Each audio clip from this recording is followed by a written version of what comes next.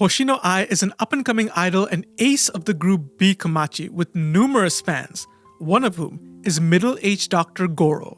But one day, Goro's world comes crashing down when he learns that Ai will take a break from being an idol. Those around Goro find his obsession with teenage girls to be unsettling, to say the least. But Goro's devotion to Ai is complicated, and it all ties back to a patient he once cared for, Serena, a young 12-year-old girl confined to a hospital room because of a rare type of brain cancer. The girl starts off cheery but slowly withers away given her condition. And over time, the girl is abandoned by everyone near and dear to her, even her parents, who saw her as nothing more than a burden, choosing to bury themselves in work rather than care for their child. But in the depths of despair, Serena found an ally, the idol group B Komachi and their star Ai, who soon became the center of Serena's world. Alongside Ai's natural charisma, B Komachi sang songs that cheered up their fans after they had a crappy day. And God knows Serena needed that more than anyone else. Even if Ai wasn't there in person, through her songs, Serena found support. Even if the world had abandoned her in that cold hospital room, Ai was always there to lift her spirits. Her songs made Serena smile, and over time, it also gave Serena something she needed more than anything else. Ai gave Serena a purpose. Serena knew that from the beginning, her situation was hopeless. She had a 1 in 5 chance of surviving for maybe another 5 years. She had to go on every single day knowing that unlike everybody else around her, she didn't have a future. In a situation like that, how do you cope? How do you find a reason to get up in the morning? Well, Serena found that reason within Ai. Supporting the idol that supported her became Serena's reason for living. And over time, Serena's idol activities escalate. And one night, she tries to sneak out to attend a B Komachi concert. But she is caught by Goro, a fresh resident that did not fall for any of Serena's excuses. Serena tried bargaining, explaining how awesome Ai is and how she can't miss this opportunity, but Goro did not buy it. To him, idols are mediocre in every way, from their dancing to their singing. When it comes to entertainment, they are at the bottom of the tier list. And as you can imagine, Serena was not too thrilled. She blackmailed Goro into watching a B Komachi DVD. If he doesn't, she's gonna tell the director that he's slacking off. So Goro comes back the next day, having indulged in Serena's requests, but is still not a fan of B Komachi. But he did have praise for Ai. In a world of underwhelming idols, even he could tell Ai was the real deal. So Serena gave him more things to watch, and the two of them start bonding over Ai and the idol world. Goro would stop by Serena's room from time to time, and they would have nice long conversations, and he has no idea how much this saved Serena from her lonely world. Serena dreamed of becoming an idol one day, wearing cute dresses, singing fun songs, and making her fans happy. And Goro supported that dream. Goro even went out of his way to buy B Komachi concert tickets for Serena for when they're coming to their town. The only Christmas present Serena had ever received in her life, and it meant the world to her. And as much as Goro saved Serena, she had no idea how much she equally saved him. Goro, as a doctor, was known to visit the rooms of patients who barely got any visitors. That's actually how he's introduced, and while it is wholesome, there's another reason behind it. Goro feels a sense of belonging with such patients. Growing up, he didn't have his parents. Even his grandfather didn't like him, so he was raised up by his grandmother. Growing up without a parental figure made him feel a bond with Serena, who was similarly abandoned by her parents. He felt, in some ways, they were similar, but in other ways, they couldn't be further apart. Because Goro lived a life that passed him by, never passionate about anything. He only did the things others told him to do. That's why he's constantly slacking off, because to him, being a doctor is just a job. So when he got to meet Serena, her passion and enthusiasm for Ai was something else.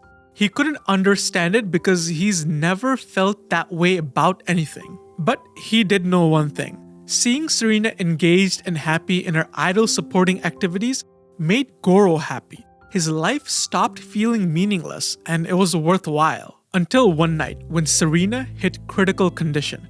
Her health had been going downhill for a while, and she hid that fact from Goro as not to make him worry, and she wanted to enjoy their time spent together. Goro is outraged by the fact that Serena's parents aren't here as Serena lay on death's door. So, as the only one she can count on, Goro comforts her as she takes her last breath.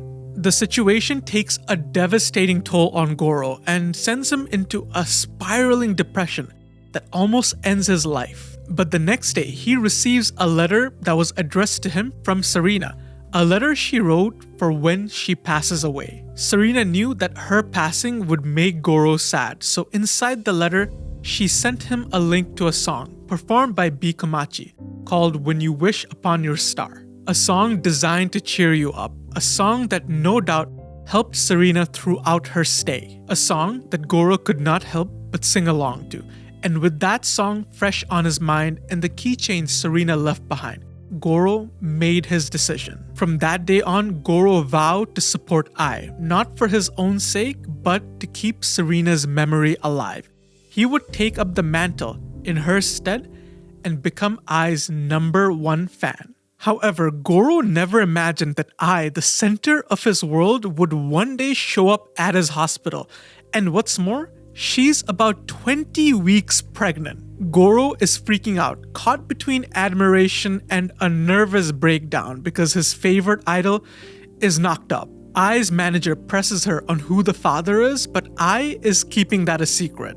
They run some tests and it turns out that Ai is having twins. Both Goro and her manager are troubled by the situation. There is a deep-rooted tradition in Japanese idol culture that idols are supposed to remain single in order to maintain their appeal. Idols form deep parasocial bonds with their fans, and even though it's super illogical, fans feel betrayed when their favorite idol has a significant other. A real-world example is when AKB48's Minami was caught spending a night with her boyfriend, and she had to shave her head as a public apology. So you can understand the gravity of Ai's situation. Having kids as an idol, her manager is afraid it could end both of their careers. However, Goro's feelings are different. He doesn't care that Ai is having kids. He's still going to be her fan, but others don't see it that way. He and Serena both dream that Ai will shine bright and the world will come to see how great she is. But having kids might dampen that dream. And in the middle of deep thought, Goro is approached by Ai. She's surprised that he knows who she is because no one else has noticed. They have a conversation and Goro learns of Ai's plan, which is to keep the whole thing a secret. Ai wants her own family, but she also wants to be an idol. Normally, you would have to choose between one or the other, but by keeping things a secret, she can have both. Ai fancies herself a greedy girl and explains that lies are an exceptional form of love. Idols get up on stage, they perform, they sing, and they act happy even if that happiness isn't real. And Goro realizes that there is more to his favorite idol than meets the eye. All he knew from afar was her beauty and talent. But the Ai standing in front of him right now is strong, she's crafty, and the definition of what it means to be an idol. So the doctor and fan within him, once conflicted, have made their peace. He declares that he will help Ai protect her dream and make sure she delivers healthy children.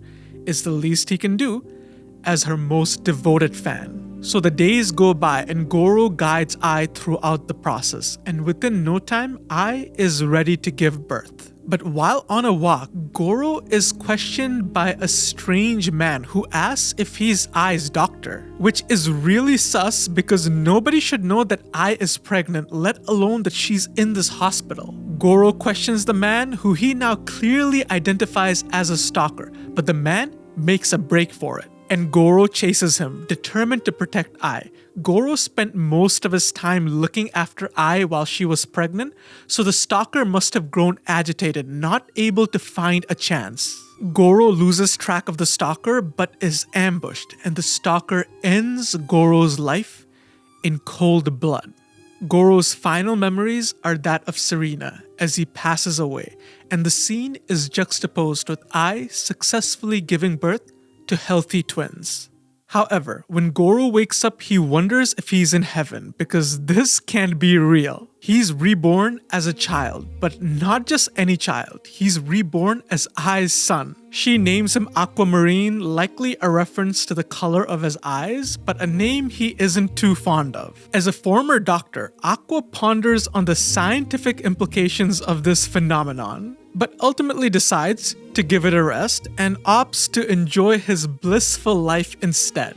By the way, this premise didn't come out of nowhere. It originates as a well-known joke in Japanese idol culture where fans wish they were reborn as their favorite idol's child. Doesn't make it any less creepy, but at least now you understand it better. However, Aqua is not alone. He also has a twin sister, Ruby, also a reference to her eye color. The happy family are joined by the president of Ai's agency, Saito, and his wife, Miyako. Together, they cook up a plan to get Ai back into the limelight, and through their interactions, you can learn a lot about Ai. She has zero filter, saying whatever comes to her mind. For example, calling out Saito for being into younger women. And she's as clumsy as they come, even mixing up her own children's name. Given Ai's scatterbrain, Aqua is scared for her future. B Komachi debuts their first performance after a long hiatus, which is no easy feat, giving us a glimpse into the dark side of the entertainment world, brimming with individuals who masquerade with fake smiles while talking smack about you in the same breath. But when it comes to lies, Ai can best them all.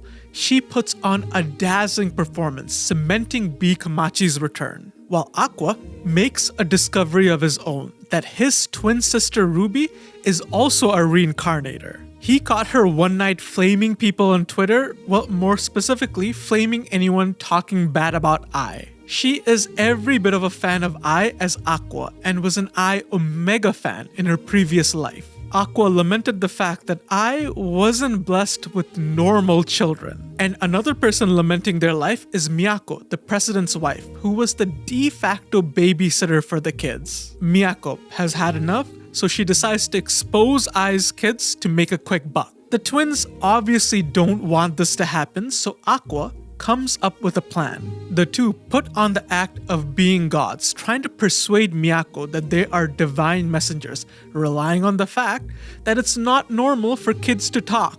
At first, she doesn't buy it, but Ruby puts on an Oscar-worthy performance, sealing the deal, and convinces Miyako that Ai and her kids were chosen by the god Amaterasu. And if Miyako fails her task to watch over Ai and her kids, she will die. But if she succeeds, then she'll be rewarded by having her next husband be a handsome, rich actor. And with that, Miyako is off to the races, because sometimes all people need is just a tiny bit of pure-hearted motivation. Later that night, Aqua ponders on how similar Ruby and Serena are. And it's later revealed to us that Ruby is Serena reincarnated, but neither Aqua nor Ruby know of their shared past. As the days go by, Ai is hurting monetarily. Working for a small agency like Ichigo Pro doesn't pay the bills, and Ai wants to afford a good life for both her kids. Monetization in the idol world is brutal because the royalties are split between the entire group. Idols need to score individual jobs to make a good living, and those can come with steep competition. That's why most idols don't make it in the industry and have to take up jobs where they entertain men.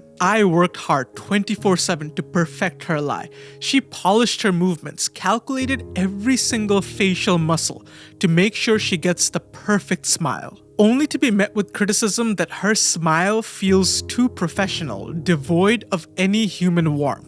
A comment that I did not understand because the fans are the ones that don't want to see the idols as humans. They want perfection in everything, which is the exact opposite of being human. So Ai does her best every single day to put on that perfect lie. She might as well, because she's made of lies anyways. But unknown to Ai, Miyako brought the twins to one of her shows, and they do this weird otaku dance that shocks the crowd and brings a genuine smile to Ai's face. The twins go viral and Miyako is in big trouble, but Ai has a breakthrough because the fans point out to her what human looks like to them, giving Ai exactly what she needs to perfect her lie.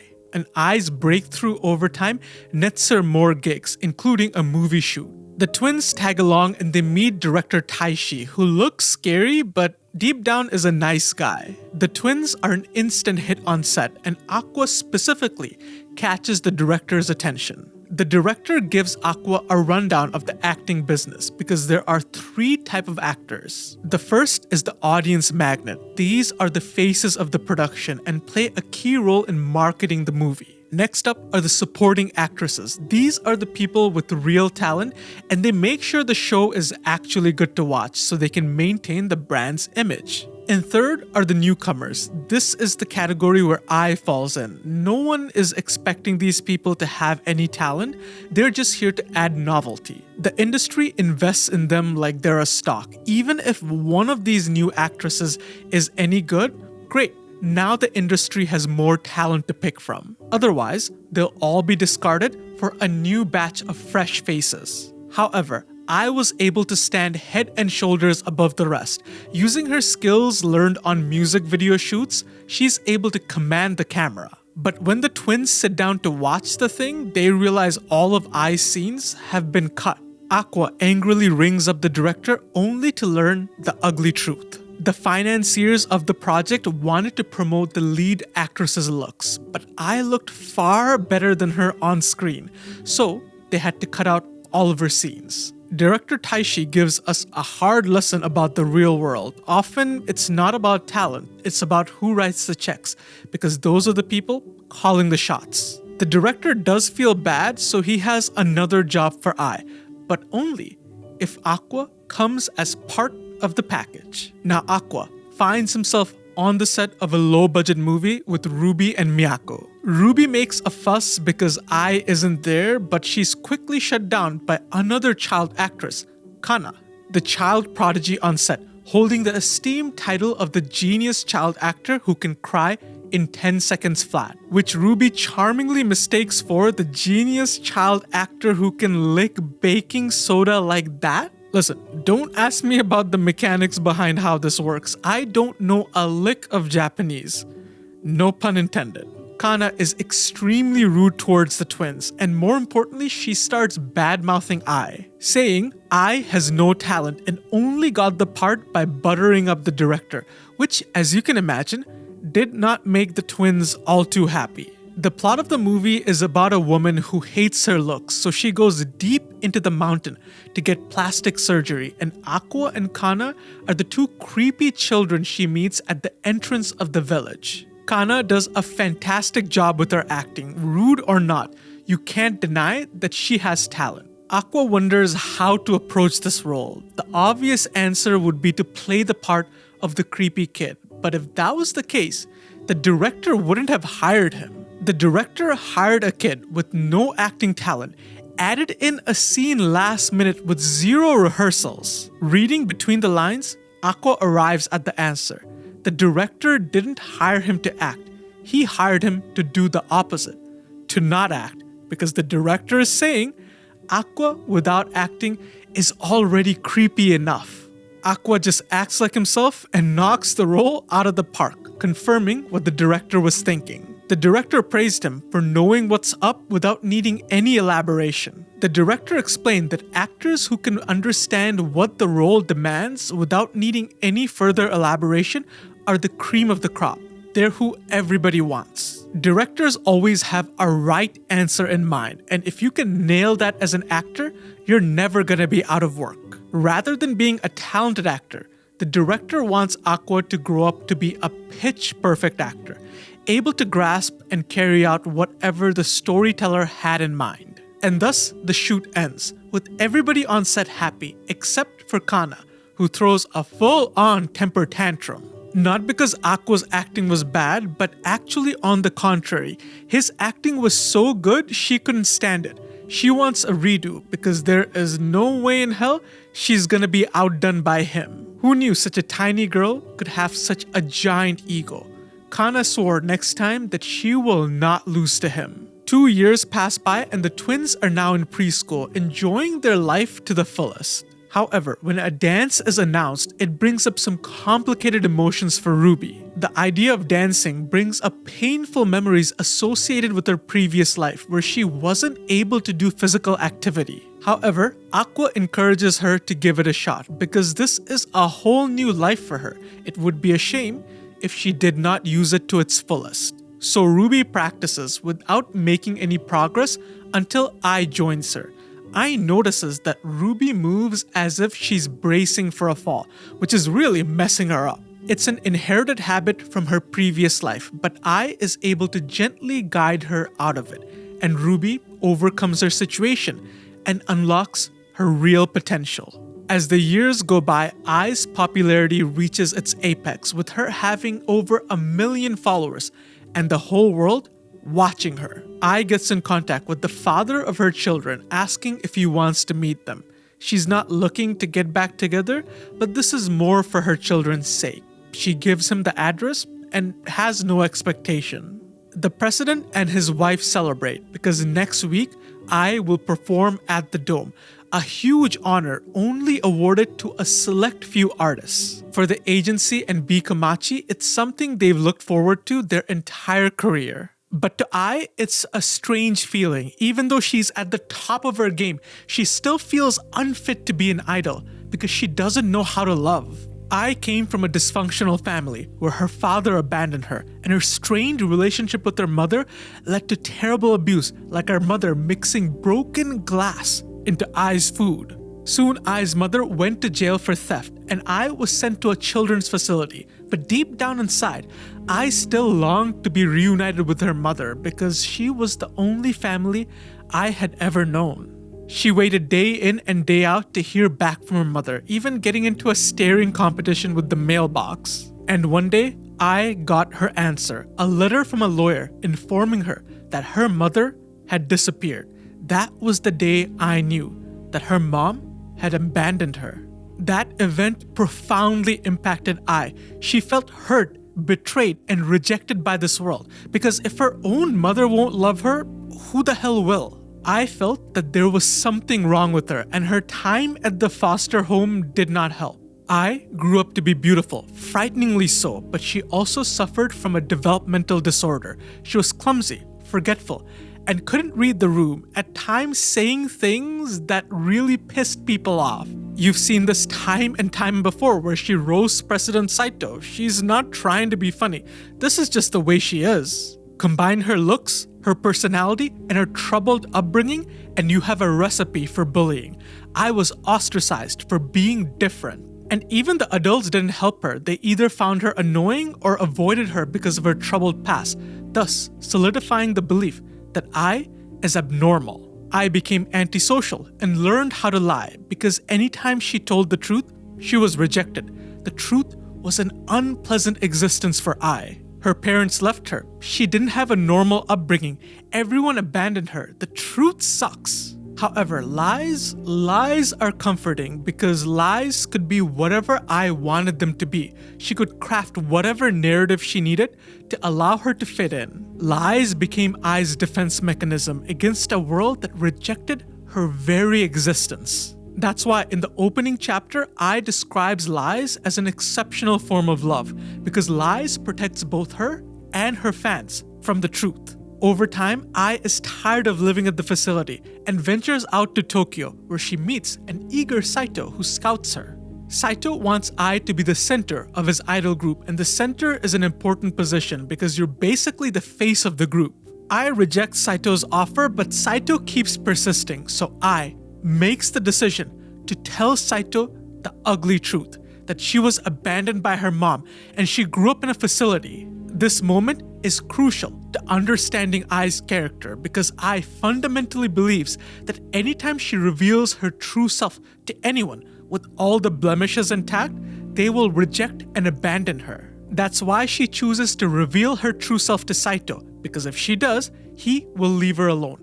And the next panel tells us even more about Ai's character. She says that her mom abandoning her doesn't matter because being in a facility is far preferable to being beat up every single day. Now we know for a fact that this is a straight up lie. Even though it never happened, I would like nothing more than to be reunited with her mom. So when it comes to Saito, Ai tells him the truth about being abandoned. But when it comes to herself, Ai tells herself a lie, saying she doesn't care. Why is that? Because just like Ai needs to lie to the world because the world is never going to accept her true self, Ai also feels the need to lie to herself because she won't accept her true self either. Ai feels defective and believes she's broken, so she lies to herself to find comfort in this harsh world. Ai continues to tell Saito the truth that she isn't loved and has never loved anyone, so a person like her is not fit to be an idol. Ai believes that idols are pure, innocent, and truthful, making genuine declarations of love, while Ai is the exact opposite. She spews out lies and hates people. Ai firmly believes that she can never love her fans, and her fans will never love her. Take in the implication of this sentence. Even though Ai is a natural-born liar, she believes lies are bad, while telling the truth is good. It's pure. This is Ai's conflict. She wants to tell the truth. She wants to be her real self, but she can't because the world is never going to accept her that way. And even though she believes lies are wrong, she has to keep on telling them. Otherwise, she can't survive in this world. This moral dilemma is at the center of who Ai is as a person. However, to her utter surprise, for the first time in her life, Ai is accepted for who she is. Saito is okay with her past and her lies. In fact, he sees it as a bonus because it adds character. Ai is worried because she feels that if she tells her fans that she loves them, it's gonna be a lie. And Saito explains that's exactly what they're looking for. The audience is looking for a pretty lie. Lying in the idol world is a certified talent. And then you see a shift in Ai's demeanor as she asks Saito the question, is it okay to say I love you even if it's a lie? This is a far deeper question than what's on the surface. Because Ai is adept at lying, so why is lying about love different than lying about anything else? Because to Ai, love is sacred. A mother's love, love for your friends, love for a significant other. Ai has never experienced any of this, so she puts love on a pedestal. And Saito catches on, saying that deep inside, Ai actually wants to love someone, but she doesn't know how or doesn't even know what love is. And what he says next changes Ai's life forever. He says, as an idol, she's gonna be up on stage, dancing, singing, and saying I love you 1,000,000 times. And if she repeats that lie enough times, then one day, maybe it will become true. A lie turning into the truth. That becomes a guiding principle for Ai's life. Because again, lies are flexible. They can be whatever Ai needs to help her hide her ugly truth from the world. So if she lies to herself enough times saying that she's okay, then maybe she will be okay. If she lies to herself enough times saying she's kind, then maybe she will be kind. If she lies to her fans enough times saying she loves them, then maybe one day she will love them. And then maybe she will understand what love feels like. Then maybe one day she can love herself and accept herself for who she is. And then maybe the world can accept her true self without being covered in lies, which is what Ai wants more than anything else, to be able to share her true self with the world. So love became Ai's guiding motivation into the idol world. Every time she would get up on stage, she would lie with every fiber of her being, hoping the lies one day become the truth. She had kids, hoping that as a mother, she would experience what love feels like. But Ai hasn't told her kids she loves them because she's afraid. She's afraid that what if she says those words and they end up being lies? However, on the morning of her big day, Ai answers the door only to be greeted by a hooded figure who hands her a bouquet of white roses before ruthlessly stabbing her.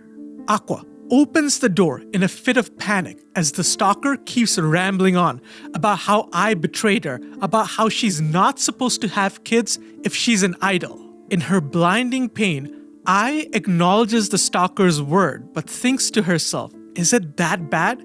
She's only human. Is it that bad for her to seek out happiness? The stalker accuses Ai of laughing at her fans behind her back before topping it all off by calling her a damned liar. And there it was. The chickens I had feared for so long had come home to roost. Ai considers the stalker's attack as a punishment for her lies and decides to tell him the truth. Ai admits to her irresponsibility that she didn't understand love, so she went on stage and spewed lies, hoping that would make everyone happy. She worked hard to make her lies a reality because to her, lying is a form of love. It's the way she shows her love to her fans. She wasn't sure if she loved her fans, but she always sang those songs thinking that she wanted to love them. Even now, she's willing to show love to the stalker. The stalker challenges her, calling her a liar yet again, saying that she doesn't even remember who he is. But Ai does remember. Ai remembers who he is, and even the gift that he gave her. Ai extends her hands to the stalker, making him realize what a terrible mistake that he had made, and the stalker runs for it. Ai collapses to the floor as Aqua calls an ambulance. Ai realizes that this is what chains on doors are for. You don't learn that at the orphanage. Even in this dire situation, Ai holds on to her carefree nature. Aqua warns Ai not to talk, but she hugs him tightly, knowing that she's not gonna make it, and that she's glad that he's not hurt. Ai feels bad for letting everyone down because they're gonna have to cancel the concert and even the shoot for her movie. While Ruby bangs on the other side of the door, fearing the worst, but Ai warns her not to come. Ai shares all the words that she wasn't able to, how she really enjoyed Ruby's dance, and hopes that Ruby one day becomes an idol so they can do a mother-daughter dance. What a fun time that would be. And maybe one day, Aqua will become an actor. Ai so badly wants to see the type of people the twins will grow up to be. Ai laments all the things that she's never gonna get to see. Their opening ceremonies, their school bags, their classroom visitations. Ai wanted to make all the moms jealous. Ai didn't think she was a good mother, but she's glad she gave birth to them. Ai said all the words she wanted to without restraint, all the words she had locked up in her heart.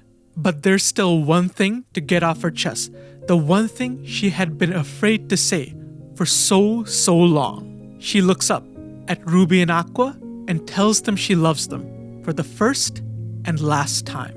She's happy she was able to say it. She's sorry that it took her so long to say it. And she's glad, above all else, that when she said them, those words were definitely not lies. And Ai finally understood what love is the feeling she felt for her kids as she took her very last breath.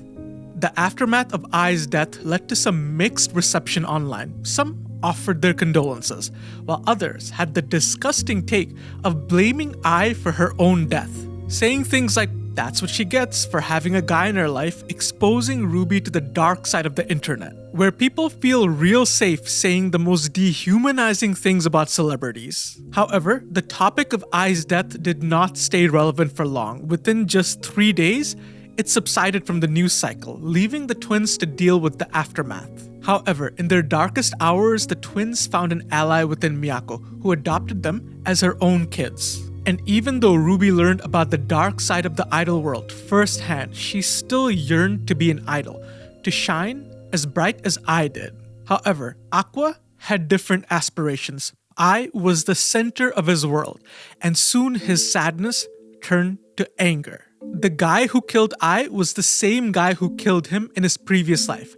How did he know where Ai was giving birth? How did he find Ai's home? He was just a college student, not a mastermind. Someone must have fed him the information. Someone close to Ai. Was it Saito? No. He had no motivation. A coworker? Nope. Ai was never close to anyone on B Komachi, and she didn't talk to any of her relatives either. The only person that leaves is their father. Ai didn't have many friends, so she must have met him on the job, which means he's in the entertainment industry. Aqua can find him using his own DNA, and it was at this moment that Aqua vowed to make his father pay, to make him suffer.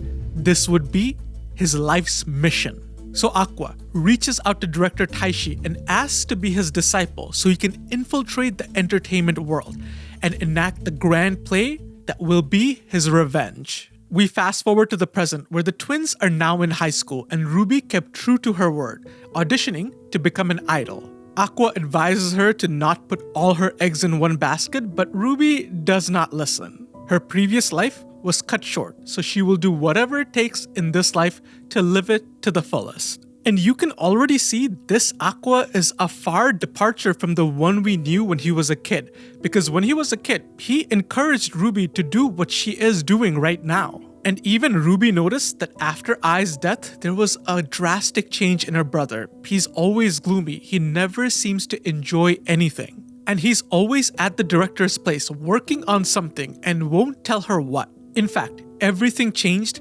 after Ai's departure. Ichigo Pro, the agency I was with, was in deep trouble because the president ghosted everybody and disappeared off the face of the planet. B. Kamachi soon disbanded, and Miyako, their adoptive parent, took over the agency.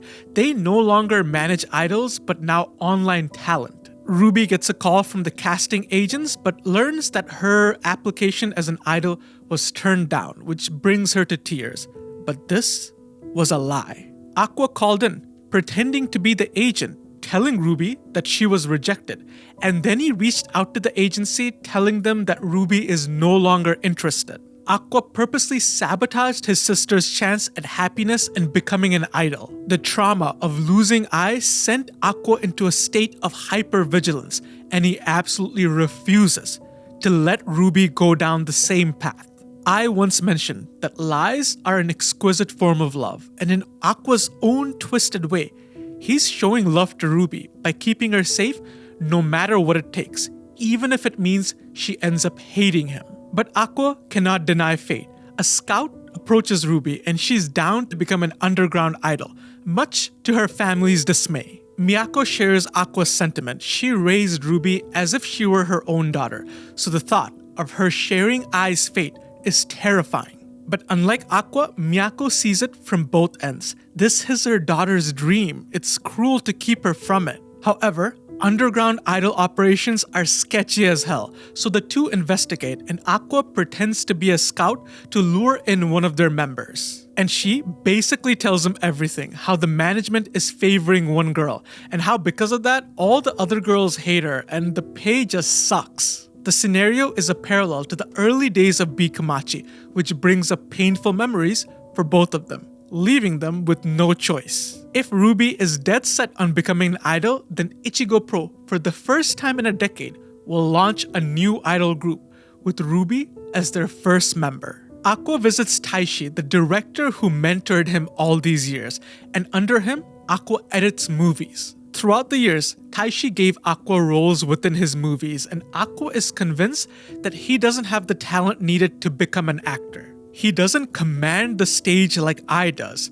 Aqua, unlike Ruby, aims for the sensible goal. Rather than becoming an actor, he wants to work behind the scenes. Because at the end of the day, all he cares about is finding his father so he can enact revenge. However, the director doesn't vibe with that. Aqua is still young and he shouldn't live in Ai's shadow forever. Sure, Ai was special, but now Aqua is far more experienced than her, with a mind sharper than Ai ever possessed. And above all, Taishi can tell that Aqua wants to act. The twins enroll in a school that has an entertainment department that Ruby joins, but Aqua opts for the general program. And they run into a familiar face, Kana, the former child prodigy, and she freaks out when she sees Aqua. She thought Aqua quit acting for good, so she's glad when she saw Aqua join the school for entertainers. But upon learning he joined the regular program, she is bewildered. Back when they were kids, Aqua left a deep impression on Kana, which was further amplified by the fact that she never saw him again. But now that she's found him, she's not gonna leave him alone and follows him all the way to the director's place. And the director is equally shocked to see Kana, the implication being that Kana's career is not as star-studded as it once was. However, Kana returns the director's jab in full force, pointing out that he is still living with his mother. You can see Kana has maintained her sharp tongue over the years. Aqua elaborates that he's not an actor but works in production, which is still a relief for Kana because at least he's still tied to the acting world. Kana asks the director if there is any footage of Aqua acting, but Aqua vetoes that request. Determined to see his acting, Kana offers him a role at her current gig, a drama based on the shoujo manga Sweet Today. If you read Kaguya-sama Love is War, you know exactly what this thing is. A manga that makes you wish you could fall in love, which is ironic because Kaguya-sama is also a manga that makes you wish you could fall in love. Aqua shows no interest until Kana mentions that the whole thing is directed by Kaburagi, which changes everything. I left behind 3 phones when she passed away.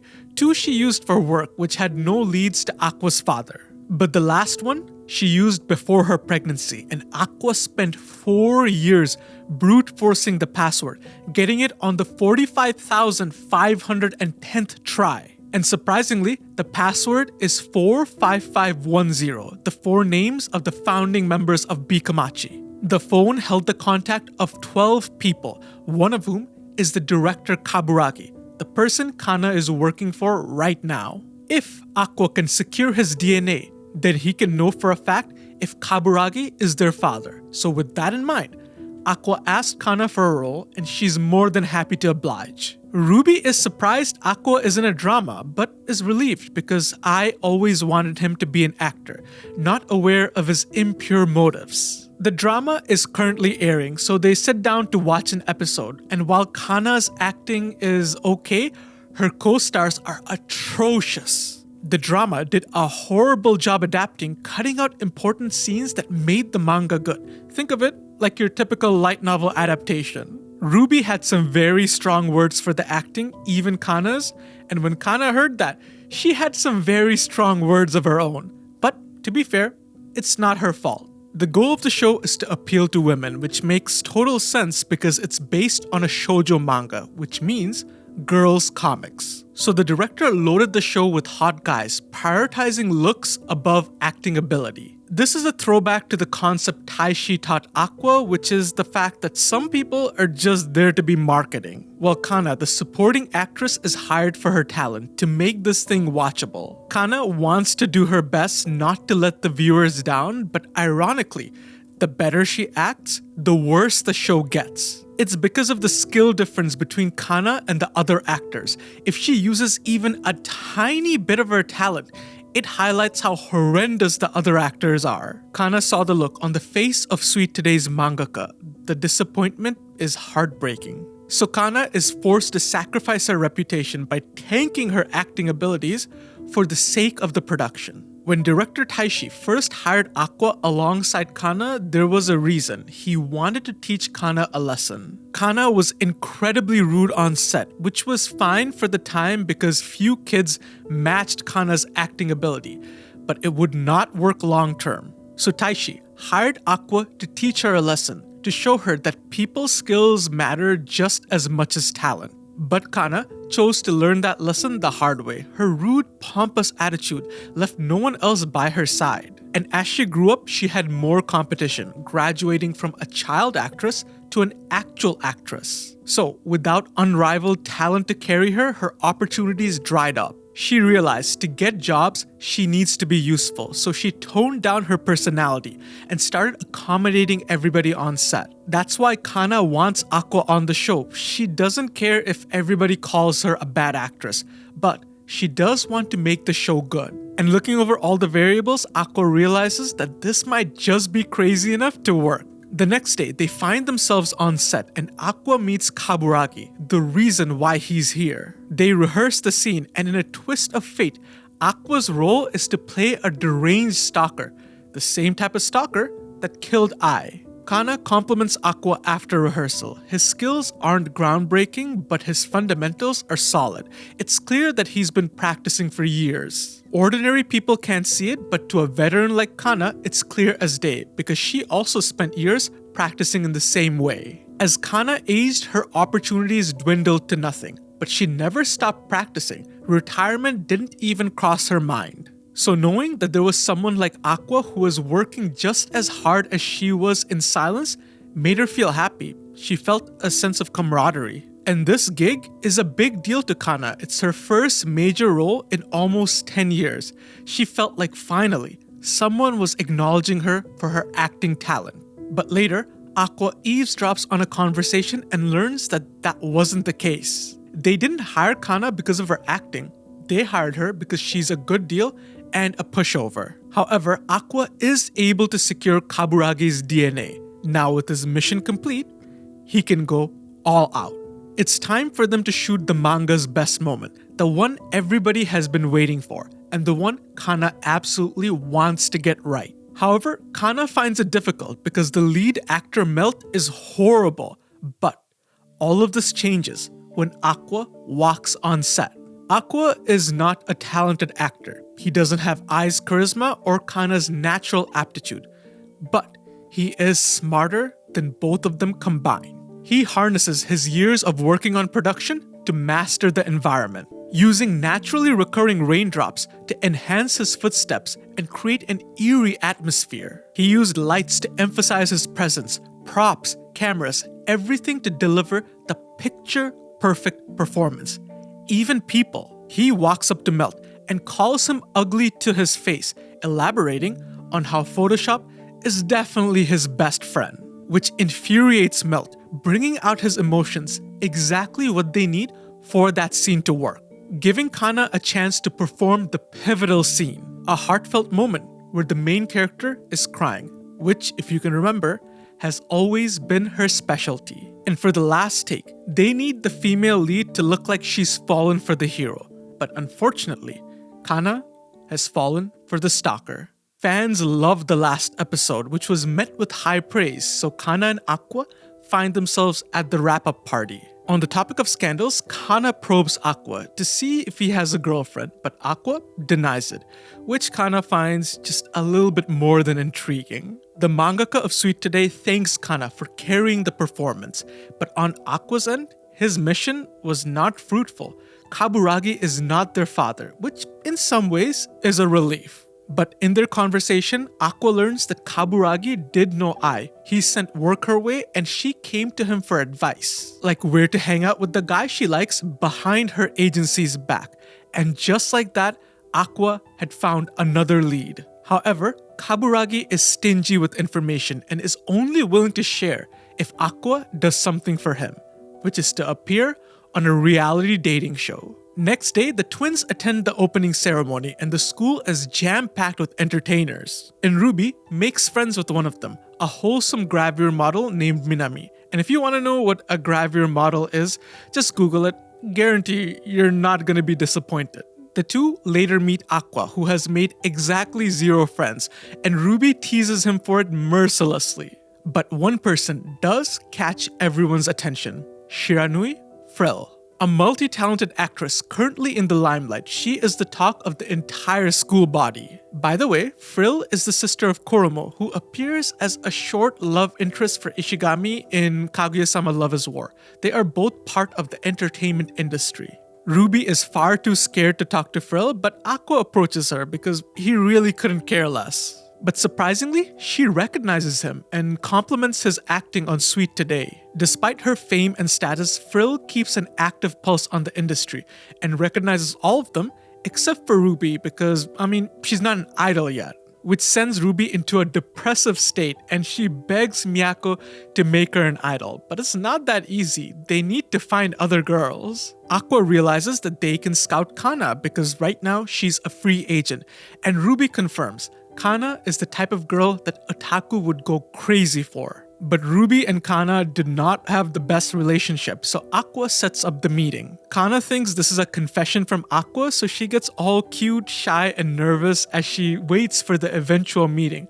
But when she sees Ruby, you cannot measure her disappointment. The two get along about as well as oil and water, but Ruby is able to swallow her pride and asks Kana to be a part of her group. Kana knows deep inside that it's impossible. Being an idol could set her back tremendously in her acting career. Ruby does have potential because she reminds Kana of Ai, but that's far too risky to bet on. Also, Kana doesn't fancy herself to be cute enough to become a top idol. However, rationality pales in the face of Kana's feelings when Aqua personally makes the request, complimenting her, telling her that she is cute enough to be a top idol. And with enough compliments, Aqua is able to wear Kana down and she joins Ichigo Pro as an idol.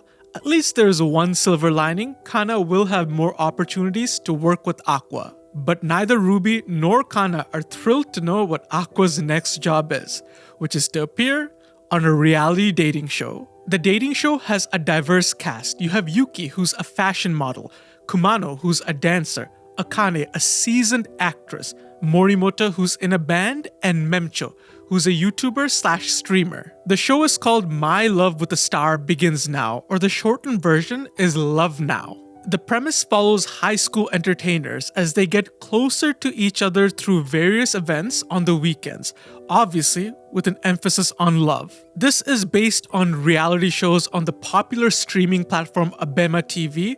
Shows like I've Fallen in Love Today have a similar, if not completely identical, premise. Kana and Ruby are shocked to see how differently Aqua acts on the show. He's all giddy, nervous, which is the furthest departure from his brooding self.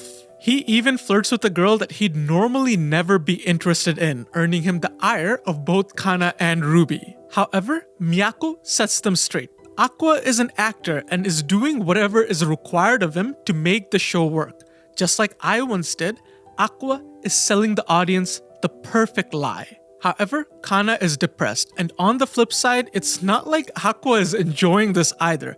Man is literally dying from cringe, but it's the price he has to pay to get his revenge. Reality shows fall into a strange category. There are no scripts, but there is acting. The key to success is playing a character that's easy to understand. For example, Memcho plays the role of the archetypal cute and ditzy girl. Aqua picked the role of the nervous, giddy newcomer who's just happy to be here, even though we know in reality, Aqua really does not want to be here. However, no one does this better than Yuki, who perfectly displays the role of the cute, innocent girl next door. However, deep down inside, she calculates everything to the inch, showing Aqua that she is playing a role which is a far departure from who she really is. And we see this proven when Ruby tells Aqua to go for Yuki because she seems like the purest girl there, showing us that the average viewer is eating this act up. On the flip side, Miyako gets Ruby and Kana started on their idol journey. Nowadays, the internet is a must for idols. They have to make good content. Garnering a fan base online and then inviting them to your live performances is a solid strategy, but gaining initial traction is pretty difficult. So Miyako gets one of Ichigo Pro's top performers to help them out. This guy. His name is Peon. Kana thinks he's a weirdo and in typical Kana fashion starts belittling him until he smacks her across the face with his big, fat bank account. And then she quiets down. Peon is a masked physical training YouTuber with a giant following, and he knows how to make things go viral. He recommends a collaboration, something like a morning prank video which they can stage. But Ruby does not want that. She doesn't want her first interaction with potential fans to be a lie. From the beginning, Ruby approaches the idol game with a completely different philosophy from Ai. Peon therefore recommends a challenge. He puts these weird masks on them and makes them go through a brutal 1-hour boot camp. And if they can survive the boot camp, they're allowed to take their masks off and promote themselves. It's a rough process, but the girls are able to tough it out and promote themselves in front of a giant following. Peon commends the girls. He was gonna edit things to make it look like they did it for 1 hour without actually having to do it, but they actually approached the challenge earnestly.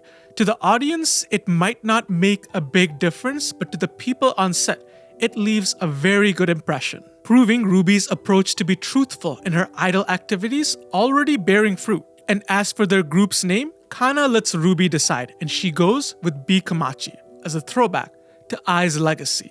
As Love Now progresses, Yuki becomes the star of the show. She's the de facto playmaker, and everyone tunes in to watch her antics. She adds a devilish side to her good girl persona by stirring up drama and forming a love triangle around herself. Aqua and Mem are more than happy to set out on the action, which just leaves Akane, who's seriously feeling the heat. Akane eavesdropped on a conversation and witnessed her manager being chewed out because she's not popular enough on the show. From the beginning, Akane is earnest, taking notes and always doing her best. But her real personality is shy and timid, which is not a good fit for reality TV. She feels like it's her fault for not standing out, a feeling that's further amplified when she reads through all the comments and notices anyone barely mentioning her. Akane reaches a state of desperation where she's open to taking shady advice from the production crew. They tell her to play the role of the bad girl and steal attention away from Yuki.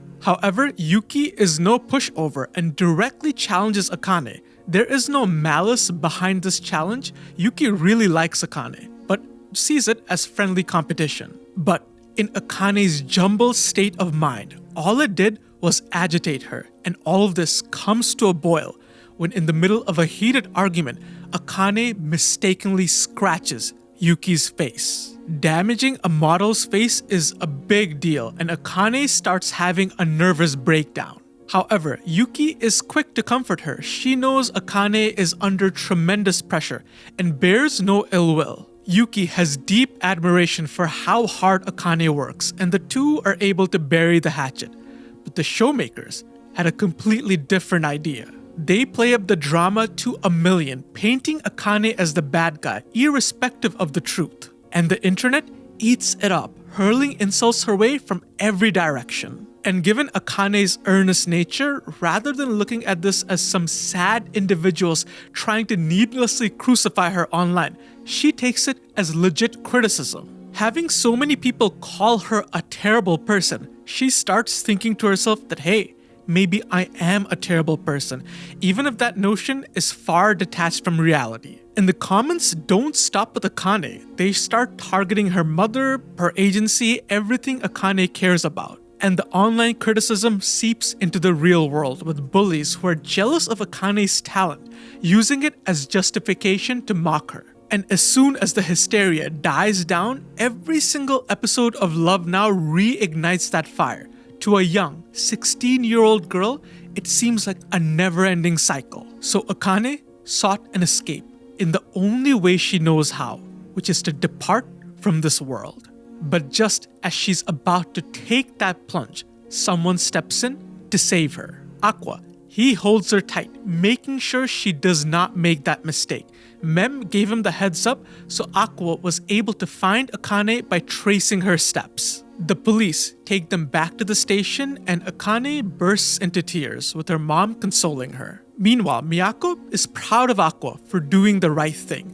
Throughout the story, we can tell that Aqua is a kind person. In his previous life, he was known as the doctor who kept lonely patients company. He helped Serena get through her eternal hell, and even kept Ai's twins a secret. Even on Sweet Today, he helped Kana. He helped Ruby overcome her past. Even though Aqua doesn't verbalize it, he cares deeply about those around him and shows it through his actions. That's why having lost loved ones back to back left Aqua with deep emotional scars. A real sense of helplessness because he couldn't save Serena from her condition and he couldn't rescue Ai from her fate. He felt like he never acted in time. He was never doing enough. Evidenced by what he says right after saving Akane. People die easily.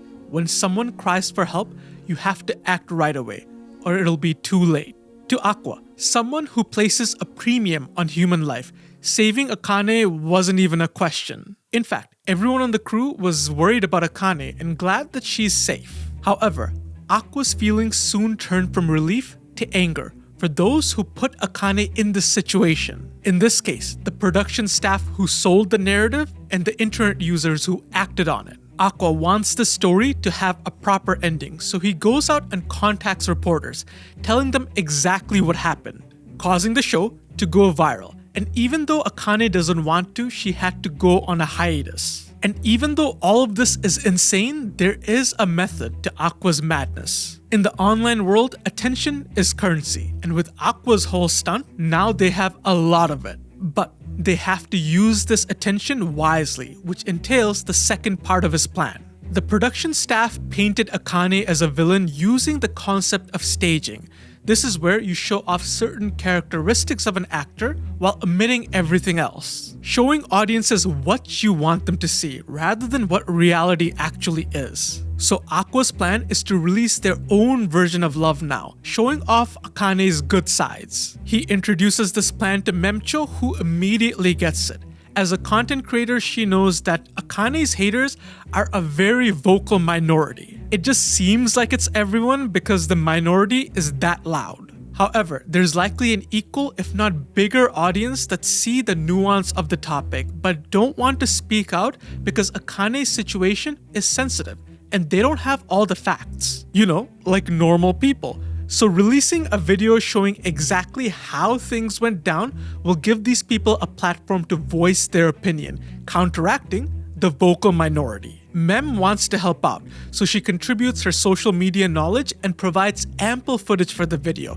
In fact, the entire crew pitches in, and Aqua is even able to convince a sympathetic production member to give them exactly what they need, which is the footage of Akane and Yuki making up. And with his years of editing experience, Aqua is able to make a banger video that goes viral, bringing Akane to tears and rehabilitating her tainted image.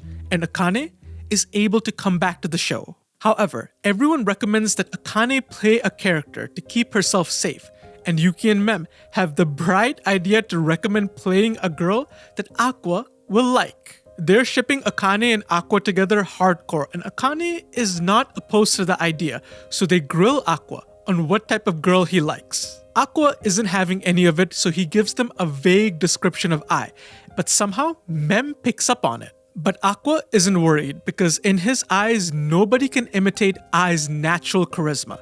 A bet he will soon come to regret. Akane is enormously grateful to Aqua for everything he has done, so she's determined to play the type of girl Aqua likes. She wants to use the only talent she has, acting, to make Aqua happy. And if anybody can pull it off, it's Akane. And Kana elaborates why.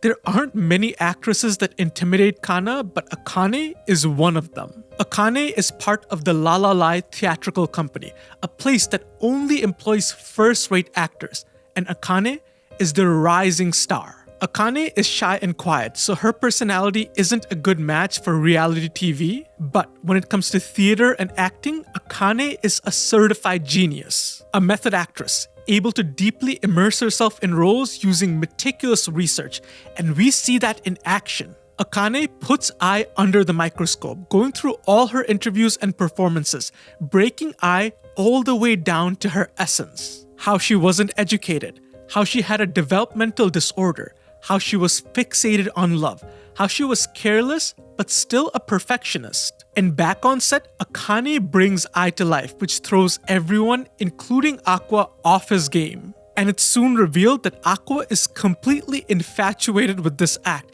He might as well be saying "yes, mother" after every single sentence. And to be fair, Akane isn't opposed to the idea of them dating. Thus, the Akane x Aqua ship sets sail, much to the enjoyment of both Mem and Yuki. Viewers instantly noticed the difference in Akane, and her ship with Aqua gained momentum. Even Ruby could tell at one glance that this was Ai. And this newfound romance, whether staged or not, did not sit well with Kana. She didn't enjoy watching Aqua flirt with another girl, especially if it's her acting rival. And speaking of the devil, Aqua approaches Kana, wanting to hang out. They go to the park to play catch, which Kana finds bizarre, but if it's Aqua, she would say just about yes to anything. Aqua invited her because he needs to clear his head. Akane's recent performance left him wondering what his real feelings are. So he shares a conversation with Kana to blow off steam. She's one of the only people in the world that he can be completely himself around. Aqua realized that his mind has adapted to his body. He can see other high schoolers around him as potential love interests, but he does not see Akane in that light. By the way, Aqua comes to this conclusion because of these two panels. Number one, is when Kana says her first time is with Aqua, the very first, which is referring to baseball and not the other thing, and it's immediately followed by a panel where Aqua says that he does not have romantic feelings for Akane. Now, there are two ways to read this, and the first one is obvious. Kana's smiling face is so dazzling that Aqua has to admit that he has feelings for her, which is further backed up by the fact that he says he does have feelings for people his age, and if it's not Akane, by process of elimination, it has to be Kana. There is a third option, but it's too early into the manga to get into it. But the other way to see this scene is that he knows Kana has feelings for him. He can tell by how giddy and how happy she is to be around him. And by contrast, he doesn't feel that giddy or happy around Akane. So he can tell that his feelings for Akane are not romantic. Either way you look at it, the bottom line is he doesn't have feelings for Akane and he has feelings for Kana. So back on set, Aqua compliments Akane. Her acting skills are out of this world. And Akane is flustered. She shares her process with Aqua. She's a master at profiling and has been working on this since she was 5. She deduced various things about Ai, like the fact that Ai had a baby in secret. Akane understood Ai's thought process, what type of lifestyle she led, and what type of guys she was into. And Aqua comes to the realization that Akane knows more about Ai than he does. She cracked the code that even her own son could not. What he has with Akane is a business relationship. After the show ends, they will part ways, something he cannot allow. Because Kurokawa Akane is an indispensable tool for his revenge, and there's no way he's letting her go. So Aqua makes a move on her, not because he likes her, but because he needs her to further his goals, while shattering Kana's heart into a million pieces. Love Now wraps up with an after party, and the hot topic is the kiss between Akane and Aqua. Yuki and Mem interrogate Akane, asking if they're gonna date, and Akane herself isn't even sure. So they sit down to talk about their relationship, and being as perceptive as Akane is, she can tell that Aqua doesn't see her as a woman. Akane surmises that Aqua is in love with the character she played, and not the real her, not realizing that his intentions are even darker than that. But Aqua plays into her narrative, saying that he sees this relationship as an extension of their work, but does include that he has a strong interest in Akane as an actress, and Akane can tell that it's not a lie in the slightest, expressing that these are the words she wanted to hear the most. I think there are two different reasons for this. First of all, Akane is deeply grateful to Aqua. He's the reason she's alive and that her career is intact. But Akane has never had a boyfriend or even been in love before, so she doesn't know what that feels like. So she's not sure if her feelings are gratitude or the real deal. So the two having a professional relationship where they pretend to date as part of their work is the perfect setup for her. She can spend more time with Aqua and get to explore her feelings for him. Also, Akane is deeply invested in acting. It's the only thing she's known for the longest time, and her self-identity is strongly tied to it. So to her, Aqua being interested in her acting might as well mean he's interested in her. As the party ends, Aqua finds himself in conversation with Mem and the topic of Bikamachi. Mem reveals that she is a huge fan and has always wanted to be an idol. And given the opportunity, Aqua invites her. Why not come join them? The revived Bikamachi. Mem thinks it's a joke, but when she realizes it's for real, she is starstruck. So they find themselves back at Ichigo Pro, where Miyako wonders why she doesn't hire Aqua as a scout, because first Kana and now Mem? As far as Mem being an idol goes, everything looks good, except for one technicality. Miyako knows that Mem is lying. And where's the deceit? Well, it comes with Mem's age, and she comes clean, revealing that she is in fact 25 years old masquerading as an 18-year-old. Which now put into the context of the dating show makes total sense as to why Mem wasn't into the romance. But there is a reason behind this. Mem always wanted to be an idol, but she comes from a single mother household. Even though the situation is dire, Mem's mom pushed her to pursue her dreams, so Mem gave it her all. But one day, Mem's mom fell ill because of overwork and she needed money to send her 2 brothers to college. So Mem pulled out of all her idol activities and picked up as many jobs as she could, and she was successful, able to send both her brothers to college. But by then, she was 23 and far too old to be an idol. The cutoff for the application is 20 years old. So having lost her dream, Mem put her all into streaming, and she took on the persona of a high school girl and worked really well. So well, in fact, that her sub count skyrocketed, and by that point, she was in too deep to turn back, and here she is now. Mem was sure after hearing her story they would no longer want her as an idol, but Ruby and Kana begged to differ. They found her story touching and invite her on board. And Mem becomes the newest edition of B Kamachi, and everyone is happy, except for Kana and Aqua. Kana absolutely hates his guts and is not afraid to show it. Back in high school, love now is a hot topic, and even Frill joins in on the conversation. Girl has a very unhealthy obsession with Mem, if I had to put things lightly. And Aqua's appearance has garnered him quite the female following, but all of them are biding their time because of his relationship with Akane. Back at Ichigo Pro, Mem helps the girls put out good content, and their sub count hits 10,000. They also start practicing regularly, and they're starting to look like an idol group. However, Kana is exhausted. Mem and Ruby are certified idol otakus, so their motivation is limitless. But Kana's motivations were never pure to begin with.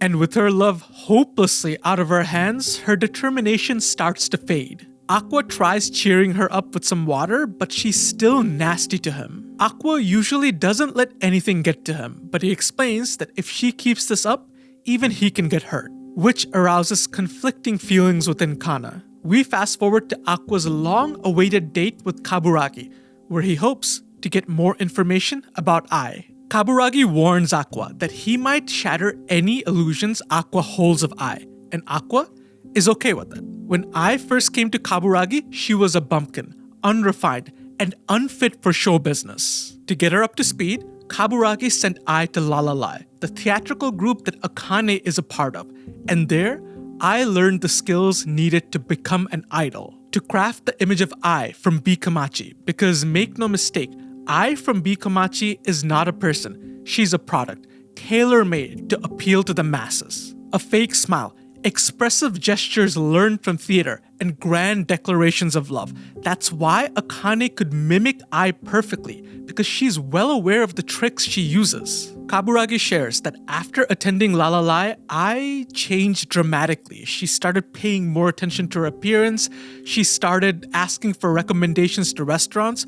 Her demeanor changed from that of a girl to a woman, because Lalala is where Ai fell in love.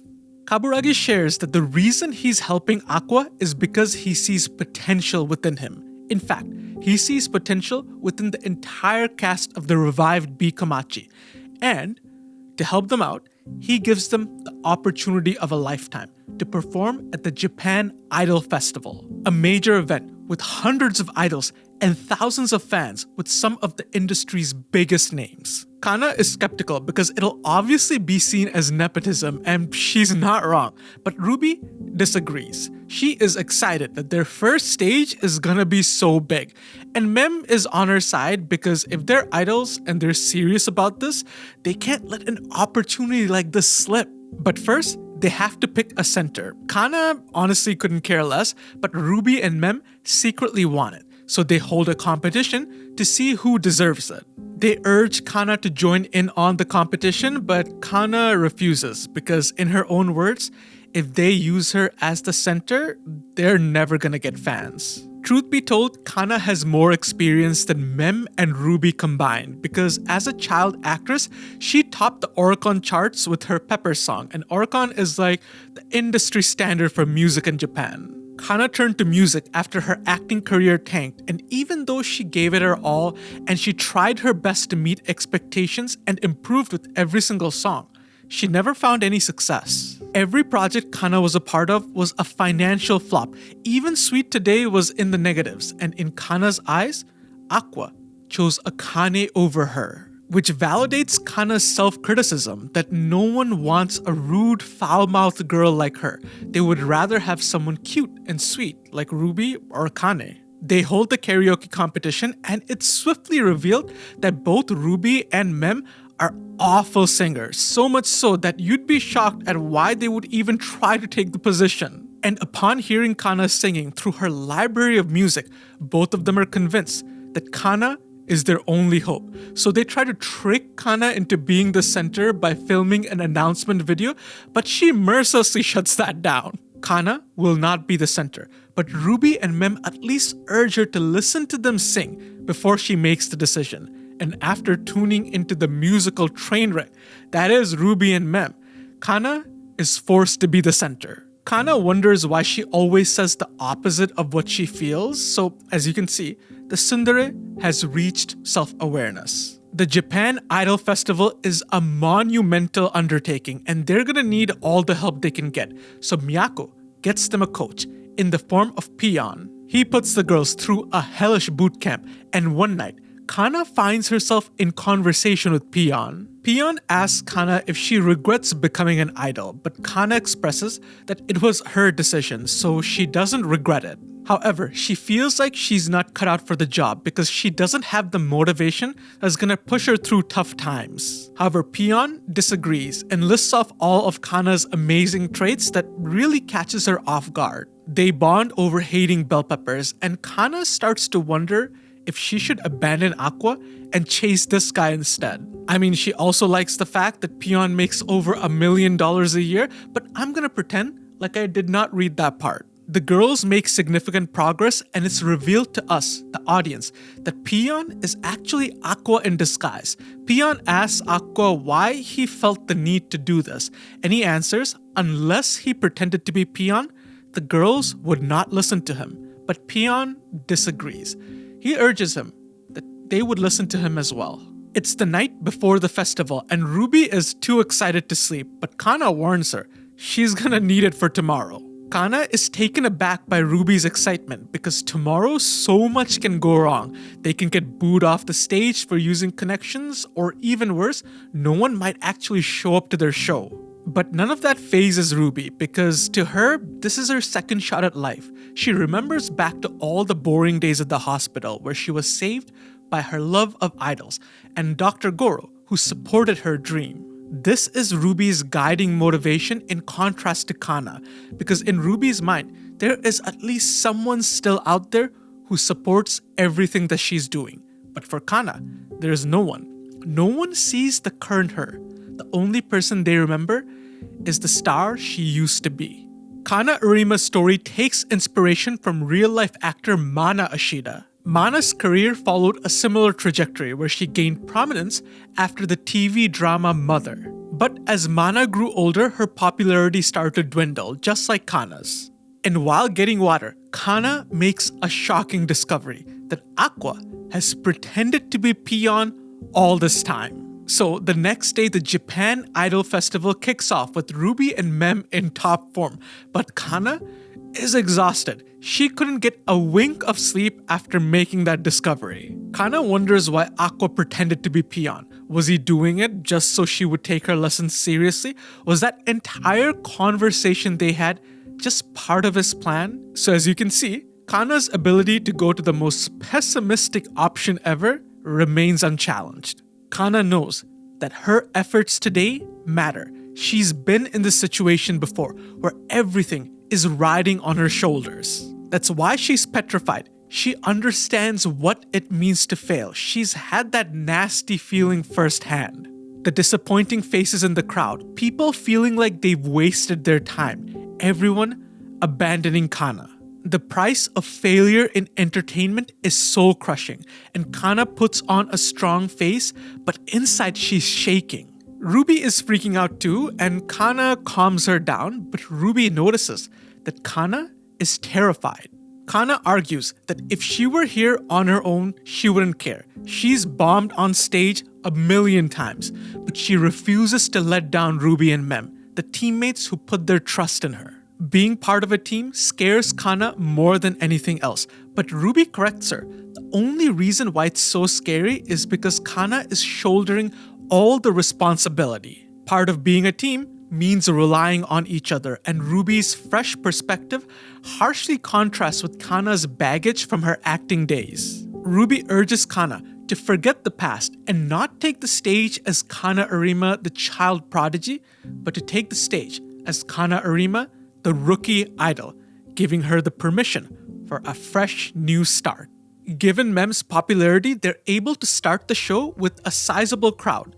Glow sticks in the idol world allow fans to show support for their favorite idol in a group. That's why this art is so good, because in the crowd, you notice a sea of red glow sticks, and red is Ai's color. By the way, in Japanese literature, red is associated with feelings of love, which make it the perfect color for Ai. Also, Ai means love in Japanese. The author really thought this through, and Ruby is the one who picks up Ai's red color for her glow stick. And Kana chooses the white glow stick, which is also perfect because white signifies a new beginning, which pays homage to Kana's current arc. And Mem chooses yellow, and for this one, I couldn't find anything that significant. Yellow does represent strength and courage, which makes sense because Mem's arc is about having the strength to reclaim her dream, but it's not as solid as the other ones. The show starts, and the crowd exudes a resounding wave of yellow because Mem's fans have really showed up. Ruby soon starts shining on stage, and old Bikamachi fans can feel Ai within her, while Kana submerges into self-loathing. Abandonment is a trigger for Kana, and when everybody starts waving both Ruby and Mem's colors, she feels like they're picking the old her versus the her that's here right now, that her current self will never measure up to her past. That's why Kana always tries her best. She works herself to the bone while taking very little compensation, because what she wants more than anything else is to be accepted for who she is right now. But she feels like that will never happen, because even in this vast crowd, nobody has her back. Until she sees one white glow stick in the air. It was Aqua. He holds up the one white glow stick in a sea of yellow and red, and he does the same otaku dance for Kana that he once did for Ai. Kana finds this hilarious, but is also mad at him because alongside her glow stick, he's also holding up a yellow and red glow stick, so he's not really making a choice here. So Kana is determined to show him up. As long as she's an idol, she's gonna make sure he waves nothing but white. She will make him love her as his favorite idol. The girls have an incredible performance, and on the car ride back home, Kana and Aqua make up and they're back on talking terms. Because Miyako reveals that Aqua and Akane aren't actually dating, but they're just pretend dating for work, which reignites Kana's hope. And Mem has the realization that there is a love triangle concerning 3 of her friends, which arouses complicated feelings. But Ruby is glad because ever since Ai's death, she hasn't seen Aqua smile. But when he's with Kana, Ruby can see glimpses of his old self. The next scene opens up with Akane and Aqua on a date where they discuss a play that they're both going to be in, based on the popular manga Tokyo Blade. Akane has the role of Sayahime, while Aqua has the role of Toki. Both of them are canon lovers, but there is a love triangle between Aqua's character and his sidekick, Tsurugi. And the role of Tsurugi is played by none other than Kana, who interrupts their date to deliver this news. Aqua can tell right away that there's some sort of rivalry between these two, while Kana is frustrated towards Akane's current popularity. Akane is frustrated with Kana because as a child, she lost multiple roles to Kana. Also, I'm not going to comment on how Kana used social media posts to figure out where Aqua's date was, because that is 100% normal and well-adjusted behavior. At the casting meeting, Aqua runs into Melt, the once arrogant actor from Sweet Today, who was worried more about his hair than his actual acting. But now, he has a totally different vibe and acknowledges his piss-poor acting. Melt claims that since that day, he's been working at acting non-stop, and if he sucks, he urges both Kana and Aqua to call him out. Both of them can tell that Melt has something to prove. And at the meeting, we go over all the important players. First, there's Raida, the guy who put together the entire thing, and Goa, his scriptwriter. And then we have Kendaichi, who's the representative from Lalala. And if you don't remember, Lalala is the theatrical troupe that only employs first-rate actors and is the one Akane belongs to. And we're introduced to all the major actors from Lalala, including Akane, the rising star, who will be acting alongside Aqua. And we also get to meet Himekawa Taiki, who's Lalala's headliner and their award-winning actor. Akane is excited to have Aqua on set. In the reality dating world, she was a total mess, but theater is her specialty. She urges Aqua to rely on her, and their chemistry is palpable, eliciting disdainful looks from Kana, who is not a fan of this in the slightest. Tokyo Blade is a straight-up battle manga with warring factions. Himekawa plays the role of Blade, who's the protagonist, and along with Kana's character Tsurugi, they make up the Shinjuku faction, while Akane's character Sayahime and Aqua's character Toki make up the Shibuya faction, and the play will cover the Shibuya arc, where these two opposing factions will go head-to-head in battle. From just the casting perspective, this play is so good, because you have the rising star Akane from Lalala going up against his headliner, Himekawa.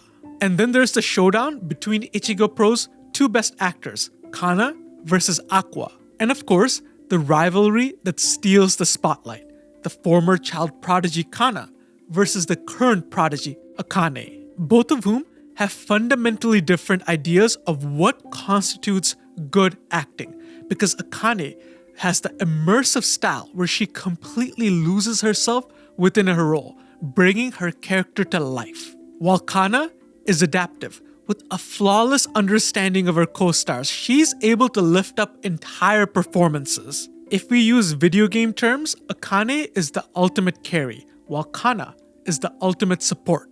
And of course, there's the love triangle between Aqua, Akane, and Kana, both in real life and within the play. Because Sayahime and Toki are canon lovers, but there are shipping moments between Toki and Tsurugi. But there's an even deeper parallel here. For example, Akane and Ruby have a deep passion for their respective crafts, acting and being an idol. But Aqua doesn't share that for acting. He only sees acting as a tool to get revenge for Ai. And similarly, Kana doesn't have a passion for being an idol. She only became an idol because Aqua wanted her to, because she loved him.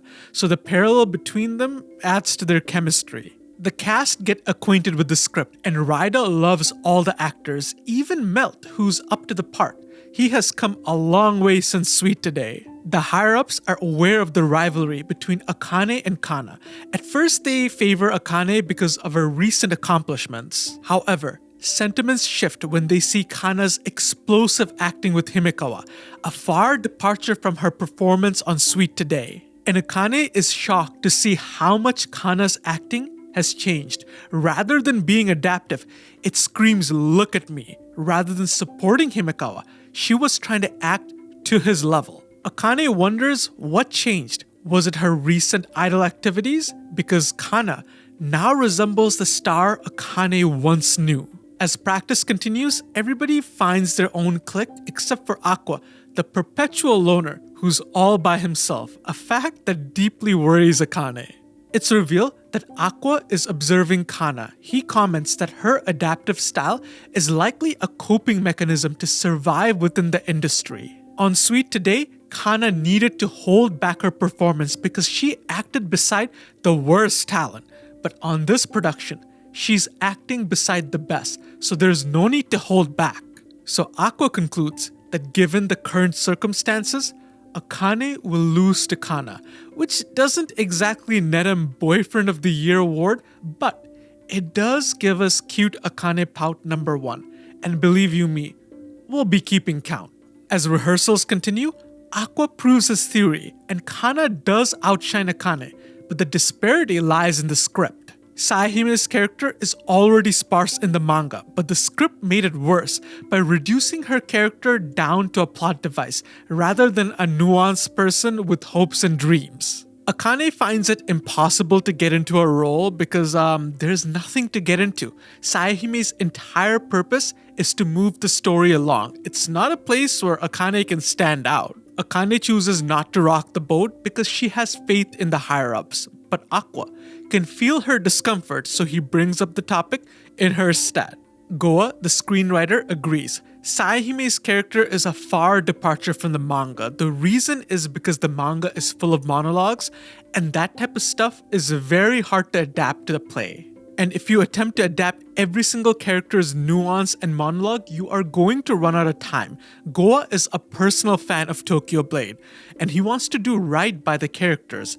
But in this play, that's impossible. And on that note, we meet Abiko, the mangaka of Tokyo Blade, who's hanging out with Yoriko, the mangaka of Sweet Today, who we've already met. Abiko used to be Yoriko's assistant, but now she's a superstar, far exceeding her mentor, but she still looks up to Yoriko and wants her advice. Abiko is worried about Tokyo Blade's adaptation, and since Yoriko just had an adaptation with Sweet Today, Abiko wants guidance. Yoriko is worried about her junior because if we're gonna keep it straight, Abiko is a straight up weirdo. Like I'm talking brushing with 2 toothbrushes kind of weirdo. So we fast forward to the day where Abiko shows up to the rehearsals and girl doesn't even properly greet all the actors because she is omega shy. However, Abiko is thrilled to see all the performers because they're so talented, but there is a slight issue. She wants to make some alterations to the script. And by alterations, she means to scrap the entire thing, which causes everyone, including Raida, to lose his goddamn mind. Raida questions why she would demand this because she already approved the script, but Abiko disagrees. They did not implement her feedback, so this is not the script that she approved. In the first place, she would only approve the script if the performance doesn't suck. Well, the performance sucks, so she's not gonna approve the script. Goa, the scriptwriter, addresses Abiko, saying that he worked hard to implement all her changes and even now is open to suggestions. But Abiko is furious at him because she sent him ample instructions and he failed to implement all of it. Abiko questions whether or not he even read the manga. Goa protests, admitting that he's a massive Tokyo Blade fan and did his best to adapt Tokyo Blade to the stage, which infuriates Abiko because in her eyes, he destroyed all her characters and this is not salvageable. She wants the entire thing scrapped. Abiko tells Goa right to his face that he has no talent as a writer, and before she can say worse, Yoriko holds her back.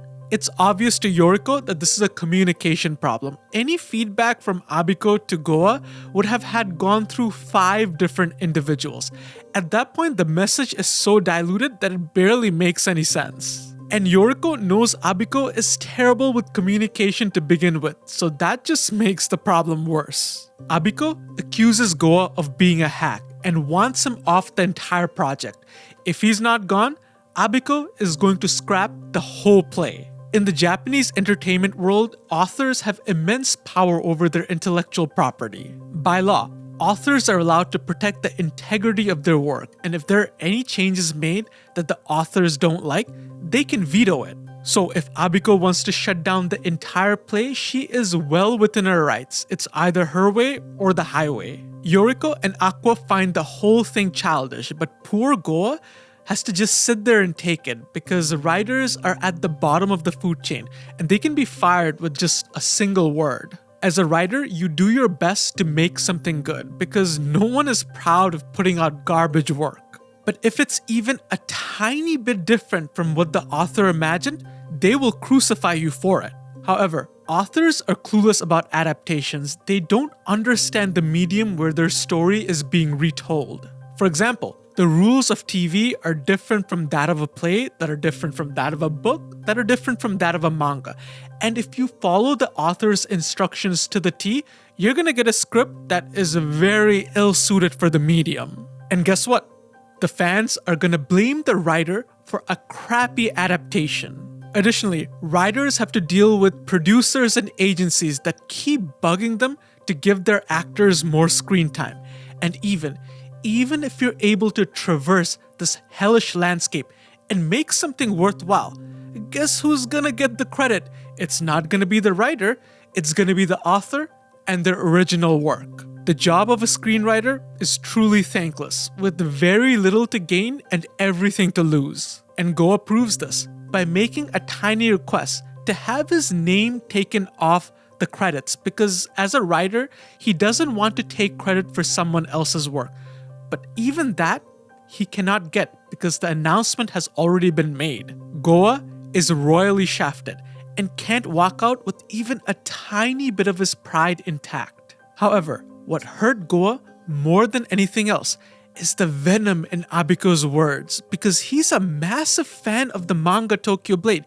He's been following it from chapter 1. He sacrificed his schedule and moved around all of his work to accept this job. He put his heart and soul into every single word that hit that page. He responded to revision requests in the middle of the night, racked his brain until he couldn't think anymore, and even sacrificed all his sleep to meet every deadline.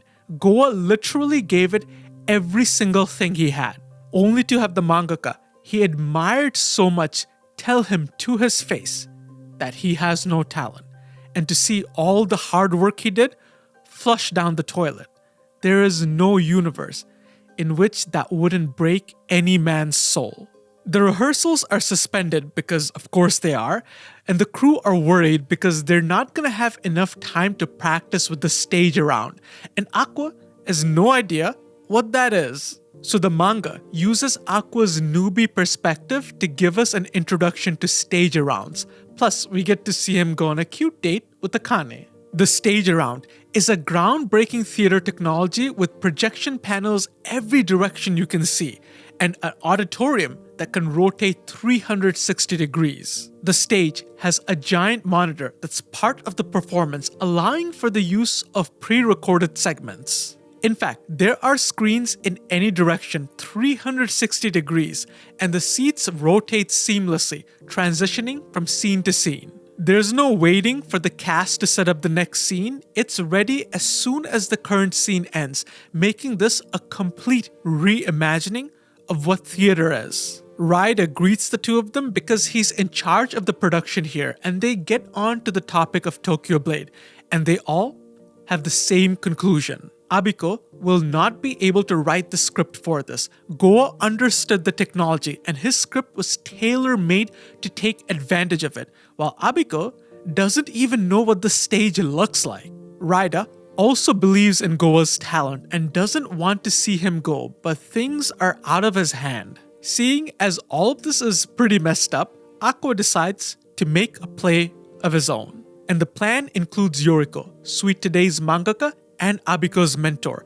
The whole crew go to hang out at her place one day, and they're very excited to see the workplace of a real mangaka. And Yoriko is pleased to have them, except for Melt, who she gives the cold shoulder. In fact, she even gave the cold shoulder to him, even at the rehearsals. She is super mad at the actor that ruined her adaptation, and who can blame her? Akane wonders how this visit is going to help Goa, but Aqua explains that right now, Abiko has a massive ego because of her success. Abiko is not going to listen to anyone, so their only chance is if the message comes from a fellow mangaka, especially if it's her old mentor. They ask if Yoriko can talk to Abiko on their behalf, but Yoriko believes that it's impossible. Abiko's schedule is hell on earth. Even going to the rehearsals was a giant stretch. Yoriko knows from spending time with Abiko that all the girl wants to do is to be understood. She has a hard time connecting with people, but once you get to know her, she's very kind and affectionate. But Abiko's work soon overtook Yoriko's. She was left behind in the blink of an eye, and this complicated their relationship. On the one hand, there is jealousy. It's hard not to feel some type of way, but Yoriko also felt protective of her mentee. But as Abiko's ego grew larger, it became hard to protect her. Everybody placated to her whims, making her think that she was infallible. Yoriko tried reasoning with Abiko, saying that she was too hard and she should trust the crew of Tokyo Blade a little bit more. But Abiko threw those words in her face, pointing to how Yoriko trusted the crew on Sweet Today and they butchered her manga.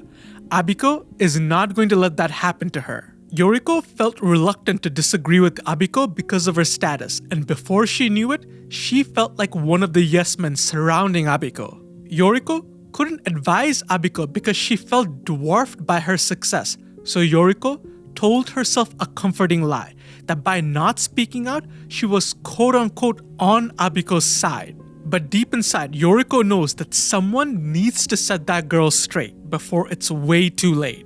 Given Yoriko's reluctance, Aqua did not push any further, but he did give her a gift to deliver to Abiko. So the next day, Yoriko went over to deliver this gift, only to find the entire place in complete disarray. Abiko missed her deadline, so now she's in damage control mode. And why did she miss her deadline? Because Abiko fired all of her assistants because they couldn't keep up. Every time Abiko would try to teach someone new, her harsh criticism would scare them away. Yoriko sits down to help Abiko, but knows that this is a temporary solution. Right now, Abiko is getting about 2 hours of sleep a day. At best, it's gonna lead to insanity, but at worst, it could lead to her dying. And on top of that, she has to finish Tokyo Blade's script. Yoriko knows that this is completely unsustainable, and Abiko's problems stem from her lack of communication skills and unwillingness to trust others. Yoriko urges her to compromise just a little bit so she can live like a human, but Abiko believes the second she starts slipping, all her fans are gonna leave her. But Yoriko hits the nail on the head. Abiko is using quality as an excuse not to talk to others. By blaming others, she's ensuring her own downfall. This sends Abiko over the edge, and she lords her success over Yoriko, saying Yoriko won't get it until she gets on her level. And there it is. Yoriko feels powerless in the face of Abiko's success, but she has to speak up now, or it's gonna lead to Abiko's doom. So Yoriko lets go of her filter, chastising Abiko for getting all high and mighty just because she's seen a little bit of success. And now that Abiko is successful, she's doing the things that she always blamed others of doing. For example, she started shipping Toki and Tsurugi together not because it makes sense, but because the fans want to see it. Abiko is boundly catering to her fans even though she knows deep down that it's wrong. And since the gloves are off, Abiko goes in as well, saying that Yoriko disrespected herself by letting that happen to Sweet Today and its adaptation. The two argue through their feelings the entire night while working on the manga, and come morning time, they're able to meet the deadline. Abiko cries and apologizes for all the nasty things she said. She's just really mad because she loved Sweet Today. It's her favorite manga and she knows how good Yoriko is. She just didn't want to see her mentor's manga tarnished. Like Yoriko said, Abiko is rough around the edges, but she can be a sweet girl, and Yoriko urges Abiko to go and use the present that Aqua gave her, tickets to a stage-around play. And there she meets Raida again, and they discuss the scripting situation. Raida comes clean that they don't have any time. If Abiko writes the script, they're gonna have to use it word for word, and if it sucks, it's gonna ruin the play and Tokyo Blade's reputation. Abiko takes this as a threat, but Raida is willing to risk it all because he shoulders the jobs of hundreds. Ultimately, they compromise by having both Abiko and Goa co-write the script. So as it was from the beginning of time, Microsoft Word to the rescue. Despite initial doubts, they work well together, but the real game changer was Aqua's present. By going and watching one of Goa's plays, Abiko understood just how talented he was. So they spend the night writing the script and everyone is happy, except for Raida, who's handed a monstrosity of a script. And when the cast see it, it's clear as day why. The writers removed all tedious exposition only to rely on the actors' movements to tell the story. It's literally a skill check for your acting ability, which splits the actors into multiple camps. Of course, the people from La La La love this. This is what they were made for, especially Akane, finally getting a character that's worth pouring into. But Aqua and Melt are in for a hell of a ride. The script calls for emotional acting, and it's obvious that Aqua sucks at this. Akane tries comforting him, but Kana calls her out for babying him. Partly because she wants to help Aqua, but also partly because she wants to lord her superiority over Kane. Kana is kinda salty. Kana's specialty is emotional acting. She was known as the genius child actor who can flick a crying switch. So she gives Aqua advice to tap into his inner emotions. For example, for sadness, what if he imagined if his mother died?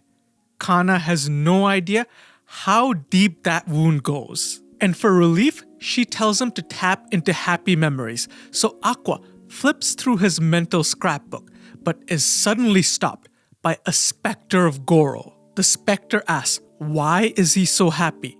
He doesn't deserve to be happy because he couldn't save her, as Aqua suffers from a panic attack and falls to the floor with flashing images of Ai's death. The scene reveals to us the motivation behind Aqua's revenge. He feels guilty for letting Ai die, and his guilt denies him any happiness because deep down inside, he feels like he doesn't have the right.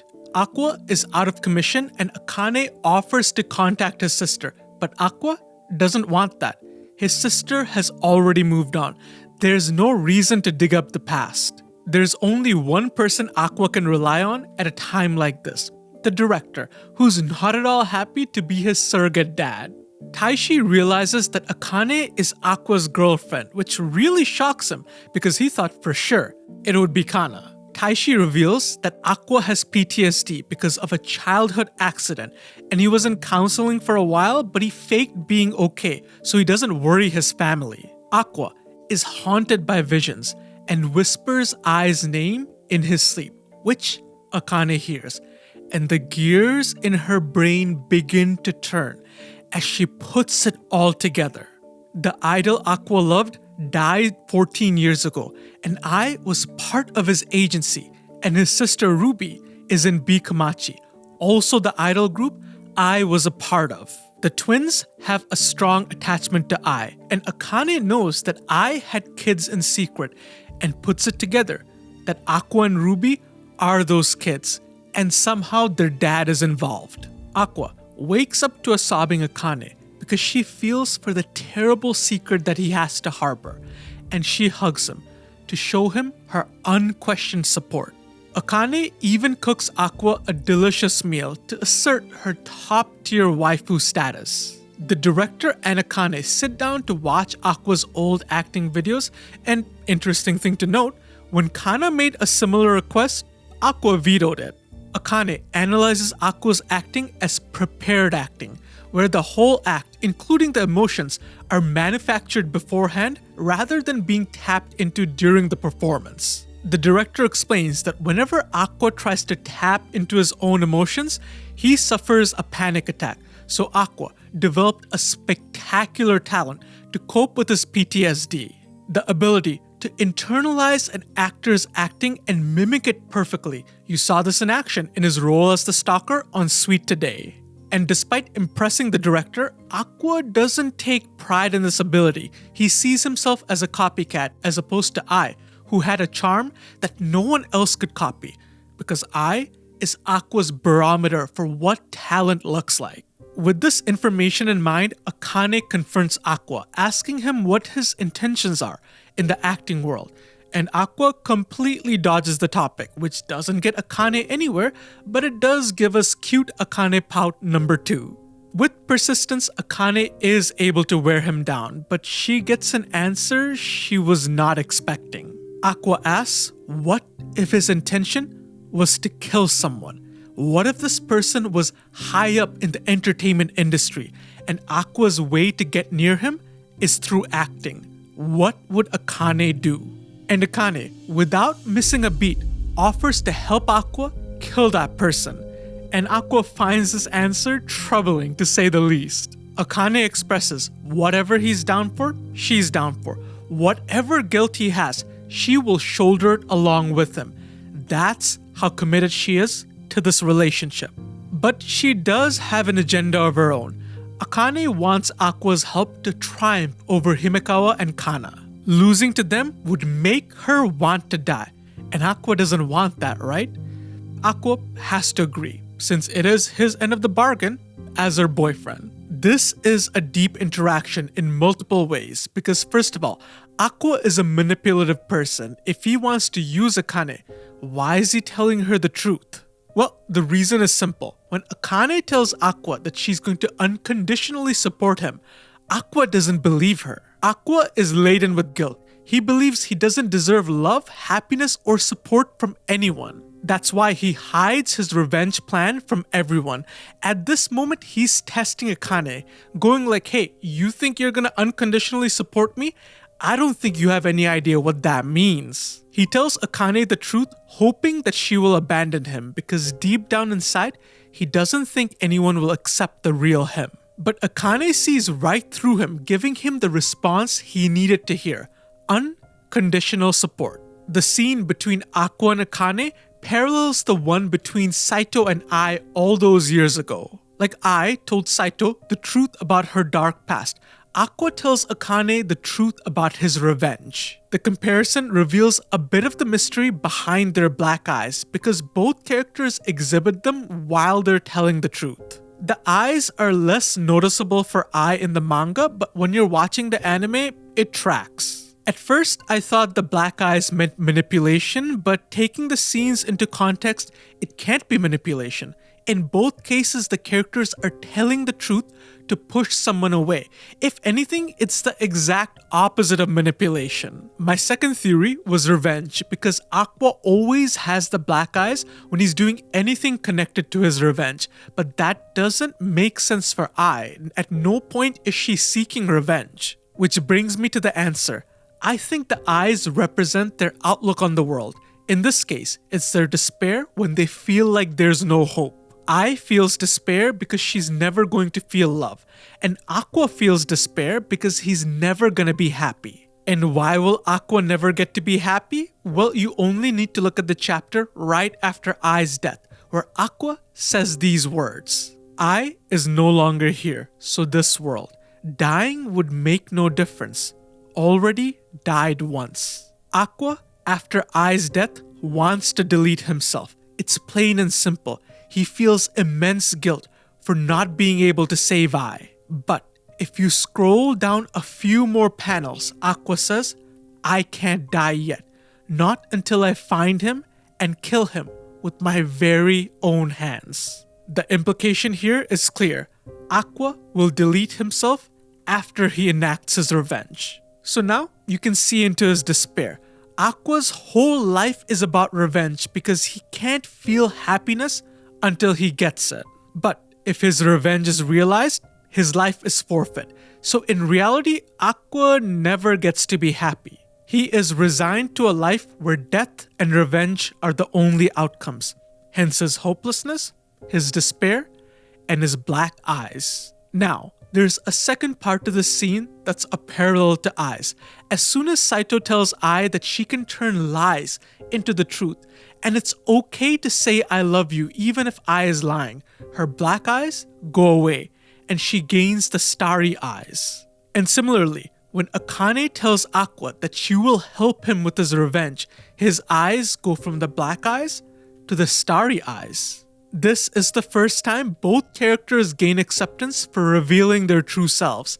Ai reveals her troubled past and gains acceptance, and Aqua reveals his revenge and Akane accepts him. This unconditional support means the world to Aqua, and for the first time, he feels like he has a companion in this life. This is the moment where Akane goes from someone Aqua wants to use to someone he actually cares about. A great little example is when Aqua allows Akane to see all the footage from his past, something he wouldn't even let Kana do. And speaking of that, Aqua realizes that his PTSD is not going to let him do emotional acting, so he asks the director for advice. But the director reminds him, it's not about the talent, it's about the writer's intentions. What does the script demand?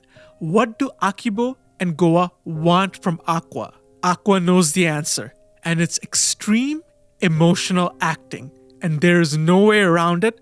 The director confirms it. If there's no escaping it, from tomorrow onwards, Aqua will come to the director's place and he will drill emotional acting into Aqua's head. As Aqua spends more time away from home, Ruby comes to check up on him and she brings Minami against her will. They meet Melt, who tells them that Aqua has already left for the day, and when they find out he left with Akane, Minami is sure he's up to something dirty. And speaking of illicit relationships, Minami is hit on by one of the actors, Kamoshida, a serial womanizer. But before he can get Minami's number, Melt lures him away with a lie, and when he finds out, Kamoshida wants answers. Melt warns him, going after a coworker's friend can cause drama, but Kamoshida disagrees, and he doesn't want to hear it from Melt. To Kamoshida, Melt is no actor, just a pretty boy who gets roles based on his looks, and he tells him point blank that Melt is bringing down the whole play. Melt is by far the worst actor in this play, so he has no place commenting on Kamoshida's conduct. And the worst part of this verbal beatdown is that Melt can't deny any of this. Even when he's trying to do the right thing, he has his worst insecurities hurled at his face. And Kamoshida versus Melt is hardly the only conflict at play, because next day, Kana and Akane have a metaphorical throwdown. Himekawa wanted them to get along, so Himekawa told Kana that Akane admired her growing up, but Kana used that fact to mercilessly tease Akane. The two of them get into this massive fight and need restraining, and Kana shares that their hostility stems from their acting styles. While Kana adapts to her surroundings, Akane's acting is imposing. It's almost like she's screaming out, "Come, look at me." Kana feels Akane's acting is the wrong way to act. It pisses Kana off, so she wants to beat Akane to show her that her acting style is right, and thus the battle lines are drawn. With Kana, Himekawa, and Melt on one side, and with Akane and Aqua on the other, as we approach premiere day. All the major players are here. You have Abiko, Goa, and Yoriko, along with the cast from Love Now, and of course, Miyako and Ruby. The director watches in anticipation, wondering if their game plan is gonna work, because Aqua is in no way overcoming his trauma in such a short period of time. His anger, regret, and sorrow is a dangerous brew ready to overspill at any time. Even looking at Ai's face is enough to trigger a panic attack. So the training sessions weren't about getting rid of his trauma, but to utilize it within his acting. Kana and Akane get into costume, and Kana makes her final vow that she will beat Akane on stage to prove to the world that she's not a child prodigy because she's as good as she has ever been. While Akane has her own objective, one she's been hiding from us this entire time, and thus the curtains are raised and the play is about to begin. The story follows the protagonist Blade, who obtains one of the 21 Oath Swords, granting him special powers. But to walk away with the sword, he has to beat its guardian, Tsurugi, which he is able to do so, and sets a goal to get all 21 Oath Swords so he can conquer Japan. On his long journey, Blade recruits allies such as Kazami, who ends up becoming his general. Blade forms the Shinjuku faction, which receives stiff competition from other competing factions like Saehime's Shibuya faction. And our first major fight is between Kazami from Blade's faction versus Monme from Saehime's faction, Melt versus Kamoshida. The conflict on stage mirrors real life, as Kamoshida is the one who told Melt to his face that he is worthless. Kamoshida is a prig, but he flawlessly pulls off the act of Monme, who is his polar opposite, which is to be expected because Kamoshida is a renowned actor. Raida wonders, why did Kaburagi choose Melt for the stage? And Kaburagi shares, it's because Melt has undergone a metamorphosis. Kaburagi claims that Melt has surrendered his life to acting and is sure this boy is gonna leave a mark on the scene. But on the stage, Melt will have to impress his toughest critic yet, the author whose work he disrespected.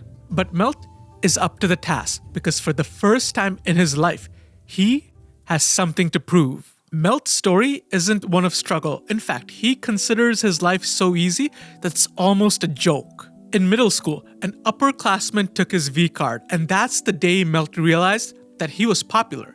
He never had to work hard for anything. If he liked a girl, sooner or later they would confess to him. If he bullied someone, everybody would cheer him on. An agency went out of their way to scout him, and things just worked for Melt. The stars always aligned, so much so that Melt thought he was special. Until he witnessed what real talent looked like, collapsing the facade around him. Because up to that point, Melt thought his acting was quote-unquote good, because no one ever corrected him. It's a similar situation to Kana's. Nobody corrected Kana's bad attitude because they wanted to make use of her talent, and nobody corrected Melt's bad acting because they wanted to make use of his looks.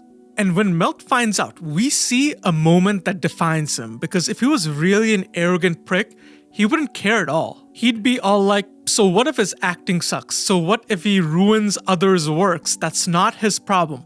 But we don't see that from him. The realization cuts him deep, because with more effort from his part, he could have made the drama way better. We see an inherent drive within Melt to improve. He takes acting classes and even trains his stamina for the stage. And Kana's reaction to Melt says it all, because she sees her story inside him, an arrogant prick knocked off his high horse who is willing to put in the work to regain his glory. But the difference maker here is Aqua, because similarly to Melt, he's competing with actors that are far superior to him, so he helps Melt come up with a strategy. And the first part of his plan comes to fruition, because throughout the performance, the crowd is only thinking one thing: why is Melt here? Because everyone, including Kamoshida, can see it. He's a lousy actor. He doesn't put in the effort. He doesn't belong on the stage. And that's exactly what Melt wants them to think, because that's the pillar from which he's going to build his redemption. Aqua advises Melt to use everything, even his garbage acting, as a tool, because the audience are looking down on him, so they've lowered their guard. And that's the moment where greatness can be born. And we've seen it in multiple stories, where the quiet kid loses his cool, or the plain girl becomes an absolute knockout, or the mediocre protagonist reaches excellence, or when the terrible actor pulls off a really cool move. Melt throws his sword into the air, and as it comes down spinning, he grabs onto it like he was born for this moment. A perfect replication of a pivotal scene that catches the entire audience, including Yoriko, off her guard. Aqua reminds Melt that he only has 1 month to rehearse. He can put effort into his entire performance and maybe see a 1% increase. Nobody is ever gonna notice that. But if he puts all his effort into just 1 minute of his performance, that can make all the difference. That's what the sword move is all about, to draw in the crowd's attention, because the next minute means everything. Throughout the month, Melt racked his brain. How does he bring his character Kazami to life? What is he feeling? What kind of person is he? Melt studied the manga religiously to find an answer. Kazami is a person who got his ass kicked by someone he looked down on. He struggled, but suffered an embarrassing loss, and it was a sad state of affairs. But it finally hit Melt when he saw this manga panel. What a miserable face, Melt thought. But somehow, it looked familiar. It's the pitiful face of having your pride shattered into a million pieces. The pathetic face of realizing how worthless you really are. Melt knows that face well, because it wasn't too long ago that he made it himself, and he finally understood his character and the emotion he must tap into. And thankfully, he had it in spades. So Melt channels those emotions into his acting, from his eyes to his face to the tip of his fingers. Every bit of his performance is dripping in frustration. His culmination of an entire month's effort is channeled into this one moment. He doesn't care if Kamoshida has over 10 years of experience on him. That doesn't matter, because in this 1 minute, Melt will not lose to anyone. And his efforts are able to reach the audience, even silencing the harshest of critics. Melt also earned Kamoshida's respect because his performance on stage spoke louder than any words ever could. And Melt understood the words that Aqua told him all that time ago, that good acting should carry emotion. Because it's a lot of fun when it does. Melt finally understood the satisfaction of earning one's praise. Also, just to add, this arc with Melt is one of my favorite in this entire story. Akka somehow took a character that I was sure I was never gonna think about again and turned him into such a badass. And believe it or not, this isn't even the highlight of Tokyo Blade. Just keep tuned. This thing gets crazy. The next scene shows off Kana's adaptability because when someone's line gets drowned out by an effect, she's able to get things back on track by ad-libbing. However, Kana's adaptability pales in comparison to Akane's raw talent, as she's able to show off the intricacies of her character with simple movements. And as we approach the climax, Kana and Akane lock swords, a moment Akane has been waiting for a very long time. Akane did get into acting because of Kana, but not in the way you would think. Young Akane was obsessed with Kana, so much so that she took up acting and copied Kana's style out of sheer admiration. A decision that backfired fabulously when young Akane competed against Kana for the same role. The casting crew mistook Akane for Kana given their similar styles, but Akane was thrilled to meet her idol. But the two had very different ideas of what is considered fair, because Akane believed the role should go to the person that auditions the best. But Kana disagrees. She proudly claims that acting doesn't matter, and what matters is popularity. She's popular, so they will go with her. That will make them the most money. Who cares if it's underhanded? It makes perfect sense. This version of Kana shocks Akane. The Kana she knows is bright, pure, innocent, and loves acting. But this version of Kana plays dirty, is foul-mouthed, and did not care for acting one bit. This moment scars Akane and leads her down the path to studying psychology and profiling, granting her the skills she has today. Because Akane wanted to know why.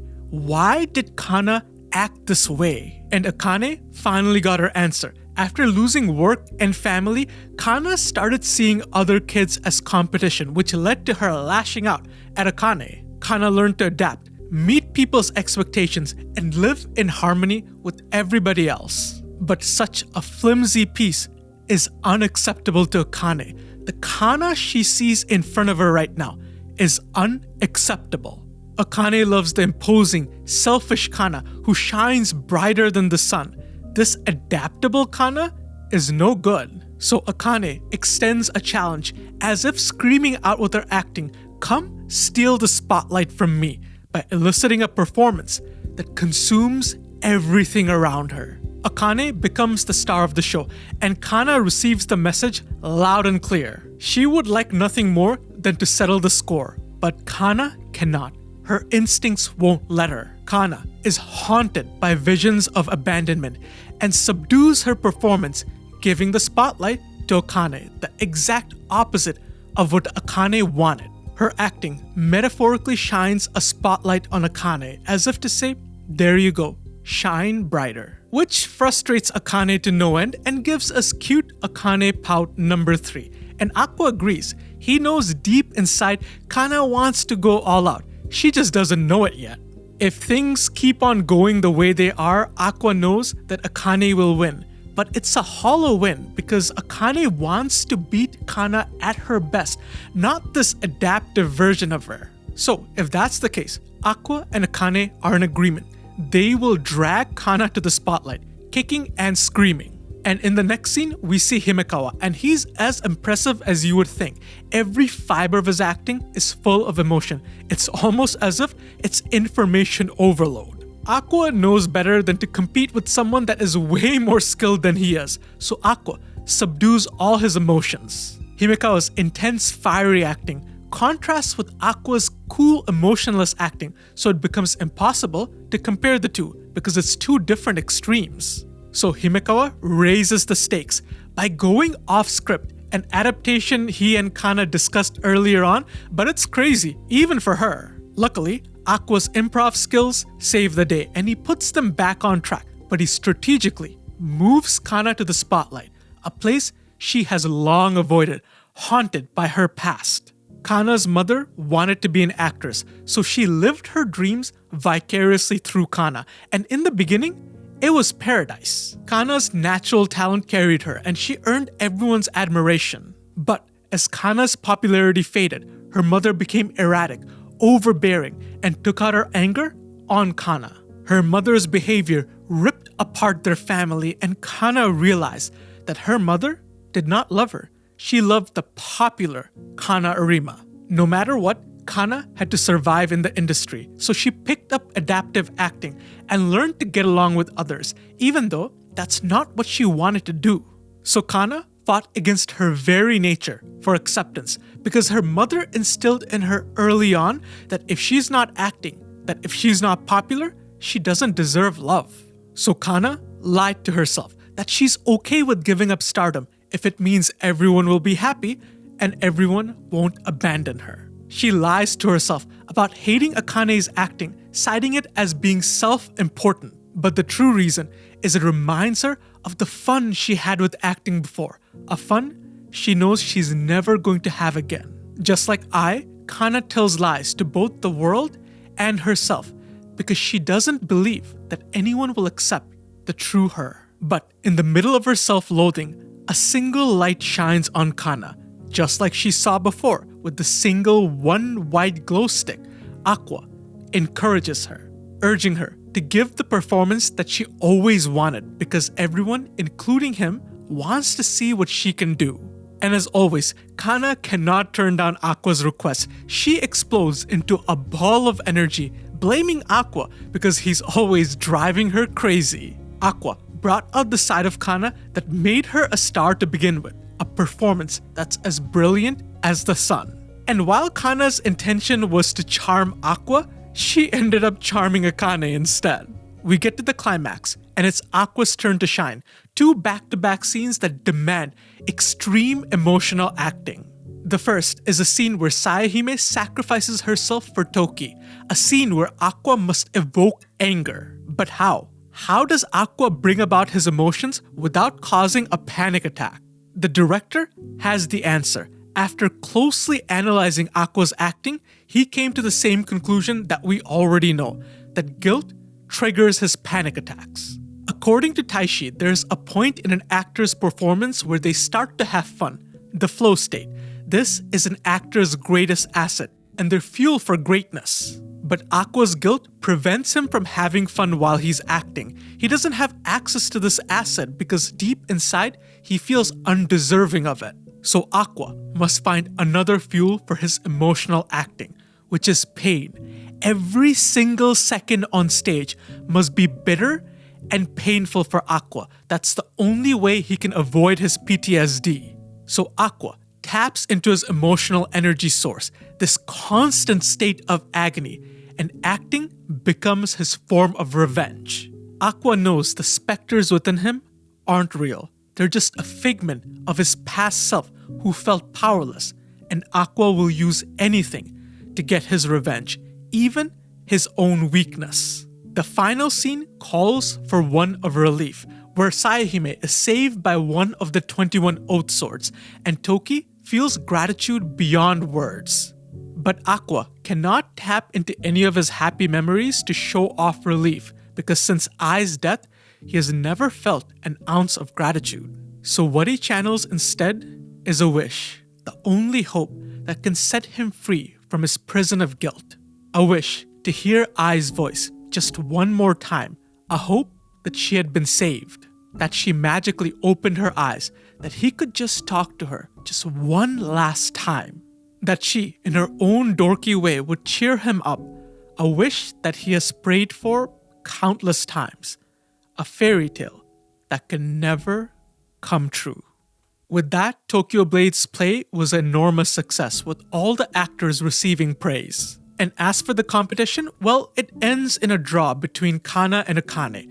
As for the winner though, there is one big winner, which was Aqua, who got more DNA than he could ever wish for. The cast hold an after party to celebrate, and fun fact, Kana wasn't initially down, but the second she heard Aqua was going, she magically changed her mind.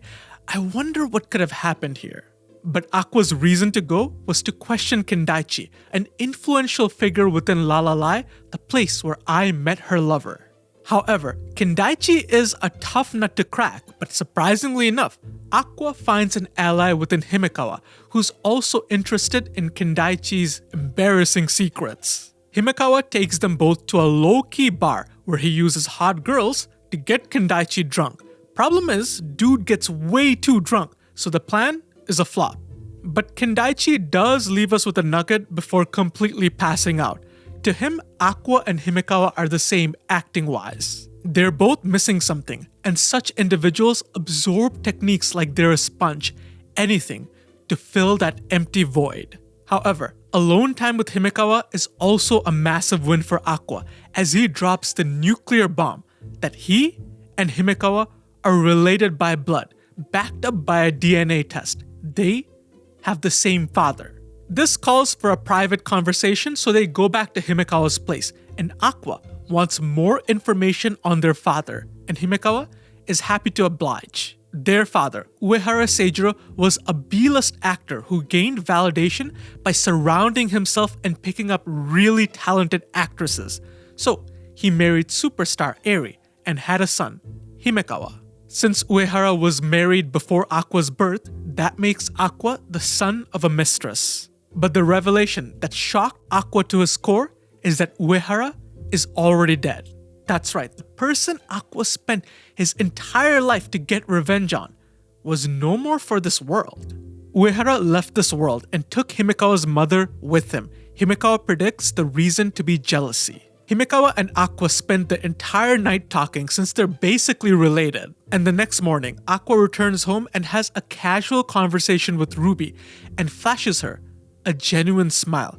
The first genuine smile he's had ever since Ai's death, because Aqua is now free from his revenge. With Memcho now joining B Komachi, their content improves, and now they're at 20,000 subscribers. An impressive feat, but Kana being a brat isn't that appreciative until she gets a chance to write off some really expensive purchases for a room tour video. Then all of a sudden, she feels a surge of gratitude. Ruby opts out because her room full of Ai merchandise is the definition of suspect.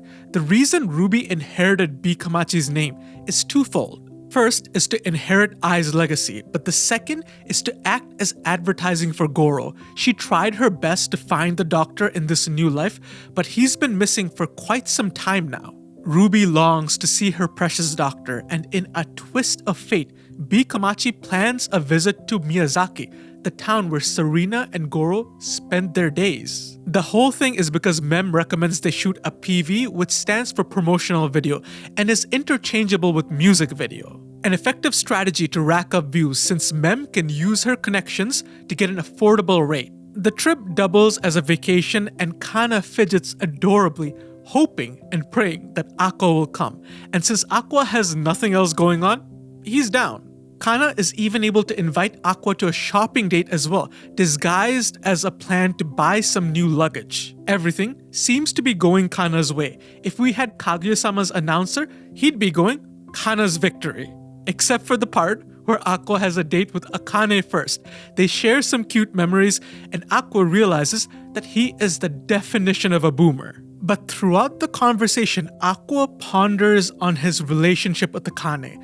He wonders if he should keep dating her or if they should break up. Since Aqua no longer needs to search for his father, he no longer has a reason to keep Akane close to him. Her intelligence can be a useful asset, but it feels wrong to hold back the future of a young girl like Akane. Akane is envious of their trip to Miyazaki because she's never been on a domestic vacation, so Aqua invites her, and Akane is happy to come along. Aqua wants to broach the topic of breaking up and says something ominous like, "We need to talk."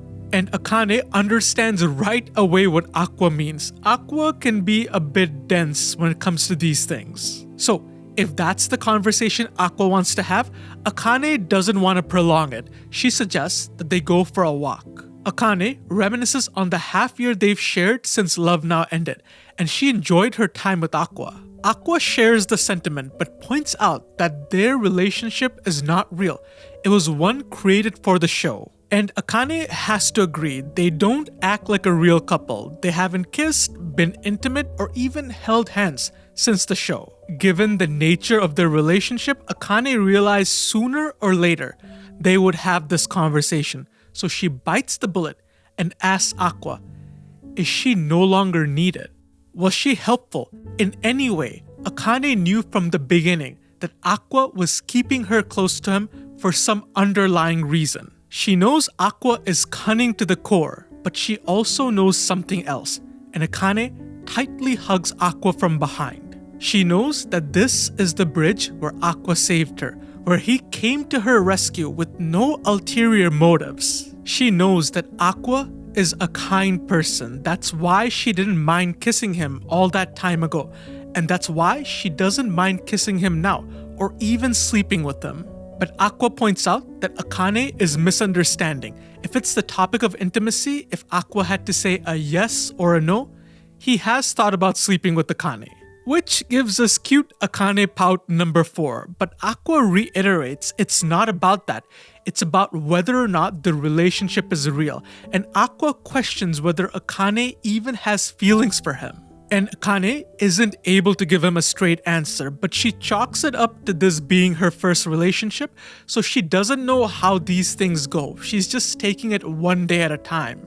But Akane does know one thing. She wants to be Aqua's strength and wants to bear the burden alongside Aqua. But Aqua informs her that that's no longer needed. He shares how he's found his father and that his half-brother confirmed that his father is dead. Ever since that day, Aqua has felt immense relief, freed from the shackles of his revenge, now free to pursue his own desires in this life. But rather than feeling happiness for Aqua, Akane has a knot in her stomach.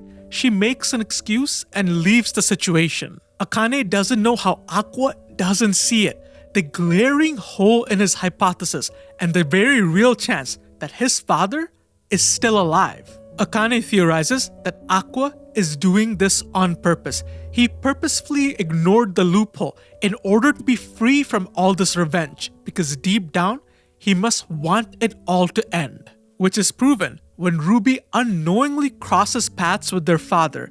They don't interact, but the man knows who Ruby is, giving us a first glimpse into the antagonist of our series, the man who killed Ai. The bridge scene reveals to us parts of Aqua and Akane that we haven't really seen before, and to me, is the real climax of the Tokyo Blade arc. Firstly, this conversation with Akane is spurred on by Himekawa because Himekawa chastised Aqua for playing around with both Kana and Akane's feelings. Aqua brushed it off, but deep down inside, he knows that Himekawa is right. So Aqua walked into this conversation, wondering if he should end things. This is gonna be a controversial take, but you're soon gonna see that I'm right, that Aqua's real desire walking into this conversation is to keep his relationship with Akane. It might not seem that way given the things that he says, but the monologues reveal his true feelings. Firstly, if Aqua's only reason to keep Akane around was revenge,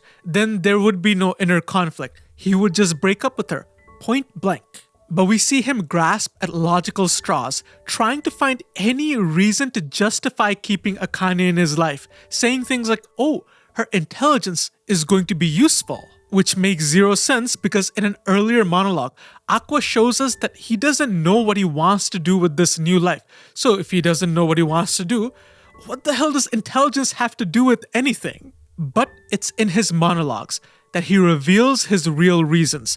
More specifically, this panel right here, where Akane shows him unconditional support. This moment flashes brighter than any other when he thinks back to the relationship, because this moment meant the world to Aqua.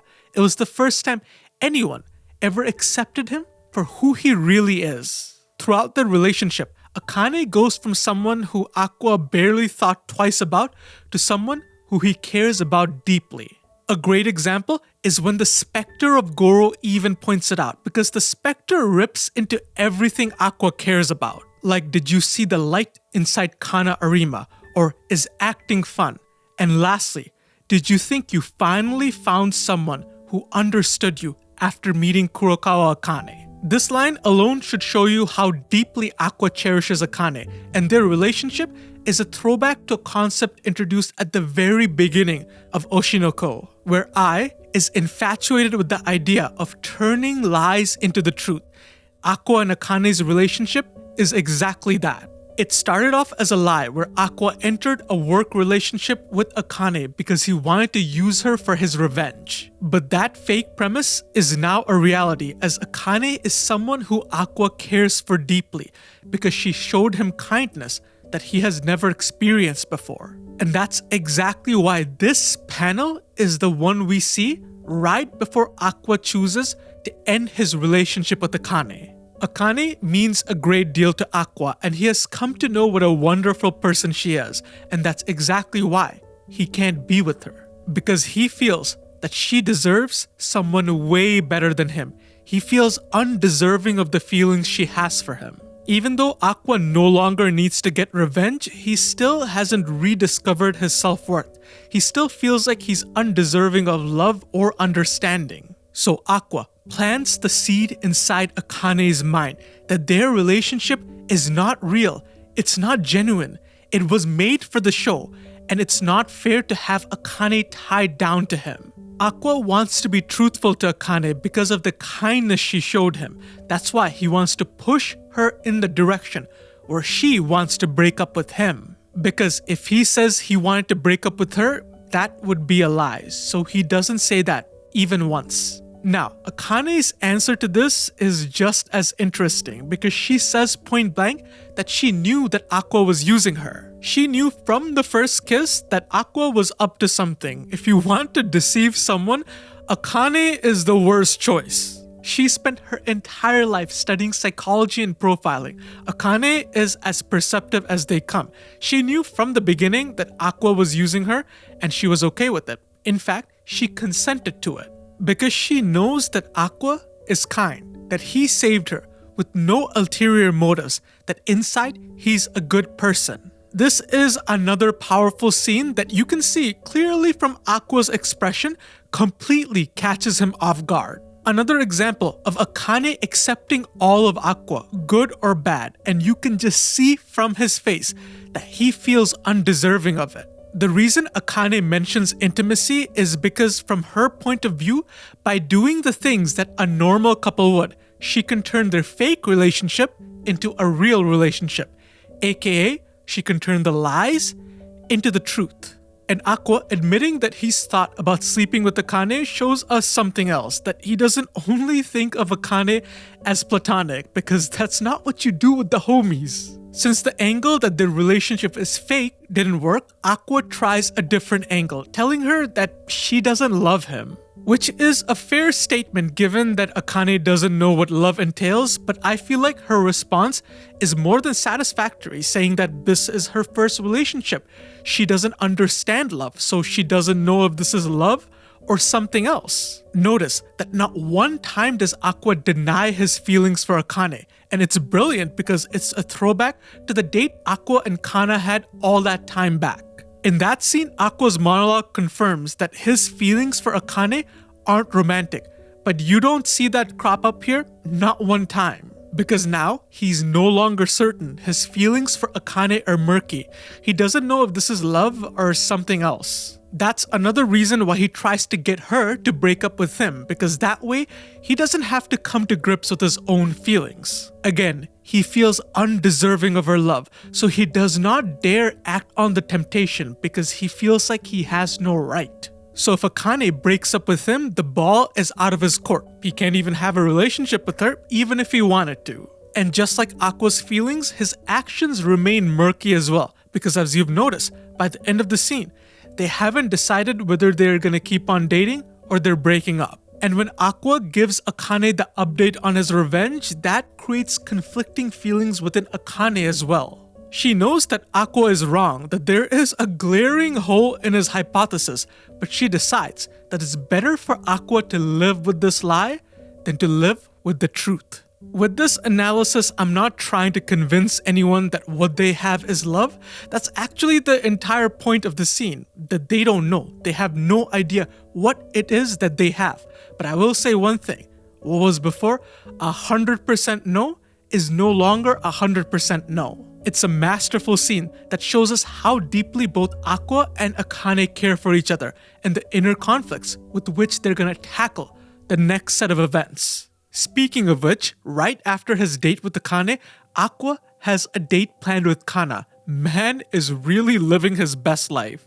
And Kana has all the signs of a maiden in love, including taking forever to pick the right outfit. Kana runs late, but Aqua is as composed as ever. He even has a drink ready and pays for it. He picks a suitcase the same color as Kana's glow stick and even offers to carry her bags. Every kind gesture is a critical hit on Kana's heart. But to be fair, Aqua is as smooth as butter. He even has restaurant reservations ready for them. In his previous life, before going down the idol rabbit hole, Goro was pretty good with women and he had a reputation for playing around. Man has more than enough experience and Kana notices this and calls him out for it. However, Kana did come on this date with a question in mind and she just goes for it, asking Aqua what his plans with Akane are. Aqua shares that for now, they've put it on hold and they'll decide what to do the next time they meet. Aqua never thought that he'd get into a relationship, but thinking things over, he's coming around to it and wants to give love a fair shot. This is an interesting statement for Aqua to make, both in the context of the date he's on right now with Kana and in the context of the bridge scene that we just had. And Kana does have to agree, love is a fundamental right for any human being.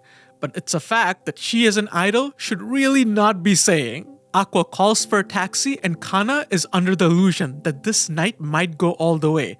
But little does she know, the only thing going all the way is her, because she's going all the way back home, because Aqua is a classy guy. The next day, they meet up for the trip and Kana is in shambles knowing that Akane is coming along. And what's worse, Ruby starts acting as if Akane is all but her sister-in-law, which brings poor Kana to tears. As the twins land in Miyazaki, it brings up complicated feelings because neither of them have been here in their current life.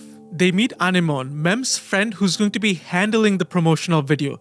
She chose to establish her company here because of the scenic countryside. In fact, this town worships the deity of arts, so entertainers from all over Tokyo come here to pay their respects. Bikamachi has a tight schedule, so Aqua and Akane go off on their own. Akane wants to go sightseeing, but Aqua has his own objective. Now is the perfect time to tie up loose ends from his past life.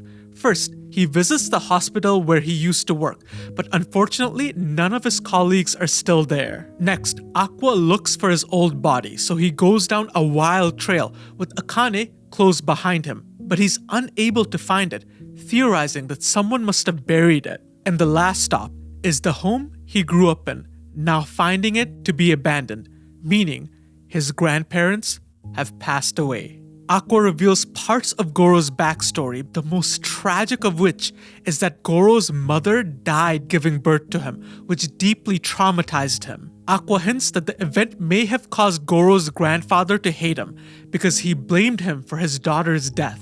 Taking his mother's life coming into this world, combined with his family hating him for it, is a tough pill for anyone to swallow, let alone a kid. This gave way to Goro's deep trauma and his propensity for intense guilt, so Goro vowed to become someone who lives for the sake of others. He became a gynecologist even though he secretly wanted to be a heart surgeon, all to make his grandmother happy. From the moment Goro came into this world, he decided that he's not worthy of love, he's not worthy of selfishness, he doesn't get to do what he wants to do. Goro quite literally felt guilty for existing because his life came at the expense of his mother's. And in the next few panels, we get a clue as to why Goro was reborn. We're met with a scene of a young girl atop a tree surrounded by crows. The girl declares that the gods must be so kind, followed by two sentences that put our story in a completely new light. Number one,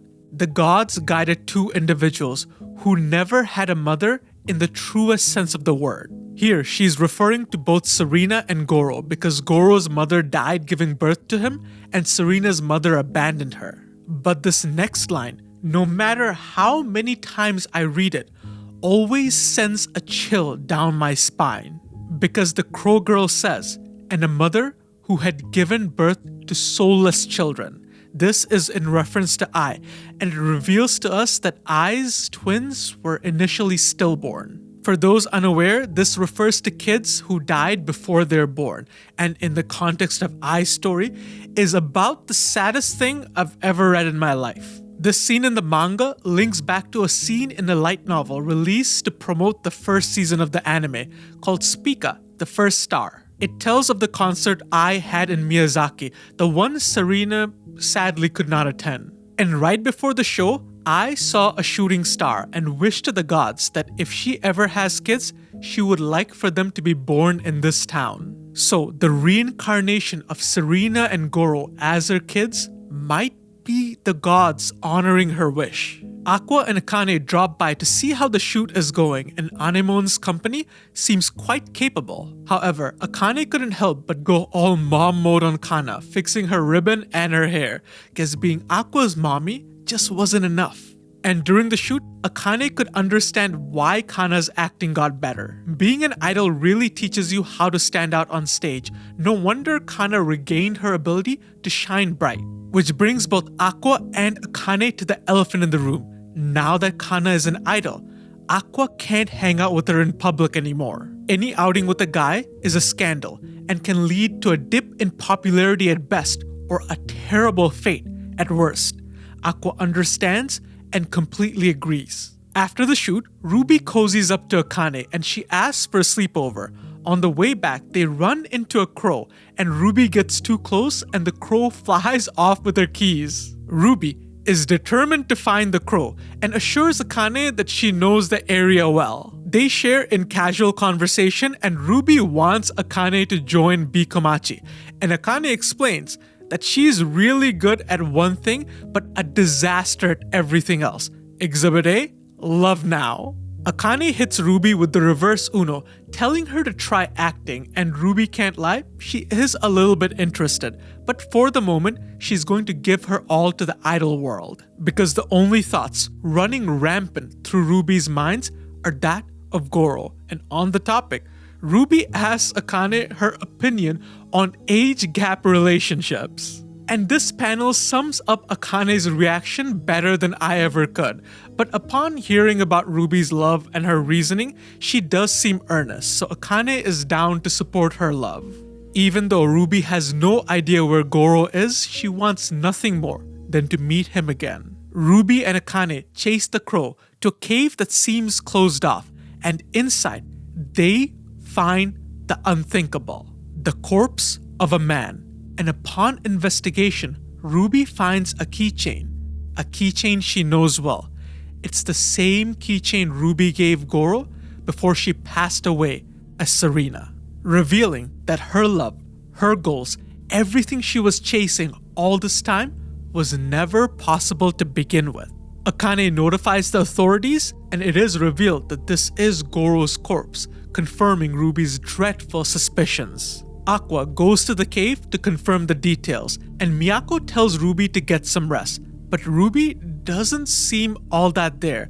It's almost as if she's distanced herself from the world. Later that night, Aqua and Akane meet up to discuss the cryptic events, and Aqua apologizes to Akane for putting her through this. But Akane is confused because none of this is Aqua's fault. She wonders, why does he always shoulder all the blame, even though none of this is his doing? Akane lectures him that it's not possible to always protect everything and everyone, and the authorities told her that this is a murder, so Aqua has no hand in it. It's the murderer's fault and not his own, so he doesn't need to take the responsibility for such a terrible event. However, Aqua is still drenched in guilt. Even if the murder isn't Aqua's fault, Akane finding the corpse surely is. Aqua took her down the trail. He guided her. He gave her all sorts of information. Aqua anticipated that Akane would find the corpse. Aqua confesses that he thought he was over it, that it would have been better if the corpse wasn't found. But that was a lie. In reality, he always wanted it to be found, and he thanks Akane for finding it for him. However, Akane is still confused because she really didn't do anything. It was all chance. But Aqua disagrees. He confesses that he was trying to get her to do it. He's always been using her, whether it's about his father, this, or many other things. Aqua sincerely apologizes, but Akane says it's okay. She knew all of this, and it's still okay, because Akane finally understood where Aqua was coming from. He's gentle and wants to bear the burden of everything all by himself, and Akane empathized with him, wanting to bear that burden alongside him. But now she can clearly see that this guilt is crushing him and that he would be better off without her. Akane wanted to part ways with a smile on her face. She didn't want to cry. She wanted to properly do things. But that seemed much more difficult than she ever expected. Even though Akane tries to keep it together on the surface, in her monologues, she is crumbling. And as Aqua comes to grip with his feelings, he sees a montage of all their precious memories before coming to an answer. Aqua wipes away Akane's tears and tells her that she's mistaken. His revenge is now over. The corpse has been found. So this time, he will protect her as Aqua embraces Akane for a passionate kiss under the moonlight. The first real kiss they've ever had.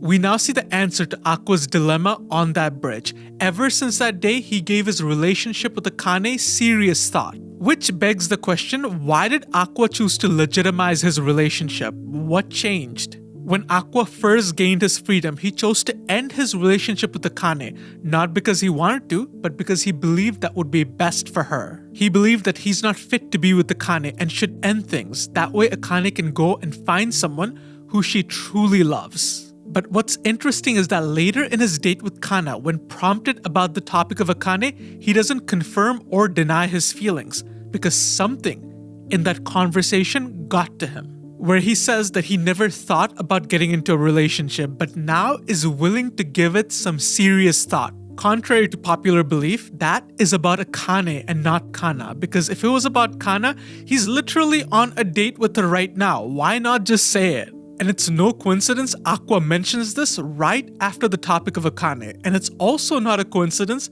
that his date with Akane comes before his date with Kana. Because ever since Aqua gained his freedom, Akane has been at the forefront of his mind. Which leads us into a bunch of events where Aqua learns of his grandparents' death and is reminded of his mother's death. And Akane finds his corpse. Aqua's trauma intensifies in a way that it has never before. Every single thing he feels guilty about is thrown right at his face. The guilt acts as a crushing weight and no one notices except for Akane because she has known the real Aqua longer than anyone else. This scene where Akane kneels down to Aqua's eye level to tell him everything is okay is similar to the one where Aqua shines a light on Kana. Aqua always gives Kana what she needs, which is encouragement to be a star and acceptance for her current self. And in the same way, Akane always gives Aqua what he needs, which is understanding and kindness for his sins. Aqua attempts to sell a wretched version of himself to Akane, where he's always using her and taking advantage of her. But Akane sees right through him like always. Aqua is not an evil person. In fact, it's the opposite. He's a kind person who always shoulders the blame and guilt all on his own. If her disappearance from his life brings him even a tiny bit of solace, Akane will do it, no matter how much it hurts her. But when Akane starts crying, it showed Aqua that she did have romantic feelings for him, that she did love him. And Aqua realizes the same thing we as the audience did through a montage of memories. This panel says a lot, even without any words, and so far in the story, we've had 3 other panels like this. We saw 3 of them when Kana told Aqua to tap into happy memories. Kana gets one all by herself, Ruby and Bikomachi also get another. But for Akane, she's just in the peripheral as a joined entity with love now. But in this moment, she gets her own highlight reel in his memories. And as Aqua remembers these precious memories and witnesses Akane's feelings, he realizes that their relationship is real. They supported each other, helped each other, had fun with each other, and most importantly, they were there for each other. The language here is really important because I'm not saying he loves Akane. In fact, I still think he has unresolved feelings for Kana. But I'm gonna reiterate what Aqua says. He wants to protect her. Aqua believes in the same thing I does. Just as their fake relationship started off as a lie and they came to truly care for each other, Aqua believes if they date for real, he will truly come to love Akane. Akane has blossomed into the person that Aqua wants to love, and this is the choice he makes with his newfound freedom. In the next scene, we see Ruby, who's in deep thought, but she's approached by the Crow Girl, the same mysterious girl that gave us clues to Goro's reincarnation. Given Ruby's interaction with the Crow Girl, it's clear that they have met each other before, probably sometime off screen. Ruby, however, is not in the mood to talk to anyone, but that changes real quick when the Crow Girl offers hints towards her precious doctor. Crow Girl reveals to Ruby that Goro was in charge of her and Aqua's delivery, but on the night they were born, Goro mysteriously disappeared, and two suspicious men are likely the culprits. One who Ruby already met before, who's the stalker, but another who's a middle school boy that Ruby has not met yet. Ruby demands that the Crow Girl give her the identity of the other person, but the Crow Girl tells her to find that out on her own. Ruby is haunted by this interaction while the girls have to do a photo shoot outside. During the whole project, Anemone has analyzed the girls. She ranks Kana above all the girls because Kana has a unique charm. Ruby does have the most potential, but it feels like she's really trying to copy someone. But unknown to everyone, this trip has fundamentally changed how Ruby is as a person. Forget being an idol. Forget Ai's legacy. The only thing Ruby wants to do is to find the culprit, the person who took her precious mother away from her, the one who murdered the love of her life and left him alone in such a cold, harsh place. Ruby will find the one responsible and make him suffer. Ruby enshrouds herself in a mysterious aura that captivates everyone to the core, transforming her starry eyes to the black eyes Aqua once donned, eyes devoid of hope. In the next scene, Akane is fantasizing about her kiss with Aqua when she's rudely interrupted by Kana congratulating her. Akane is going to be a lead actress in a movie, an opportunity that will surely dictate her career. And since Kana could not get an answer out of Aqua, she asks Akane what his intentions are with them. And Akane shatters all of Kana's delusions, informing her that their relationship is now official and it is no longer a fake romance. And for poor Akane, that's not the only questioning of the night. Back in her room, Ruby asks Akane, why did Aqua get into acting? A question so out of pocket that it catches Akane off guard, but she doesn't want to lie to Ruby, so she tells her a half-truth. That Aqua joined the acting world to find someone, but she doesn't tell her the reason why, chalking it up to him being a big fan. But that is more than enough for Ruby to put it all together, that Aqua was trying to find Ai's murderer. The next day, they all go to the shrine dedicated to the deity of arts, and they offer up their prayers, which are mostly wholesome, except for Ruby. Rather than inheriting Ai's legacy, Ruby inherits the mantle of revenge from Aqua. And from this moment on, that will be her guiding motivation as we kick off the next pivotal arc, which all starts with a half-a-year time skip where B. Komachi rises to the spotlight as idols. The catalyst being the music video they shot in Miyazaki, which was a viral success. The first reason is this guy, Himura, an industry veteran who wrote multiple hits for B. Komachi. Ruby charmed him with her enthusiasm, so he wrote them a certified banger. And while Himura was taken by Ruby's bright optimism for Anemone, it was the complete opposite. At first, she thought Ruby was lackluster. But her mysterious aura, spurred on by a dedication to revenge, awakened Anemone's artistic passion. Anemone dedicated a lot of her time and produced a piece that is so unique to the idol world, showcasing Ruby's captivating gaze, which pierced their audience's heart, garnering over 20 million views. Mem took full advantage of this clout, creating an ecosystem that propped up Bikomachi's presence, and now they sit at 360,000 subscribers. But Bikomachi weren't the only ones making waves. Akane's career also soared as she appeared in several dramas and was even the lead on a movie. She steadily climbed the ranks as an actress, appearing in popular places such as Netflix. While Aqua took a diverse approach, he became a regular on a variety show, appeared as a supporting role in multiple dramas, and even modeled for a magazine. Now free to live his life as he desired, he experimented with the entertainment world and took it by its horns. And his relationship with Akane is the definition of perfect. They stay up late talking to each other, tell each other they miss each other, which is nothing short of adorable. And one day when it's raining cats and dogs, Aqua shows up with an umbrella to rescue Akane, and they share a blissful umbrella date. And even though everything looks perfect on the outside, Akane knows Aqua still has unresolved feelings for Kana. But Akane chooses not to think why he chose to date Akane instead of Kana, because the answer is likely unpleasant.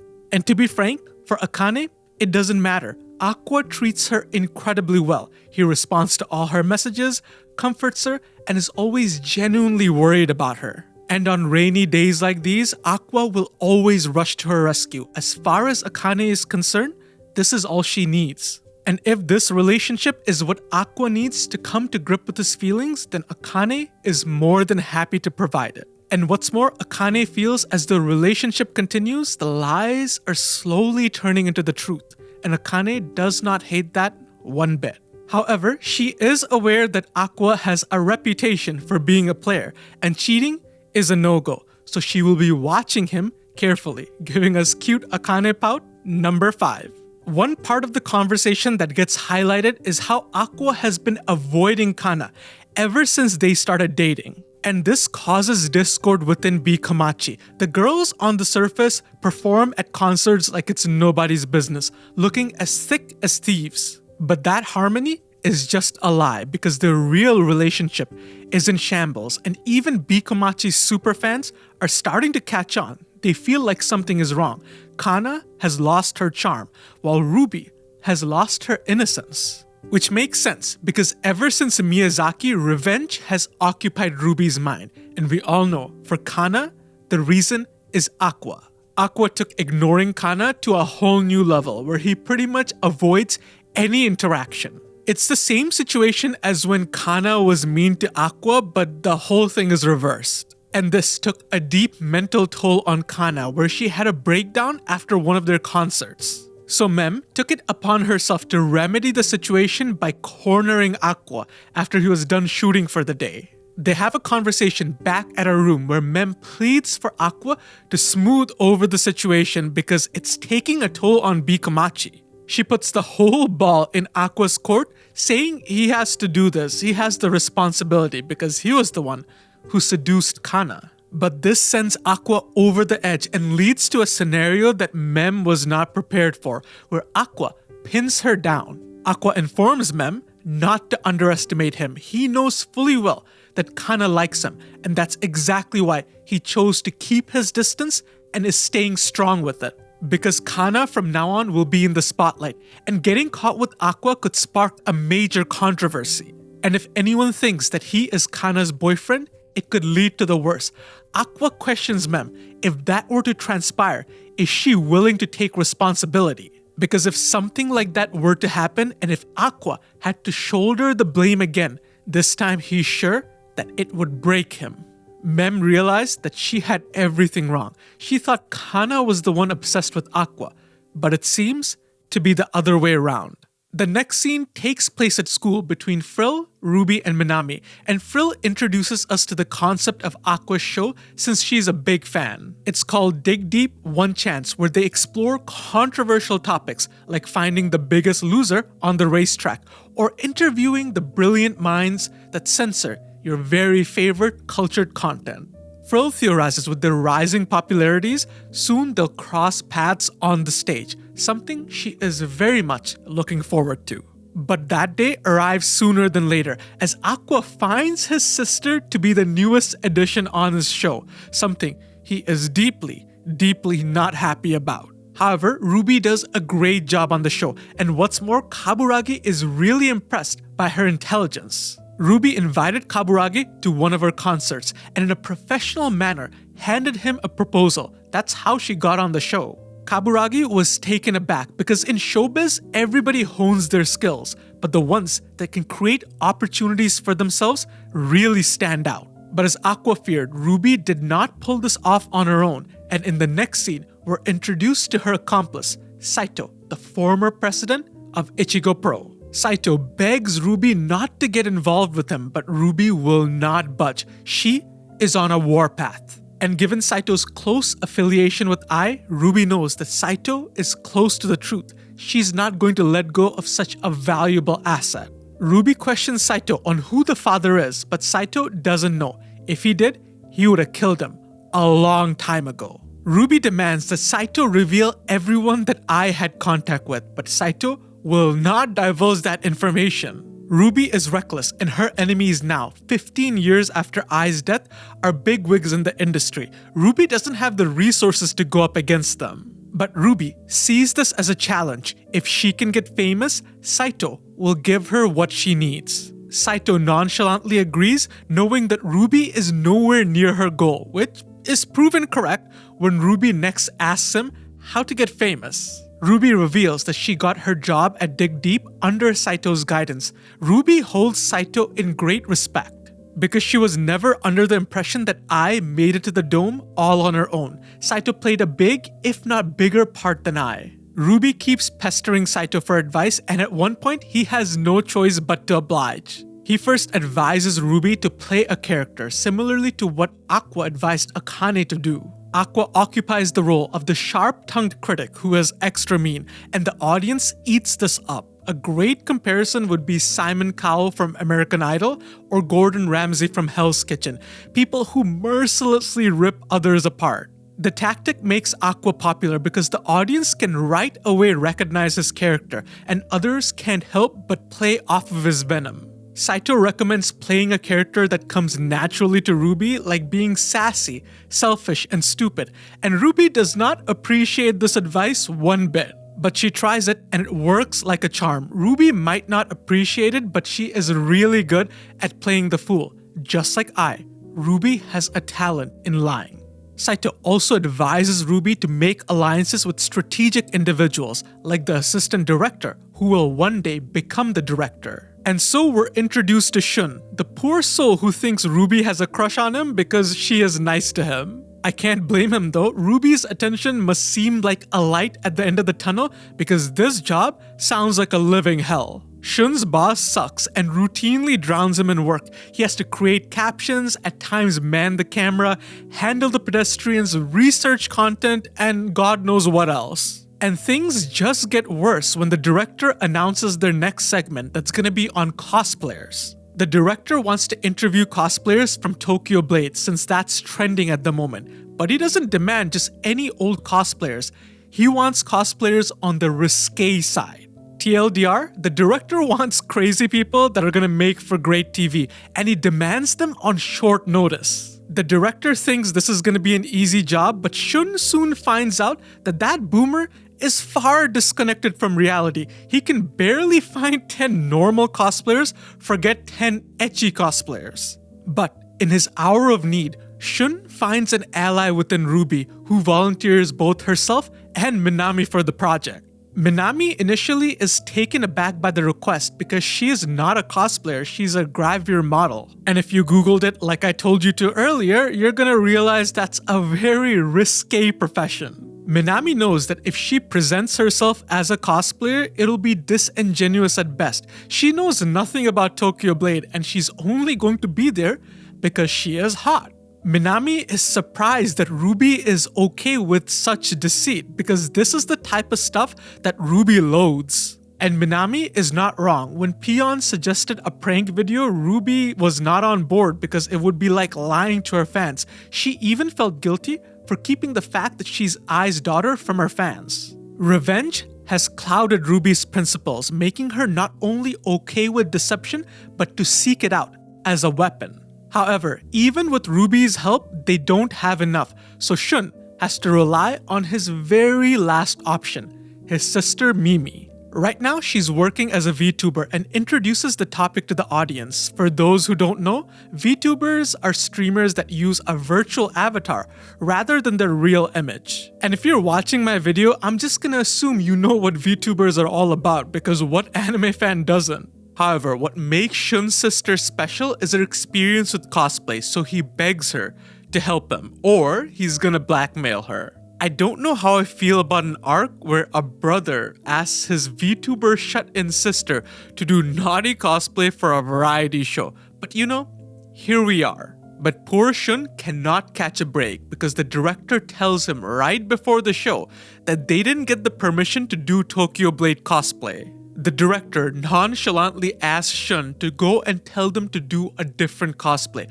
which is an absurd ask in such a short time frame.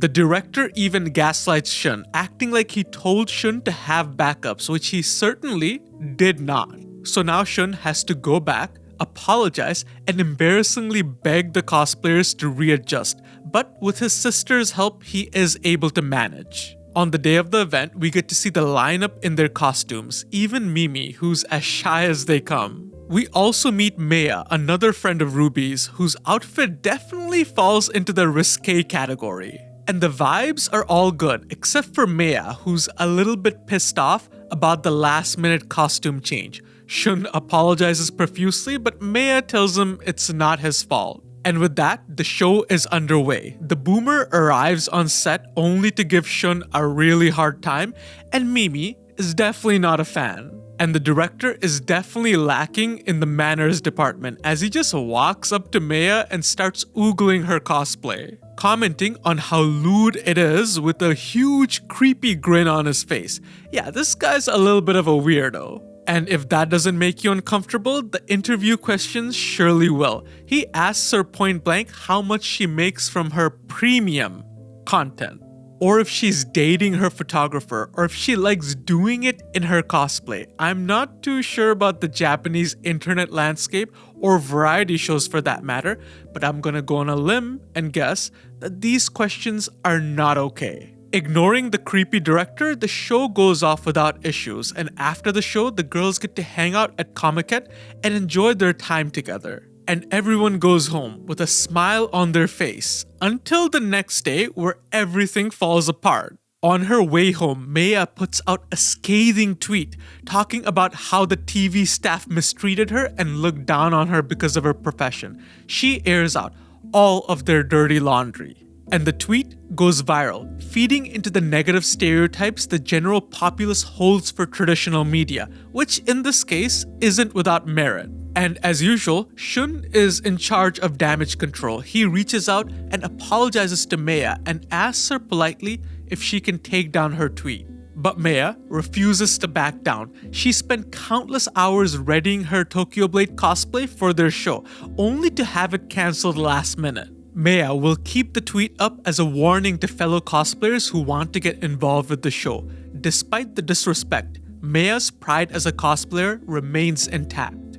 Back at the studio, Shun catches flack for the entire situation. The director reprimands him for involving such a troublesome girl. However, this is where Shun draws the line and barks back at the director, telling him that this is all his fault and his methods are outdated. In today's world, cooperation and respect for the talent is valued above all else, and the director needs to adapt with the times. But the director does not care. He asks Shun, what is the underlying purpose of this show? Why are they all here? Why did the TV station greenlight this?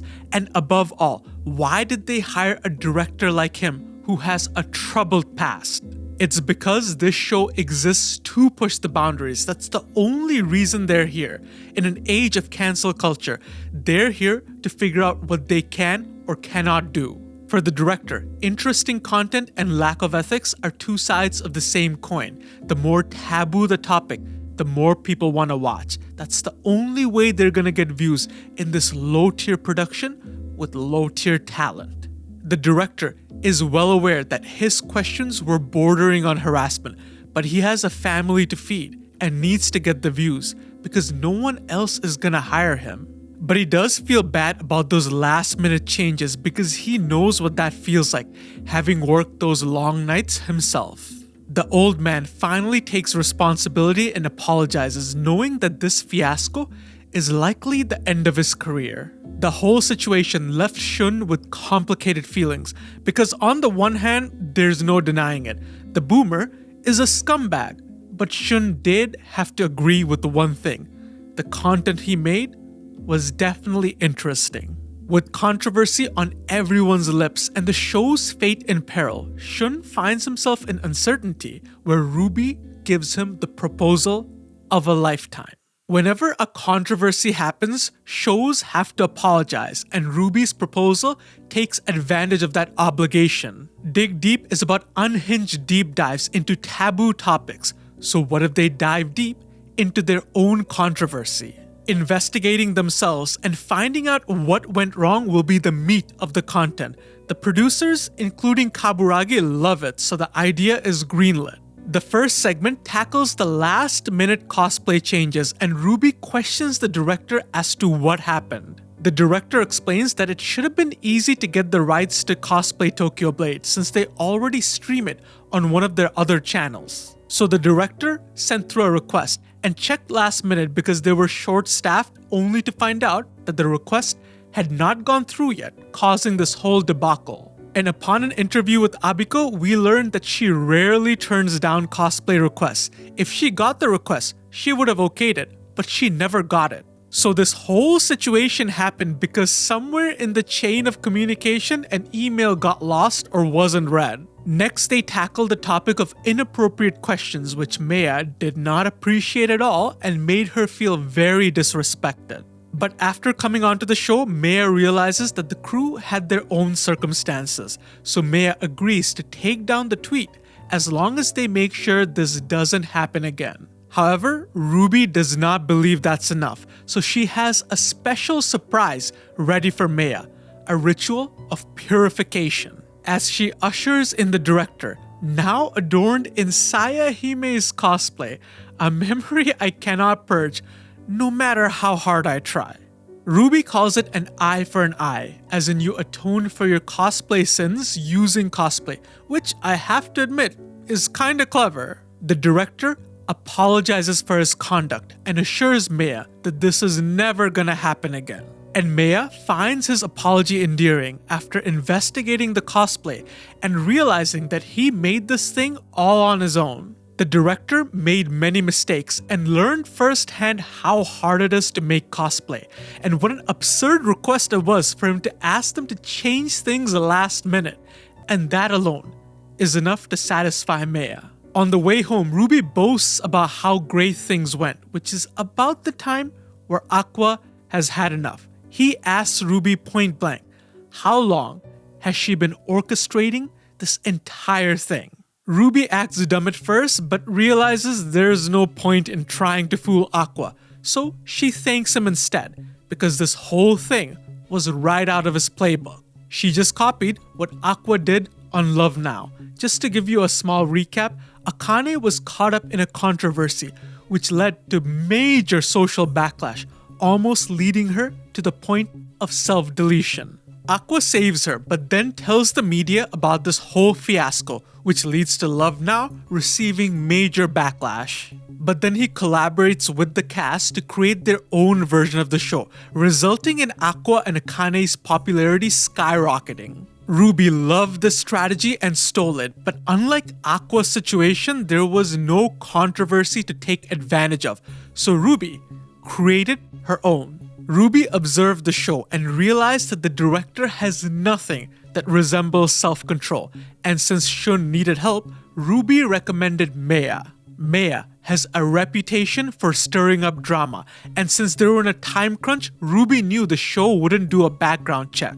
And Maya acted just as planned. She created a giant controversy where Ruby could swoop in with a solution. The only reason Maya attended the controversy episode is because Ruby lied to her. She strung her along, saying things like she'd be the hero to cosplayers if she did this. Ruby played everyone like a fiddle. Saito told Ruby to go after the assistant director because one day he's gonna become the director. But Ruby doesn't have the luxury of time. Rather than going after the assistant director, why not go for the director himself? And now, he owes her a giant favor. Ruby gained the respect of the production staff, got a powerful ally, and boosted her popularity, all in one simple play. And Minami, Ruby, and Maya all received a boost in popularity. It's a win all around, but Aqua isn't interested in such trivial justifications. He points out that Ruby is lying to herself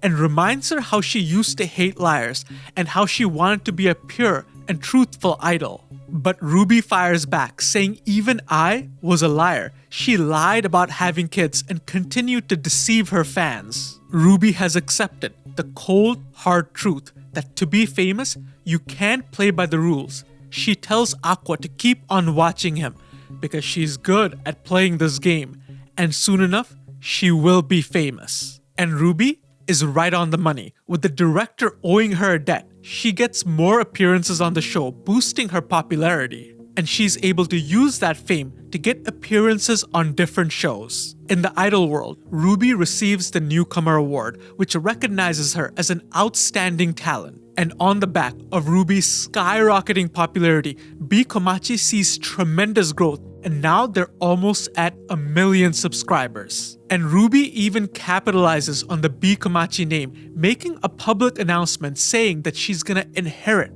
Ai's dream and perform at the Dome. This rallied old B Komachi fans behind her, who now saw her as an idol who could surpass Ai. However, Ruby warped careers around her, for better or for worse. B Komachi's content would not do well without Ruby's appearance, giving us flashbacks to the old B Komachi where they wouldn't be popular without Ai. Ruby now took up that position. Aqua knows that Ruby did not achieve this all on her own, so he pays a visit to the man responsible, Saito. Aqua questions what his intentions are. Why is he helping Ruby get all of these jobs? Does he want to come back to Ichigo Pro? Saito assures Aqua that he has no intention of returning. His only purpose in life is to find Ai's killer and murder them. Aqua questions why he would go so far for Ai, but Saito reminds him, to them, she might have been their mother, but to him, she was like his daughter. It's not revealed in the manga, but in the light novels, you get a far better look at the relationship between Saito and Ai. He was like the father she never had. He gave her life advice and even bought her gifts like her very first dress.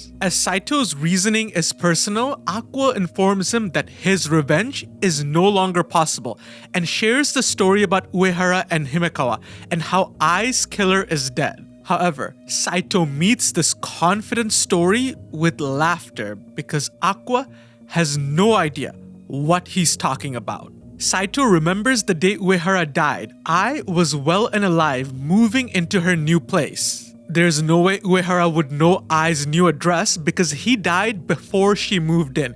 It's chronologically impossible. Saito reveals to Aqua what Akane chose to keep hidden from him all this time, that his freedom from revenge has a massive loophole, that there's a chance Himekawa's mother Eri had a baby with someone that wasn't Uehara and decided to keep it from him, which now explains the tragedy. Uehara found out that Eri betrayed him and that the child wasn't his, so he chose to end both of their lives. Aqua is a smart kid, so Saito wonders why he didn't put all of this together, but when Saito looks at Aqua's face, it's clear as day why. Aqua has a complete meltdown because no matter how hard he tries to poke holes in Saito's deduction, he can't. Saito is 100% right. Saito realizes the same thing Akane did, that Aqua chose to ignore this loophole so he can be free from his revenge for any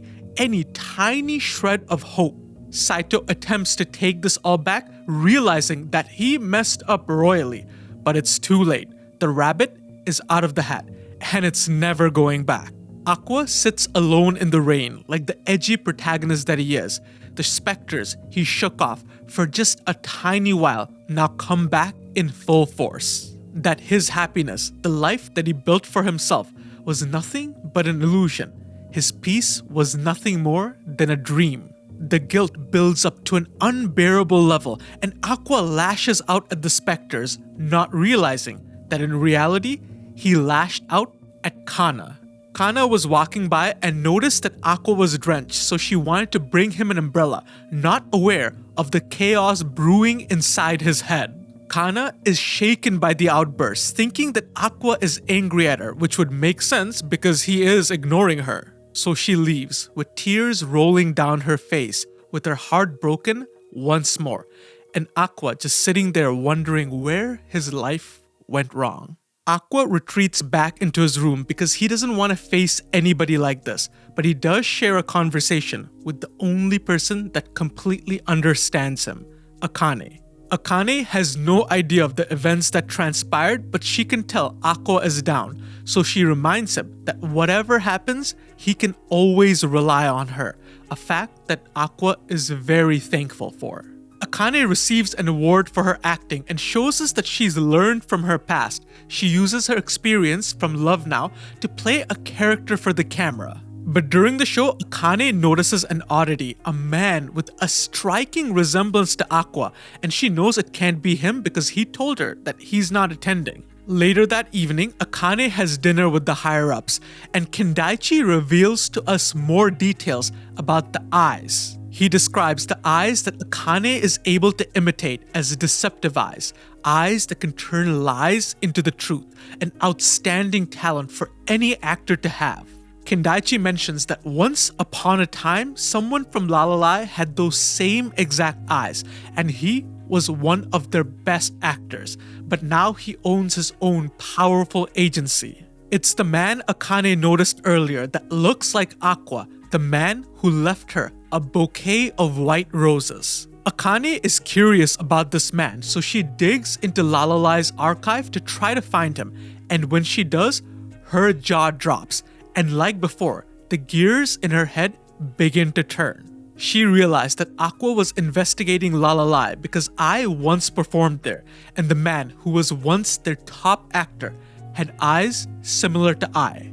Their acting styles were also similar, but what if it wasn't just similar? What if I learned acting from this man?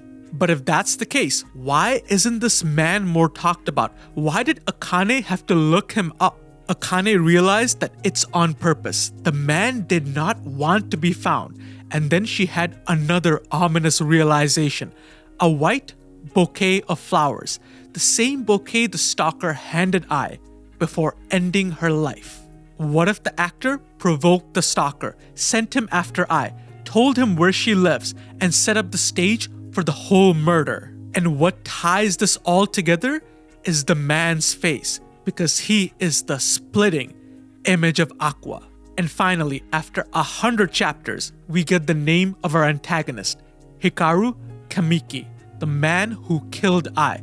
The same middle schooler the Crow Girl told us was there on the night of the twins' birth. Which brings Akane to another messed up fact that Himekawa's mother, Eri, conceived a child with Hikaru when he was just 11 years old. There is no universe in which that is ever consensual. At the time of Ai's death, Hikaru was a minor, so he can't legally be brought to justice. So Akane knows that Aqua is going to go down the illegal route, and she's not gonna let him. Akane starts researching Hikaru, gathering all the information she can to create an extensive profile on the precedent of Kamiki Productions. However, in the midst of research, Akane gets a call from Aqua and they have a casual conversation about their day. Aqua asks Akane why she sounds tired because she should have time off at the moment, but Akane can't very well answer that question. So she makes up an excuse saying she's going on a diet and getting some exercise,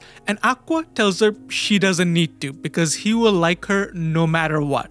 A fact that brings a smile to Akane's face. She thinks back to the time when they started dating, and she does not regret her decision one bit. She's glad she's dating Aqua. A statement that catches Aqua off guard, but he feels likewise. Ever since he met Akane, slowly but surely, he's been saved by her. She acknowledged him and got close to him even though she knew the truth. And little by little, she saved him. Aqua doesn't want to let go of these days where he has Akane by his side. So he asks her, what should he do? Should he forget about everything and live happily ever after? He asks Akane with all his heart, what should he do? Akane will not make that decision. He has to make that decision all on his own. He's not her property. They're both independent people. But whatever decision he makes, Akane will help him as much as she can. They will carry the burden together. Akane realizes even with marginal improvements that Aqua is still haunted by the memory of Ai. One day, Aqua will be freed from this prison, and Akane will make sure that day is soon. In the next scene, we see Akane carrying a bouquet of roses crossing the same bridge where Aqua saved her, with Aqua at the forefront of her mind. Akane thinks of all the good times she's gonna have with Aqua after all of this is over, but unknowingly to Akane, a mysterious figure creeps up behind her, and Akane falls perilously down a flight of stairs.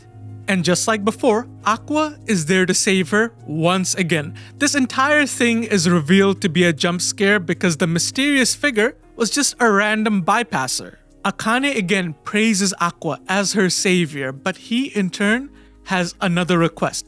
He pleads for her not to do anything dangerous, which catches Akane off guard. How does he know? In fact, what is Aqua doing here? How did he know she was going to be here?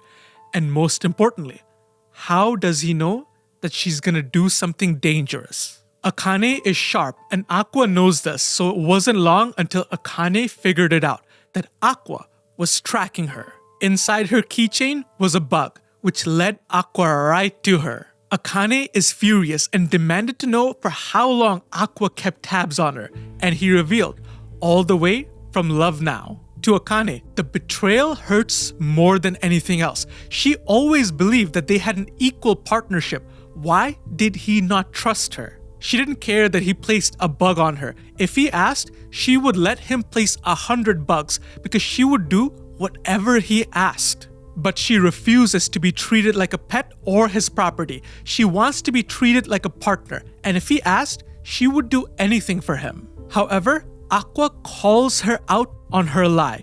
If she knew Aqua was tracking her, she would have disguised herself. Because he knows what Akane's intentions were all along. He rummages through the bouquet of flowers, only to find a knife nestled deep inside.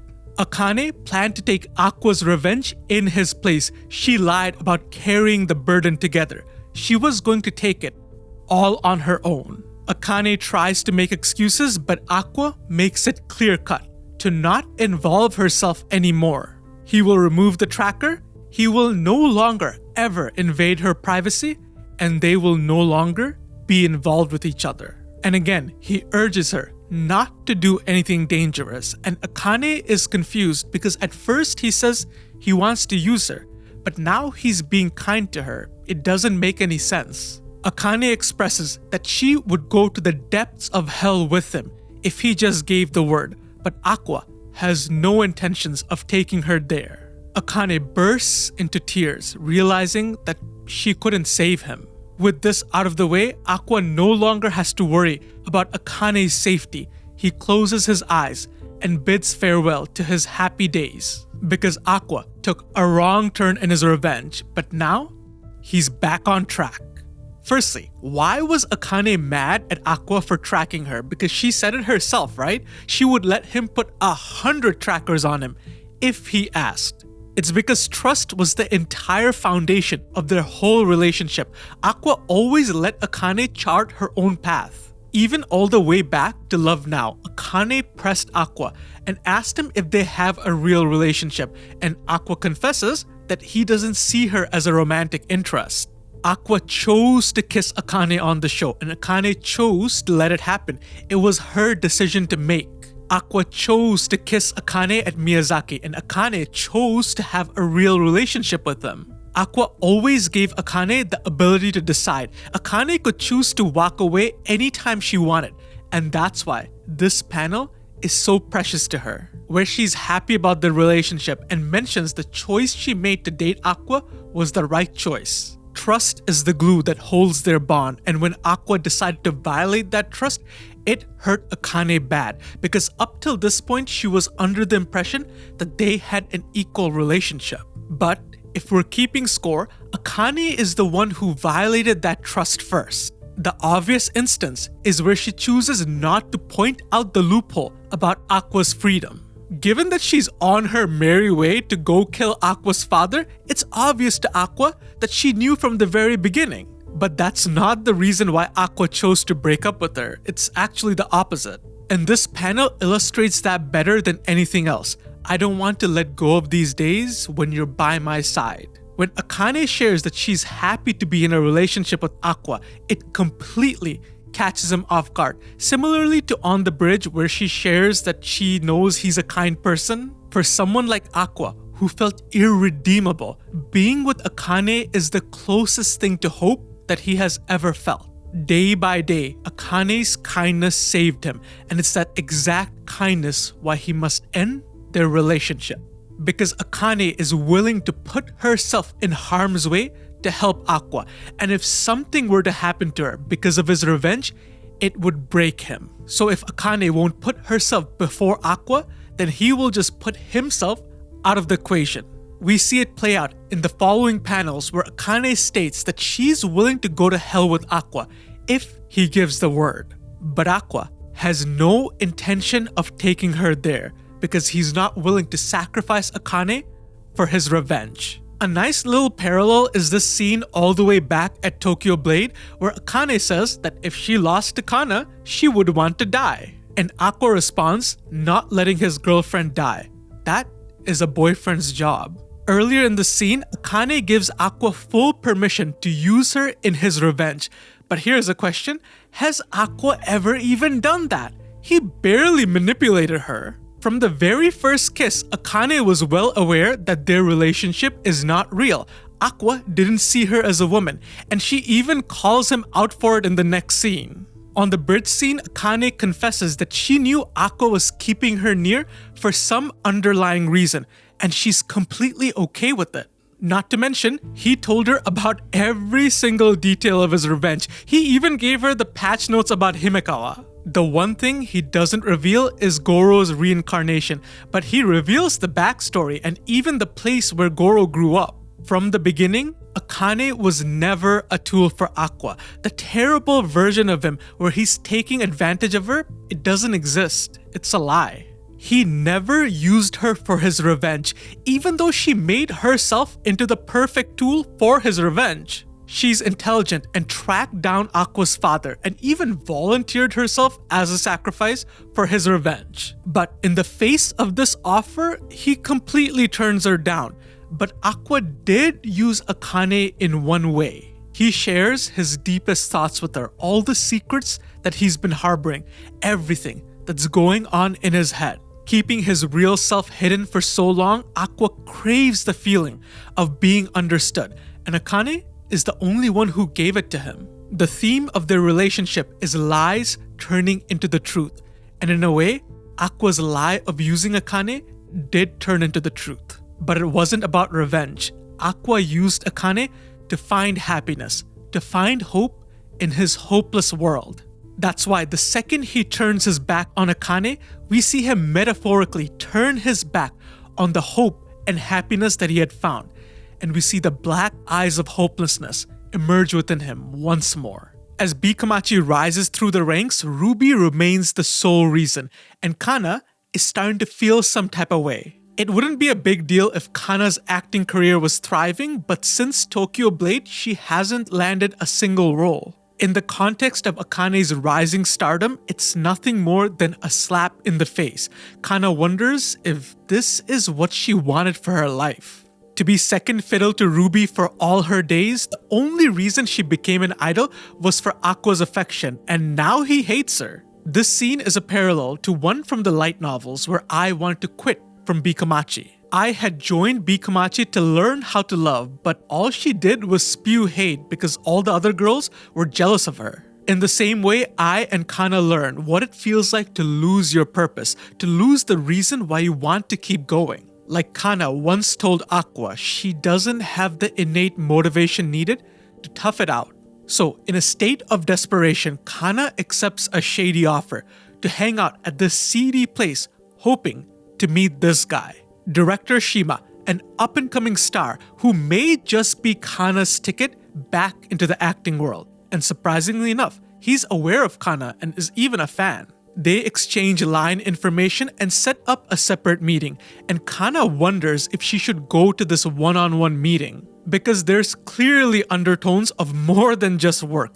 Shima might be interested in her body, but given the dire situation of Kana's career, she can't afford to be picky. They have dinner and share conversation about the industry. When it comes to acting, they have similar sentiments. Shima has big dreams about changing Japan's entertainment industry, and Kana is digging the conversation. Kana realizes that the acting world is where she belongs, and Shima hints that he might use Kana in his next project. But before he can bring her on board, he wants to make sure that their long-term goals align.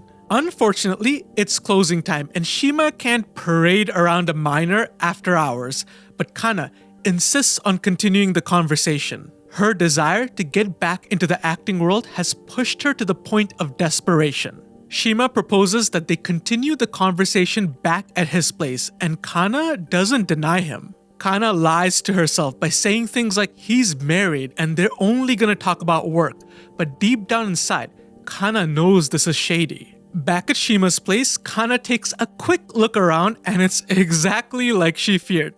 This may be a studio, but it conveniently has a bed. Kana knows as an actress, she needs to get used to these situations.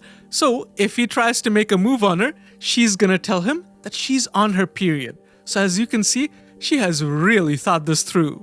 Kana attempts to disarm Shima by saying there's no way he's attracted to her, but Shima makes it crystal clear. He finds her very, very attractive, much to Kana's dismay. He senses Kana is nervous and tells her that there is nothing to be nervous about. He might be a playboy, but when it comes to work, he's serious. He wants to work with passionate actors, and if he hires her for a role, it won't be a boring role. It'll be a role where she can truly shine.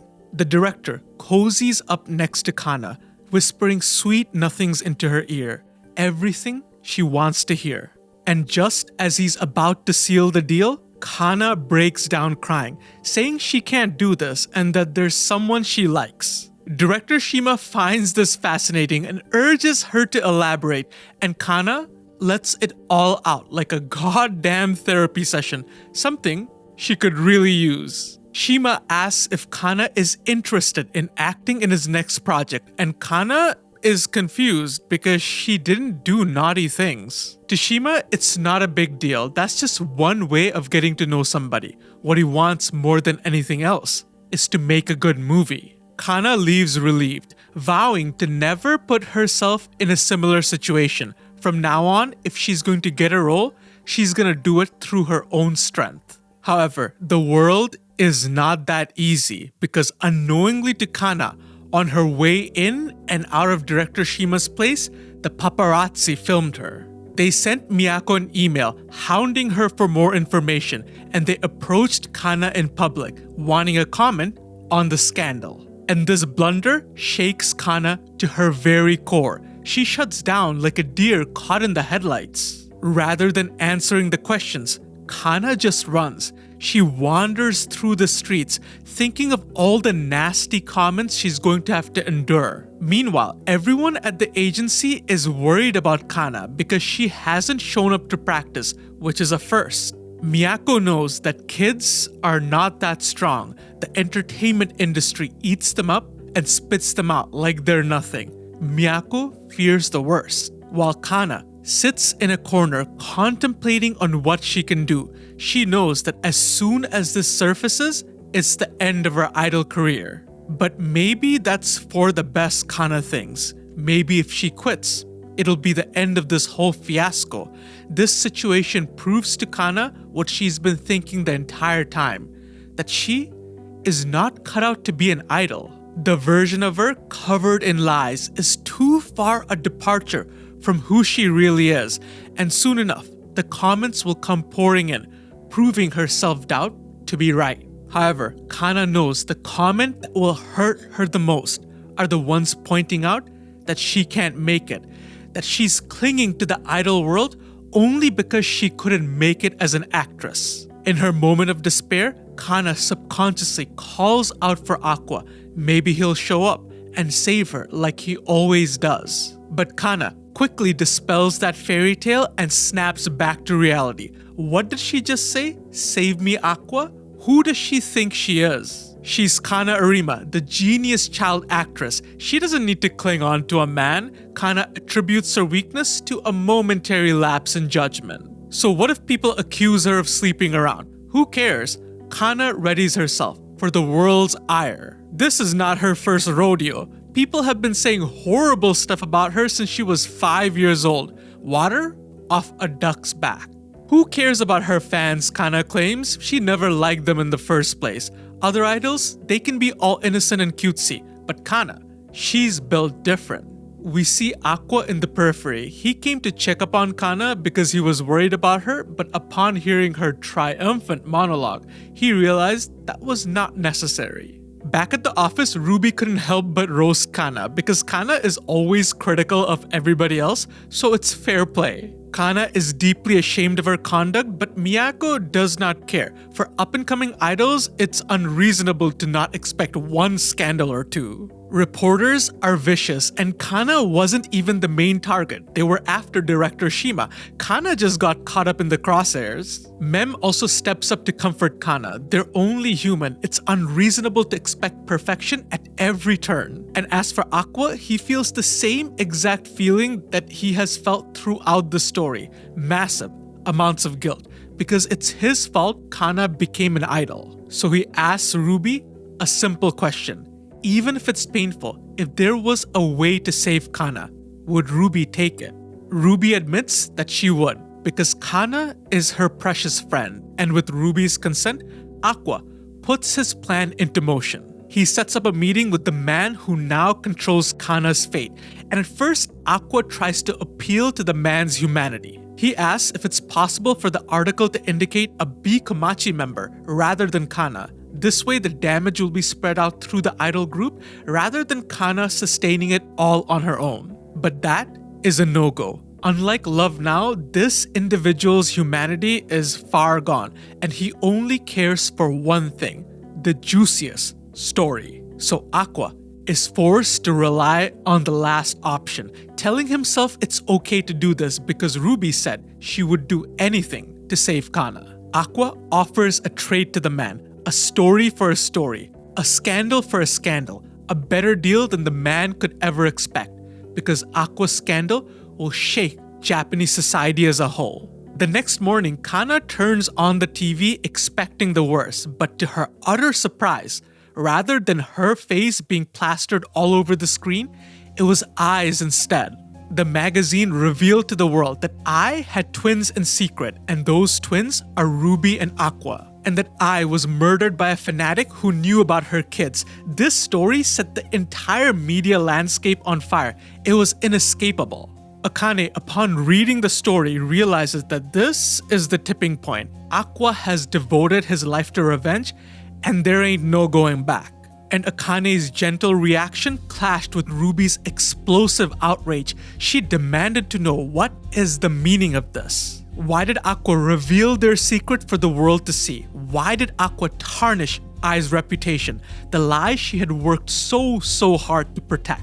Aqua confessed that there was no other way. Ruby said it herself, if there was any way to save Kana, that they should take it. However, Ruby knows that this justification is flimsy at best. She wonders what Ai would think, looking down from the heavens, realizing that her own son betrayed her. Aqua proclaims that she would not care. She would just play it off, laugh it off, like she always does. Aqua gives Ruby a reality check.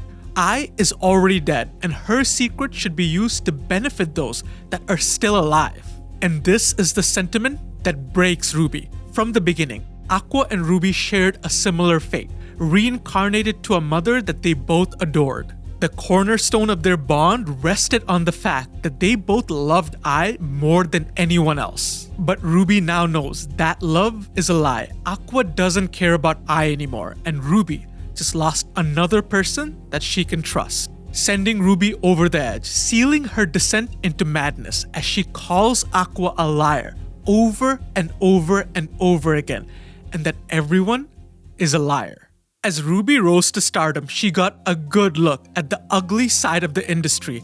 Idols with boyfriends, YouTubers, and actors with double lives. From the beginning, Ai and Ruby shared a similar sentiment on idols, pure and truthful individuals who genuinely loved their fans. And that is where they start to diverge, because Ai did not believe she could be an idol. Her real self hated others and spewed lies. And this stemmed from her inherent lack of self-worth given her terrible life circumstances. While Ruby as Serena had a similar rough upbringing, but she did do her best to stay positive, and she had one thing that Ai did not: Goro.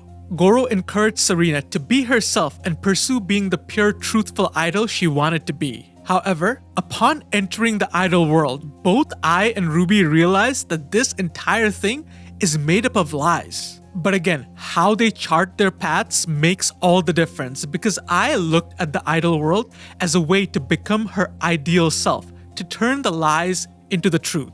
Because Ai did not believe that she could show her true self to the world and be accepted. Nobody wanted the version of her that isn't covered in lies. But Ruby had no such ambition. Her career with Bikamachi started in the opposite direction. When she asked Kana to join her idol group, she said it like it is. There were no lies involved. And when Pion promoted them, it was 100% authentic. Ruby's entire mission was to be a pure and truthful idol like the one she wanted to be as Serena. To be an idol not covered in a single lie. The type of idol Goro encouraged her to be, so she danced on stage every single time, hoping one day to meet Goro as the type of idol he admired. But we all know what happens. Ruby discovers Goro's corpse and her dreams shatter. Revenge becomes her guiding motivation. And slowly but surely, the gap between Ai and Ruby shortens. Lies become a weapon for Ruby as a tool to vanquish her enemies. So she can find the murderer that took everything away from her and make him suffer. And it proves effective. As Ruby has stated, she is good at playing this game. But as Minami points out, it's a far departure from Ruby as her true self. She loathes this kind of deception. And the deeper she steps into the spotlight, the more prevalent the lies. The more lies are stacked on top of each other. Ruby feels like with every single lie, she deviates from why she wanted to become an idol in the first place. Ruby no longer enjoys being an idol. A parallel that maps one-to-one from Aqua in his Tokyo Blade arc, that acting is his form of revenge, and for Ruby, being an idol now is her form of revenge. This outburst is a perfect depiction, and nobody understands what she's going through better than Aqua. That's why, as Ruby leaves the room, Aqua shares that he's doing this so she no longer has to. He wants to take up all of this, all on his own, and that revealing Ai's secret is part of his plan. A plan that will release Ruby from the shackles of her revenge so she can thrive in this world when he is no longer here. Aqua said it best: Ai's secret should be used to benefit those who are still alive. What Ruby didn't realize in that sentence is that referred to both Kana and her. And as far as their careers are concerned, Ai's revelation did wonders. The twins' popularity skyrocketed to obscene levels, while Kana understood over time that Aqua had saved her. The reason her controversy did not leak is because Aqua traded one scandal for another. Ai's secret shed light on Aqua's gloomy personality. Even if Kana had her own demons, they are nothing compared to Aqua's. They sit down and clear up their misunderstandings. Aqua didn't avoid Kana because he hates her, he avoided her to keep her safe. A sentence that leads to Kana smacking Aqua across the head. She might be a tsundere, but his communication skills are worse than hers. Kana warns Aqua not to get conceited because she never saw him as a love interest, which we know is 100% a lie. Kana, in her moment of pride, firmly puts Aqua into the friend zone, reaffirming their childhood friend status. But when she learns that Aqua and Akane are no longer together, she very, very much regrets her words. With the passing days, Aqua's popularity steadily climbs. He can barely hang out in public without a mob gathering. But Aqua's relationship with Ruby is non-existent, and that's not the only person he pissed off. When he meets Saito, he's ready to put him 6 feet under. Saito wonders how Aqua has the guts to show his face, but he starts shutting up real quick when Aqua reveals he knows who Ai's killer is. Saito demands to know who, but Aqua is not gonna tell him. He knows that if he tells Saito, he's gonna go after him, and he can't have that happen. Not yet. After Ai's death, Aqua hit the drawing board, concocting the perfect plan to take revenge on Ai's murderer. Back then, it was just a childish plan. But now, miraculously, he has all the pieces needed in the palm of his hands. He invites Saito to join him, to take part in the ultimate revenge. And we see a sneak peek to what's in store as Taishi reminisces on Ai's memory and the promise he made to her, as he sits down to write a screenplay titled The 15-Year Lie. We take a step away from the main story and travel to the top of the Japanese entertainment industry, where we get to meet Yura. She is the best actress in Japan and the object of affection for every single producer and company out there. But Yura is frustrated because her agency is driving her crazy and she can't dodge exploitative requests even at her level. Yura sips away the pain with her drinking buddy Mickey and shares that she still has a drive to improve and wants to create a legacy for herself. And we see her eyes shine with the same bright star as Ai, eyes that are full of hope. To celebrate the completion of a major project, Yura decides to treat herself with some mountain climbing.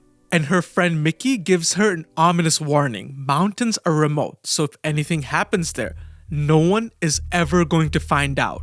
A premonition that proves to be true as Yura finds herself on death's door, given a freak accident.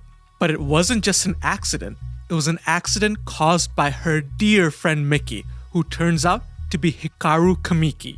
Hikaru took her precious life and can feel its weight in his hands. So as you can see, this guy is into some freaky stuff.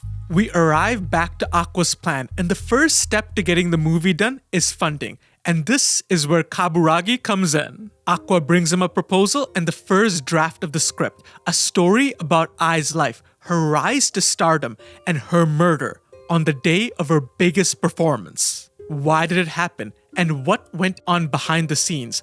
Kaburagi finds this a tricky project. It's sensitive subject matter, so advertisers are gonna avoid it like the plague. And to get all the details right, it's gonna be hard. But Aqua shares that is not gonna be a problem. The information is going to come directly from Ai, and the script is co-written by him, Ai's biological son. Kaburagi has a feeling that Aqua is using both him and Taishi, but he finds it amusing and is on board. Because at the end of the day, the only person who can produce a movie like this is him. Kaburagi is able to use his connections for a stacked initial lineup. First, you have Kurokawa Akane nominated for the role of Ai, which makes total sense because she can bring about her splitting image. The original Bikamachi members will be played by Ruby, Kana, and Mem, the current Bikamachi members. Melt will play Saito, the president of Ichigo Pro, while Frill will play Miyako, his wife. And lastly, the murderer, the man who ended Ai's life, will be played by none other than Hoshino Aqua. As we cut to a scene of Aqua visiting Ai's grave, promising her that he will fulfill her wish. Kaburagi and Taishi head out to raise money for the film, a process that Taishi loathes but Kaburagi lives for. After an onslaught of gruesome meetings, they're able to secure the advertising funds, but they still need another $1 million to get the ball rolling. But Taishi is determined to get that funding so he can play this thing on the big screen. That way, it'll have the best chance to connect with the audience. But on his way home, Taishi notices something strange. Ruby attempting to talk to a cat, which is about the cutest thing ever. They haven't seen each other in a while, but he's amazed to see that she is the splitting image of Ai. But when she tells him that she's on bad terms with Aqua, it makes no sense to him until he realizes that Aqua has kept his sister in the dark this whole time. Taishi is aware of the wish Aqua wants to fulfill for Ai, the wish that prompted this entire movie. We get a clue as to what this wish can be via a flashback which occurred sometime when Ai and Aqua acted in Taishi's movie. Ai is surprised that Kid Aqua fell asleep on Taishi's lap while Taishi just wants her to take this thing home. Ai is fascinated with Taishi's script and asks him questions about his writing process. Taishi shares that his philosophy is to capture the real thing. That's the only reason he makes films. Knowing this and also knowing Ai's real goal of being an idol, which is to show her true self, it's no wonder that next Ai requests that he be in charge of Bikomachi's documentary. Because Taishi's filming skills can be a way in which Ai can show her true self to the world. At first, Taishi says no, but Ai keeps hounding him until he says yes. The scene is a cute parallel to when Aqua asks Kana to be an idol. But before Taishi starts filming, he warns Ai he's not in the business of making boring films. If she keeps up appearances or shows the version of herself covered in lies, he's gonna stop filming. Even though this is what Ai wanted from the very beginning, she's still hesitant, asking Taishi if he's certain. Because if he films the real her, not covered in lies, there's a chance he's gonna cut and cut again because the footage isn't gonna be usable. Harping back to what we already know, that Ai believes nobody is gonna accept the real her. But Ai does agree to the director's conditions and shows him the real her, followed by the haunting words, "Please film the real me."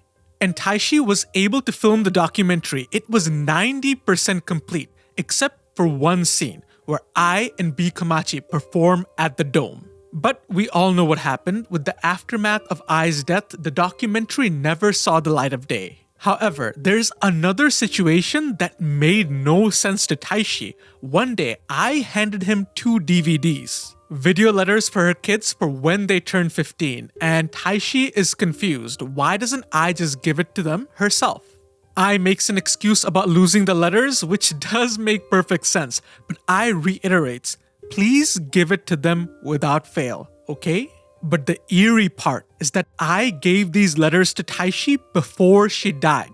Taishi wonders if Ai knew that it was gonna happen, that her fate was sealed, that her death was imminent. Ai left behind 2 letters, one for Aqua and one for Ruby. Ruby's reaction tells Taishi that she hasn't seen the contents of her letter yet, while all of Aqua's actions are influenced by the message Ai left for him in his letter.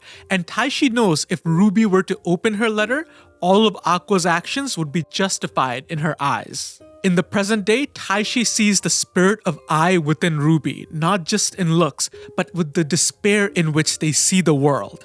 So with this in mind, Taishi makes the decision of nominating Ruby for the role of Ai Hoshino in the 15-year lie.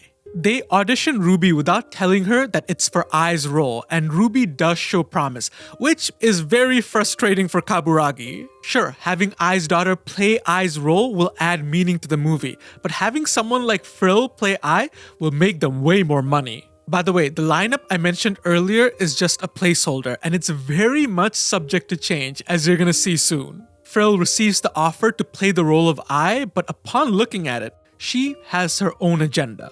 At school, Frill ambushes Ruby and tells her that they've been nominated to play the same role, but doesn't tell her that it's for Ai. And Frill knows, given that she's a megastar, the role will likely go to her, but Frill doesn't want it that way, and challenges Ruby to a showdown. Whoever wins will take the role, fair and square, a 3-way showdown, because Frill has already contacted the other candidate, Kurokawa Akane. They rent out a studio with Akane shortly arriving to the scene. It's a bit awkward for Ruby because she hasn't seen Akane since her breakup with Aqua. Akane questions Frill's intentions because she knows as well as Frill does that Frill is going to get the part. Frill makes an excuse saying that there's no reason, but Akane, being as sharp as she is, knows that this is BS. So Frill comes clean, disclosing that it's her pride. She wants to feel good playing the part, knowing that she has earned it. Akane isn't interested, but upon learning that Aqua will be in the movie, she is suddenly interested. But Frill still isn't allowed to reveal the character or the script, so rather than a reading, they're gonna hold a competition. They'll pick a theme and improvise their act accordingly, and the theme Frill chooses is liar. Frill goes first, and even though her acting isn't as good as Akane's, she has an it factor that just draws you in, that makes you want to watch her. Next up is Ruby, and when it comes to professional acting, the two of them dwarf her. But if it's just acting, Ruby has 2 lifetimes worth of experience. In her previous life, she played the role of Serena, cursed from the beginning, acting as if she's brave and understanding of her parents who abandoned her. An act she was forced to put on because she knew her weak self was incapable of surviving on her own. And in her second life, she played the role of Ruby, Ai's innocent and cute daughter, even though she harbored the memories of another life. Acting bright and cheerful even after Ai's death, pretending that she's over it because she knew that was the type of life Ai would have wanted for her.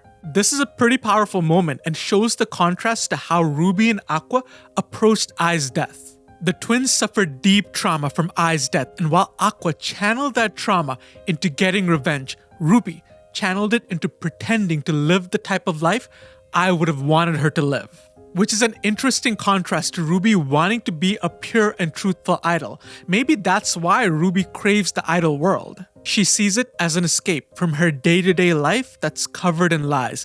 But now that being an idol is painful, Ruby has nowhere else to escape. In Ruby's eyes, she might not be an actress, but she's been acting since the second she drew breath. And when it comes to lies, nobody will challenge her. So Ruby channels all her authentic emotions into a stellar performance, laying bare all the negative feelings she has pent up inside, before hiding it all again behind the perfect mask, something she's been doing for decades. The two are impressed, but Akane is tired of playing into Frill's hands, so she calls her out. And Akane dons Ai's persona to drive home the message. She knows that this audition is for Ai's part, and the movie is Aqua's idea. Frill's intention is to give Ruby the role, but if Frill drops out, the role will go to Akane. But with this audition, she can make sure Ruby gets it. Ruby finds Aqua's actions revolting. She wonders how low Aqua will stoop, trying to make money off of Ai's memories. However, Frill corrects her. She has read the script and knows that the goal of the movie is not to make money, it's to get revenge. The movie condemns Ai's killer and for sure is gonna bring about public malice, but how bad it's gonna get depends on Ai's actress, because whether or not Ai forgives her killer is gonna determine the public's wrath. Akane argues that the role should go to her because nobody can portray Ai better than she can. But Ruby now steps up, wanting the role because it's her responsibility to avenge her mother, and nobody can understand Ai better than she can. So Ruby challenges Akane. No matter how many auditions it takes, she will claim this role. Under normal circumstances, Akane would wipe the floor with her, but this is super awkward. Ruby once called her big sister, and Akane boasted like she knew Ruby's dead mother better than she did. And on top of that, Akane is stealing away a role from a girl who lost her mother and witnessed her dead doctor with her very own eyes. Akane has the skills, but her mental is not up to par, so Ruby secures the role. On her way back, Akane reflects on the chaotic day, only to run into Aqua, who is aware of what's going on, asking Akane if it's done. This is the first time they've met after the breakup, and the vibes are definitely not good, but it does give Akane the chance to get something off her chest. She declares proudly that she's going to stop Aqua's plan, and Aqua challenges her back. If she thinks she can do it, go ahead and try. In the next scene, Kana makes a big announcement that she is going to retire from her idol career, which shocks Bikamachi fans. Kana has made the decision to devote her life to acting, and we see her share a meal with Aqua where it's confirmed that she's going to be in his movie. Kana wonders if it's okay because as a former Bikamachi member, she's gonna have to say some really nasty things about Ai, but Aqua confirms that it is okay. Since Kana is special to him, she gets a pass, and as you can imagine, this flusters the girl beyond belief. But in this moment, we see a darker side of Aqua. He's well aware of how much he's leading on Kana. He sees it as exploiting her, coaxing her into playing a role that's necessary for his movie. But it's clear as day, that's a giant cope. What Aqua really wants is to erase any delusion in his mind that he's gonna get to have happiness so he can devote himself solely to revenge. A great example is when Mem comments on how good the vibes are between Aqua and Kana, and he proclaims that he has given up any naive thoughts of being happy. So if he sells himself the lie that he's a bad person, that he's taking advantage of Kana in the same way that he took advantage of Akane, then he doesn't have to come to grips of his feelings for Kana. He can tell himself that he's undeserving of that affection and just call it a day. In the next scene, we see Aqua's first interaction with the Crow Girl, and just like Ruby, they have met somewhere before. Two facts are confirmed in this conversation. The first one being that Ai has not been reincarnated. She is gone for good. I'm not sure why that came up in the conversation.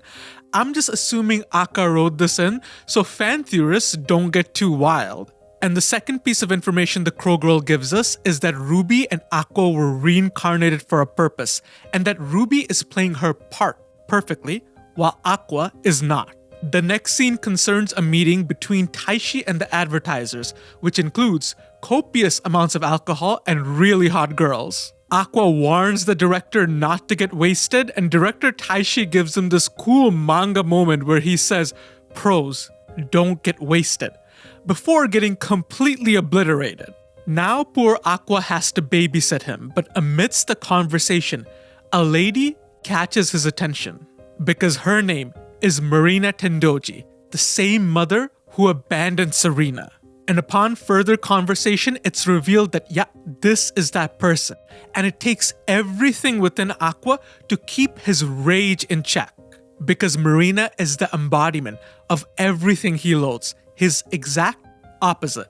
Aqua has been laden with guilt for those he could not protect, refusing to feel an inch of happiness. While Marina is just waltzing about, enjoying her drinks with a guilt-free conscience, even though she ignored her poor daughter as she lay on death's door. But all he gets is a painful reminder as Marina gleefully shows off a picture. A painful reminder that Serena's life was a living hell. Everyone starts prepping for their roles, and Ruby finds it really difficult given her insane schedule. Even with consistent effort, Kaburagi tells Miyako that Ruby is not at the level that they need. Miyako tries to negotiate, but she knows it's the truth. If you put Ruby beside Aqua, Frill, Akane, Kana, her bad acting is gonna stand out. To get better, Ruby consults Kana, and she gives her the same advice that she gave Aqua. The key to great acting is emotions. But this is a struggle for Ruby, made apparent when Kana coaches her through a scene. Ruby has to put herself in the shoes of Ayumi Hoshino, Ai's mother, who completely abandoned her, who didn't love her. But that is a feeling Ruby can't understand, and we see a glimpse into the deep trauma she harbors, not as Ruby, but as Serena. Because deep down inside, Serena could not bring herself to believe that a mother would not love their child. The situation, combined with Kana's advice, prompts Ruby to look inwards, to think deeply about who she is, because the lines between Ruby and Serena are starting to blur. When Serena lay at the hospital, her mother would barely visit, and when she did, she would spend no time with Serena. She spoke to the doctors and left soon after. Serena timidly asked her dear mother if she loved her. And Marina lied to her face, saying yes she did, as she abandoned Serena again in that cold hospital room. This is the root of Serena's trauma, as she chose not to see her mother's lies. She chose to ignore her deception, just as Aqua chose to ignore the loophole. And even as Serena's condition got worse day by day, she faithfully waited for her mother to return, because it was necessary for Serena to find a tiny shred of hope in her hopeless world. And now the emotions buried within Serena came pouring out, and the specter of Serena arose in the same manner as Goro's. A manifestation of her past trauma, laying bare the truth for Ruby to hear, that her mother never loved her, and that it was all a lie. Ruby refuses to come to grips with this reality, so she finds herself at a doorstep. The same doorstep she's found herself at multiple times. The doorstep of her previous mother, Marina, and this time Ruby musters up the courage to ring the doorbell, only to be met with the ugly truth that her mother now has a new family, and she's happier than she's ever been, and she's forgotten all about Serena. Ruby had never witnessed her mother smile so bright, a smile that proved that she is better off without her. And in the face of this undeniable proof, Ruby could no longer lie to herself and had to admit the ugly truth that her mother did not love her. And since she never received a mother's love, Serena foisted a dirty wish on I to be a substitute for the mother who never loved her. Serena used I to feel the affection she never had. The realization breaks Ruby and she questions why she was ever reborn, because anyone associated with her will know nothing but misery. However, Aqua overhears, realizing what happened. He tries to calm her down, but all Ruby can think about is work, anything to escape the pain. The only hope Ruby has left now is to hunt down the man who took everything away for her, to live for revenge. Aqua begs Ruby to forget about revenge because there's no need for her to do that. All Aqua wants for Ruby is to live a happy and carefree life. But Ruby rejects his offer. To her, they were never close, just two strangers reborn in the same circumstances. Nothing more, nothing less. If he wants to act like a big brother, it's too late now. It's a tough pill to swallow, but Aqua has to accept it. It's the price Aqua feels he has to pay for keeping Ruby in the dark, for distancing himself, for never showing his true self. So he makes a request, not as Aqua, but as Goro Amamiya, and he conveys this by addressing Ruby not as Ruby, but as Serena. He reminds her of her words back at the hospital room, the reason why she wanted to be an idol in the first place, to wear cute dresses, to sing cute songs, and to make her fans happy. For the longest time, Aqua chose not to see the signs, the fact that Ruby is Serena reincarnated. Just like he chose to ignore the loophole, he chose to ignore this reality because he felt like he didn't deserve it. Someone as wretched as him was not entitled to such a convenient fantasy. He who failed Serena as Goro should never get a second chance at redemption. But his self-loathing is beat out by his sense of duty. A chance to help Serena far outweighs his trauma. He begs her with every fiber of his being to forget about vengeance and to just live for herself. And Ruby slowly puts it together, the emotions that Aqua put forth, the fact that he addressed her as Serena, how he knows the intimate facts of their conversations in that cold hospital room, so Ruby musters up the courage to ask him the question, could it be that you're sensei? Aqua confirms it by pulling out the keychain with a painful smile on his face, surprised that she kept it safe for him for so long. And thus the two reincarnators finally meet, reunited in this brand new life. And Ruby bursts into tears, glad that the doctor she wanted to see for so long was right here all along. Ruby shares all this time she looked for him. She got up on stage and sang every single time, hoping that he would be in the crowd. But she never saw his face and feared the worst, that he had forgotten all about Bikamachi and I. After Aqua's betrayal, Ruby felt all alone in this world. She felt like there was nobody in her corner. But Aqua assures her that there is a method to his madness, that revealing Ai's identity will help get Ai's revenge. Ruby shares the pain that lying brought to her, that with every single lie, she felt like she was going in a direction she did not want to go. Aqua comforts her, saying she no longer needs to chase Ai's shadow, and that Ruby should be her true self. To Aqua, the Serena who was brave by herself in that hospital room is far more vibrant than I will ever be. That is the idol he wants to support. So Ruby chooses to believe in his words and embraces the girl Goro was a fan of all those years back. and Ruby reminds him that he promised to give serious consideration to her romantic proposals when she turned 16. Well, just so happens that Ruby is now 16. And if you were wondering, yes, this anime is based in Alabama.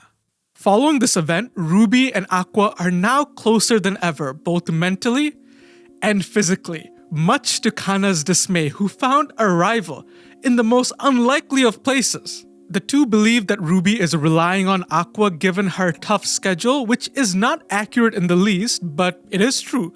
Ruby's schedule is demonic, which leaves Miyako at her wit's end. This is a crucial time for Ruby, and her efforts could make or break her career for the next decade. But Ruby is also Miyako's daughter. She doesn't want to push her to the point of collapse. Miyako has always felt inadequate as their mother. Aqua hides his emotions behind a sour face, while Ruby hides hers behind a fake smile. Miyako felt as though if she were their real mother, she would be able to figure out what's going on in their head, but she isn't. Miyako wants to be hands-on to help the twins, but running the agency takes up all her time.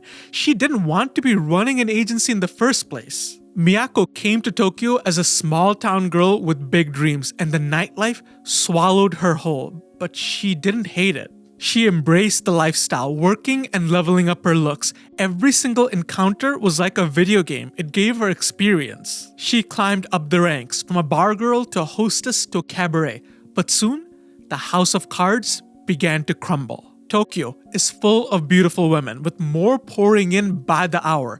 As Miyako aged, her popularity began to dwindle. Soon, she was the one introducing guys to even bouncier girls, and men were sniffing around the corner, wanting to take advantage of her desperation. And that's when Saito entered the picture. Since Miyako had no purpose, Saito asked her, why not come work for him? Rather than shining herself, why doesn't she help others shine? At first, Miyako was skeptical, but she soon realized, seeing the light from backstage, she did not hate that feeling, not one bit. Saito promised to show her the most dazzling scene in the world, and that's a dream Miyako could get behind. But after Ai's death, everything fell apart, and Saito disappeared off the face of the planet. Until tonight, where Miyako meets Saito for the first time after Ai's death. Saito makes a break for it, but Miyako chases him down in tears, asking why did he give up? Why did he run away? Saito promised Miyako a dream, and even though he gave up, she is still trying. It's revealed later on that none of this is a coincidence. Aqua set the entire thing up, and Miyako drags Saito back to where he belongs. It's a good move because Saito knows what he's doing, and now Miyako can focus on the twins. The next scene features another meeting between Aqua and the Crow Girl, dropping for us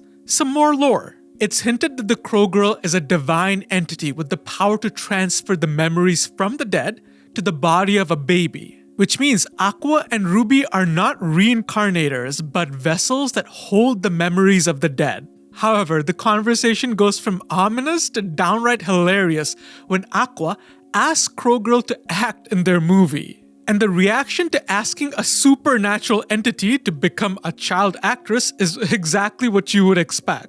There is merit to Aqua's request, as he explains if the movie is a hit, it'll be good for Crow Girl, so the purpose she espouses has something to do with Aqua's revenge. And after a bit of teasing, he is able to get Crow Girl to join, and she will play Child Ruby and Child Aqua, taking the stage name of Tsukuyomi.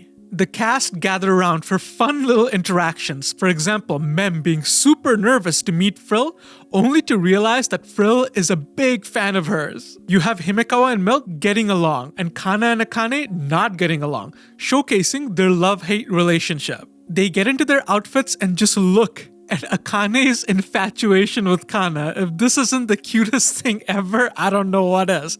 But the real head turner is definitely Ruby, who proves to everyone that genetics can be cruel.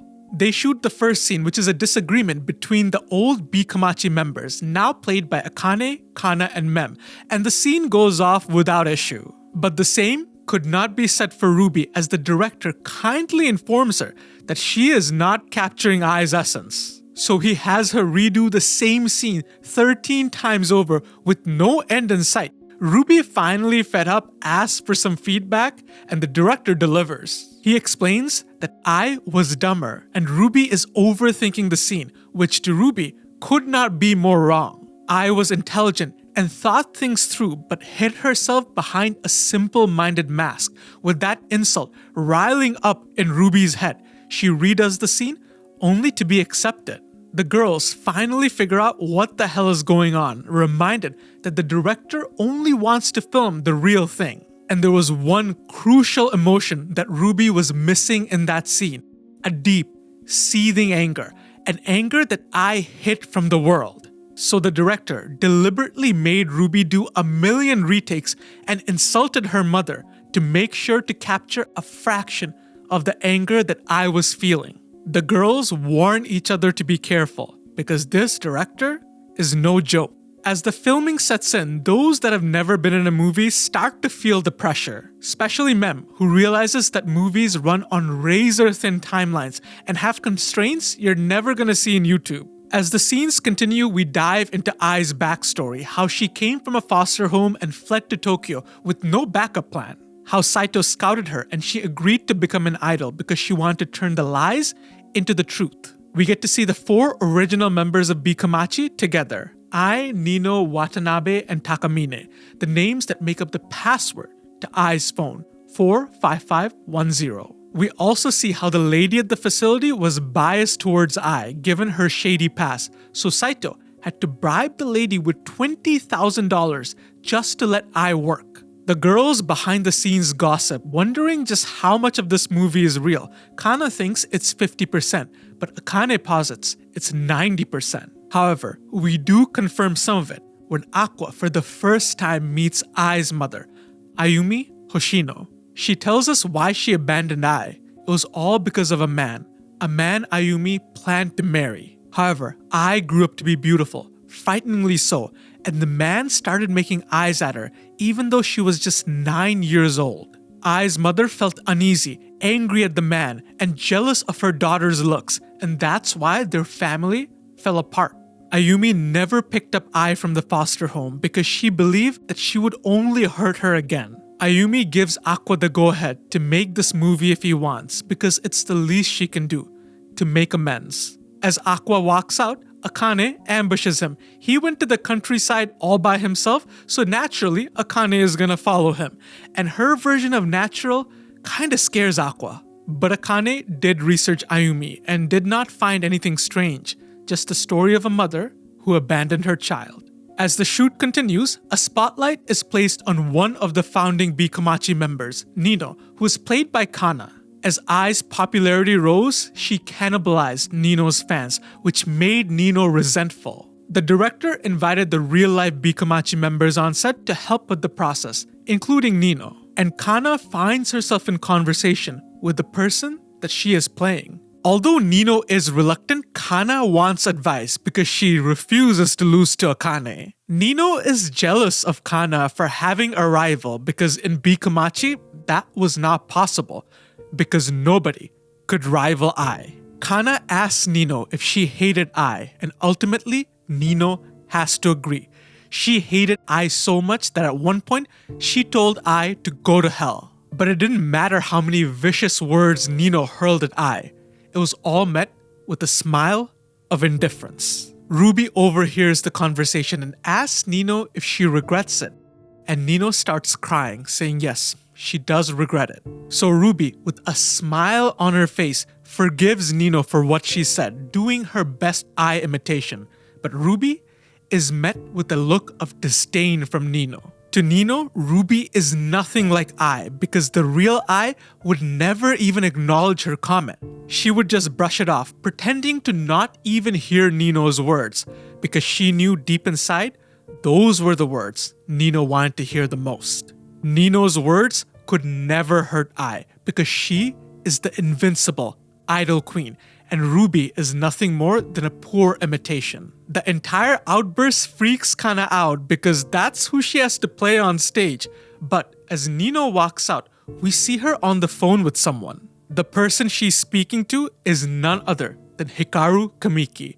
Nino assures him that there's no need to worry because Ruby is nothing like Ai. She reveals that their entire goal is to make sure nobody surpasses Ai, not even her own daughter. However, Nino's words leave a scar on Ruby's performance. She starts to wonder what type of person her mother really was. How did she actually feel? On the flip side, Kana's understanding of her character strengthens. Nino's unhinged outburst gave her a lot of clues that she was missing. Nino is a person of duality, of love and hate, because she's still obsessed with Ai, a deceased person after so many years. Nino's hate for Ai is so deep, you could even call it love, a form of twisted obsession. Kana notices Ruby struggle with her performance because the hurdle and pressure must feel insurmountable. Ruby wants to do right by Ai and portray her well, because this film is necessary for her family to come to terms with the past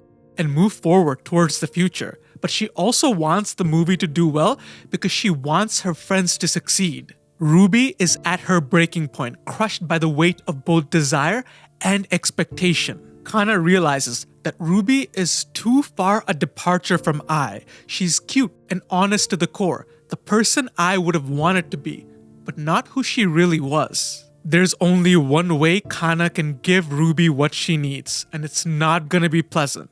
Kana needs to make Ruby feel, if only a fraction, of what Ai felt throughout her entire life. So with a heavy heart, Kana makes her decision. Kana shows Ruby the wretched feelings she harbors, how she has to quit the idol scene because of Ruby, how she's forced to retreat because of Ruby's talent, how she feels like she's Ruby's extra and she's only there to make Ruby look good. Kana lays it all bare that their friendship is nothing more than a farce because she knows this is what it's gonna take for Ruby to feel a fraction of what I felt.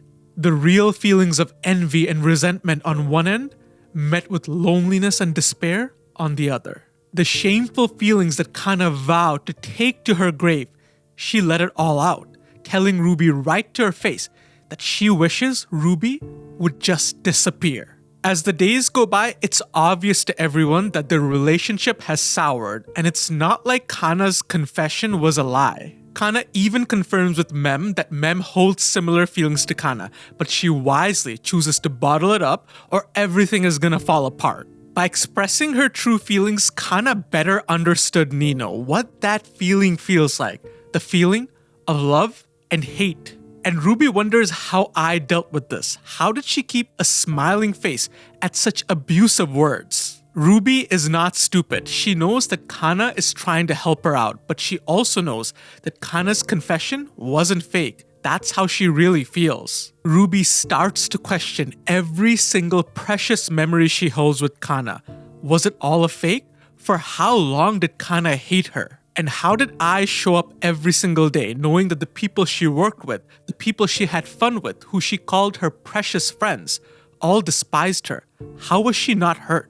And Ruby finally realized what everyone around her had gotten wrong, that the version of I Nino holds in her head is the actual fabrication, the so-called invincible idol queen. Even Aqua's version of I, that she was carefree, avoided important conversation, and never cried, that is a misunderstanding.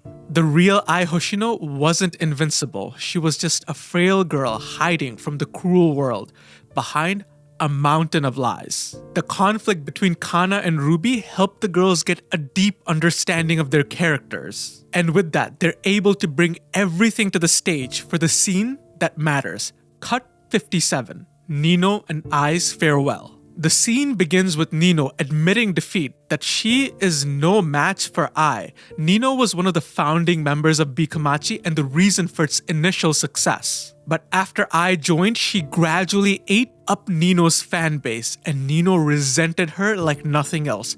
Her hatred was so deep, it was like an obsession. Nino wishes deep inside that she were like Ai, and Ai just brushes it off, saying, "Oh, I wish I were like you." But Nino sees through the fake flattery. Nino knows that if you ask anyone who would you want, Nino or Ai, they would pick Ai every single time. Ai had consumed everything around Nino and it ate her up. Nino expressed her frustration, but in the face of that, I just brush it off.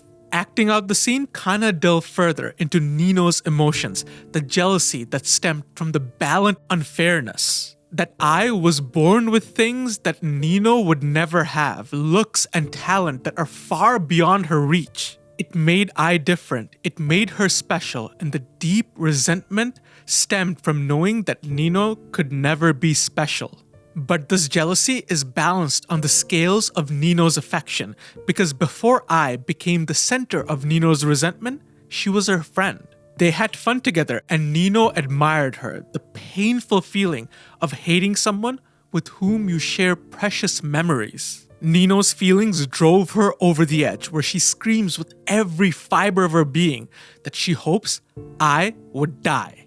But fights between teenagers are normal. Friends say they hate each other, say really bad things, and then make up like nothing happened. That's how some friendships go. However, that's not what happened with I. No matter what Nino said, no matter the heinous things she levied, she was always met with the same suffocating smile. Kana commends Ruby in her mind for her stellar performance, but as Kana exits the scene, she hears something in the distance.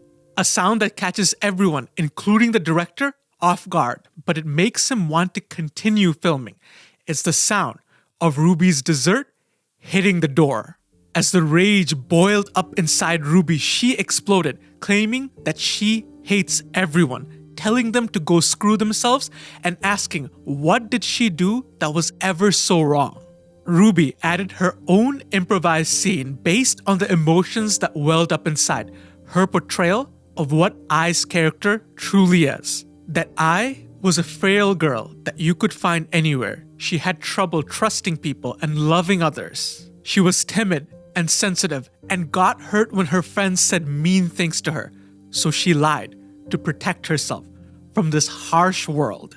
She hid behind a mountain of lies with a careful smile placed on top, never to show any real emotion, never to show any weakness. She was beautiful, neat, and pure. She promised to love everyone regardless of their character and would never betray them. She was like a pet that everyone loved because the world had molded her into such a being. The world foisted their dirty desires onto I. They combined her character, her nature, her talent to create this entity. They never treated her like a person, but more like a product because the world would never accept who I was as a person. So they created a version of I that they would accept. I from B. Komachi. I, the invincible idol queen. It was as if Ruby's acting screamed out to the cameras and the world that you guys are the ones who did this to my mother. Looking at this version of I, Saito confirmed that Ruby has a long way to go because the loneliness she conveyed is only a fraction of what I hid in her heart. And Kana lives up to her name because even if she learned how to shine bright, nobody else can uplift another actor like she can. The director loves the scene and decides to keep it, and as for Ruby and Kana, after the scene is complete, they reaffirm their friendship. The scene helped Ruby understand I better and solidified the belief that she and I are nothing alike. She has family she loves and friends she cared about, things that I never possessed. Ruby reaffirmed her goal that she will be her own person, her own type of star. She will not chase her mother's shadow. The next day, Aqua has an outing plan, but not with who you'd expect. He's hanging out with Himekawa, Frill, and Mem. Himekawa just got a brand new car and wants to take them for a joyride. And on the trip, we start to see more of the relationship between him and Frill. As top talents, they've acted together on multiple occasions, and Frill has also asserted her dominance over Mem in the cutest way possible. They're all having a good time until Himekawa's lousy driving causes an accident. Thankfully, nobody is hurt, but Frill has half a mind to just abandon him. They hang out at the beach and Mem learns the shocking fact that Aqua and Himekawa are related, that they have the same father. And it doesn't take long for Mem to realize the grotesque truth that Himekawa's mother Eri slept with a boy younger than ever should be tolerated. That's in fact the reason Himekawa chose to act in this movie. He knew this fact, and this is his way to take control of the past and make amends for his mother's wretched actions. This beach episode is foreshadowing for the scene that's about to take place, as the major players are Frill, Himekawa, and Aqua.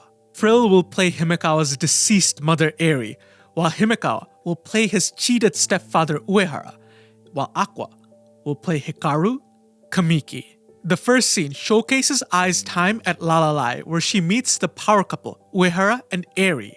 Since Ai struggles with acting, Uehara recommends someone around her age to help her with the scenes, and thus she meets Hikaru Kamiki. And Ai is immediately taken by Hikaru. He's young, attractive, bright, like a jewel everyone wants to own. Ai wonders if the world sees her in the same way that she sees Hikaru, and then she starts pinching his cheeks because girl has no manners. But this gets Hikaru's other admirer Eri jealous because it's hinted that she has more than just a fascination with Hikaru. The movie shows Ai and Hikaru spending time together. He goes over to her place to help her learn acting. They have this cute interaction where they call each other weirdos, and it's clear for the world to see that their chemistry is fantastic. They slowly grow fond of each other, and Ai's affection for Hikaru changes her. As Kaburagi shared before, her demeanor changes from that of a girl to that of a woman.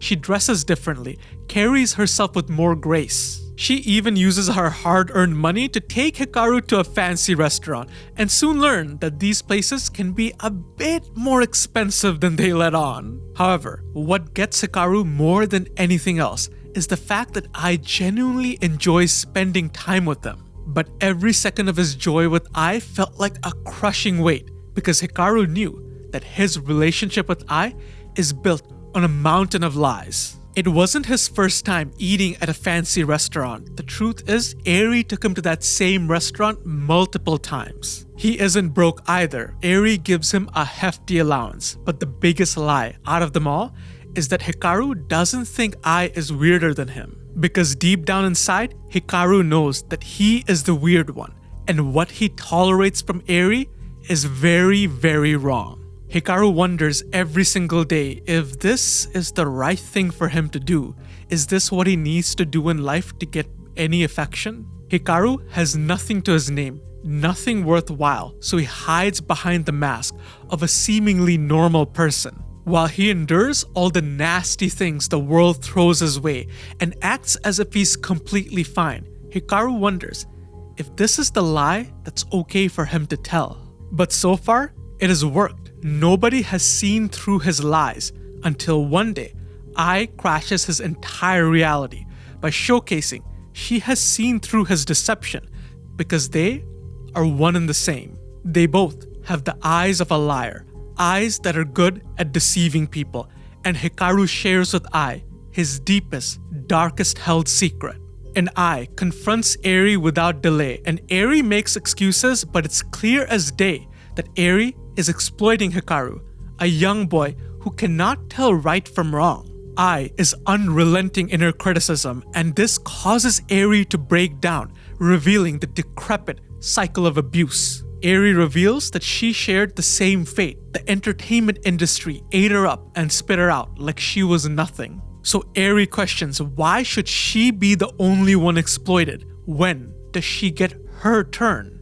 Eri sells herself the lie that she loves Hikaru and she treated him really well, and his experience is 1,000 times better than hers. This scene is a clear example of hurt people hurting people. Victims that have their dignity taken away feel like they can reclaim it by taking someone else's dignity. The entertainment industry is rife with abuse, putting beautiful, young individuals next to old, powerful ones, blurring the lines between right and wrong. And speaking of right and wrong, the next scene is a kissing scene between Ai and Hikaru, which means it's a kissing scene between Aqua and Ruby. And this panel just about sums up the reaction. Mem knows that this is so wrong, but the idea of hot twins making out, everyone is gonna want to see that. While Ruby is all but counting down the seconds, ready to shower Aqua with some anime-style familial love. For the record, Aqua did not want this part in the movie, but Kaburagi insisted on it, so he left it up to Yoriko, the mangaka of Sweet Today, to spice things up, since romance is her forte. Yoriko's words to describe the kissing scene are long and strong, and any resistance from Aqua is skillfully broken down. Aqua is conflicted, but even more conflicted when Ruby shares that this is her first kiss and he needs to take responsibility. Aqua shares his deep discomfort, so Ruby comes up with an idea. Rather than looking at this as a kiss with Ruby, his sister, why not look at this as a kiss with Serena? What if Serena grew up healthy and confessed to Goro on her 18th birthday? Could Aqua do it then? And if he's still hesitant, they could always rehearse, which means Ruby is good to go right here, right now. But once is more than enough for Aqua in this lifetime, so he declares that it is bedtime, but Ruby is in the mood to be spoiled and is not gonna go to bed until he calls her Serena again, for old time's sake. Aqua has no choice but to entertain Ruby's selfish fantasies, and after some heavy indulgence, Ruby is as happy as one can be. Aqua is okay with spoiling his sister, but shares that he's not the same Goro that he used to be. Ever since Ai's death, he feels crushed by the weight of his own guilt. He can't bring himself to smile, say silly things, or do the things that he wanted to do. Seeing Aqua in such a sorry state, Ruby decides to cheer him up. Just as Aqua once said that Ruby is the idol that he wants to support, Ruby shares that Aqua is also her idol. She's happy that he's alive and that he's here with her right now. And no matter how badly Aqua thinks of himself, Ruby will always be his blind follower. She adores how he moves forward even when he's hurt and how he carries the burden for those around him. Ruby recalls all the kind things he did for her, like going all the way to Tokyo to get her Bikomachi tickets, the most thoughtful gift she has ever received. So no matter what side of him he shows Ruby, Ruby will accept everything. His kindness, his weakness, his everything. But she does remind him, despite being his blind follower, that she is hopelessly in love with him. And without warning, Ruby kisses Aqua, a panel juxtaposed with their eventual kiss on set, which goes off flawlessly, much to Kana's dismay.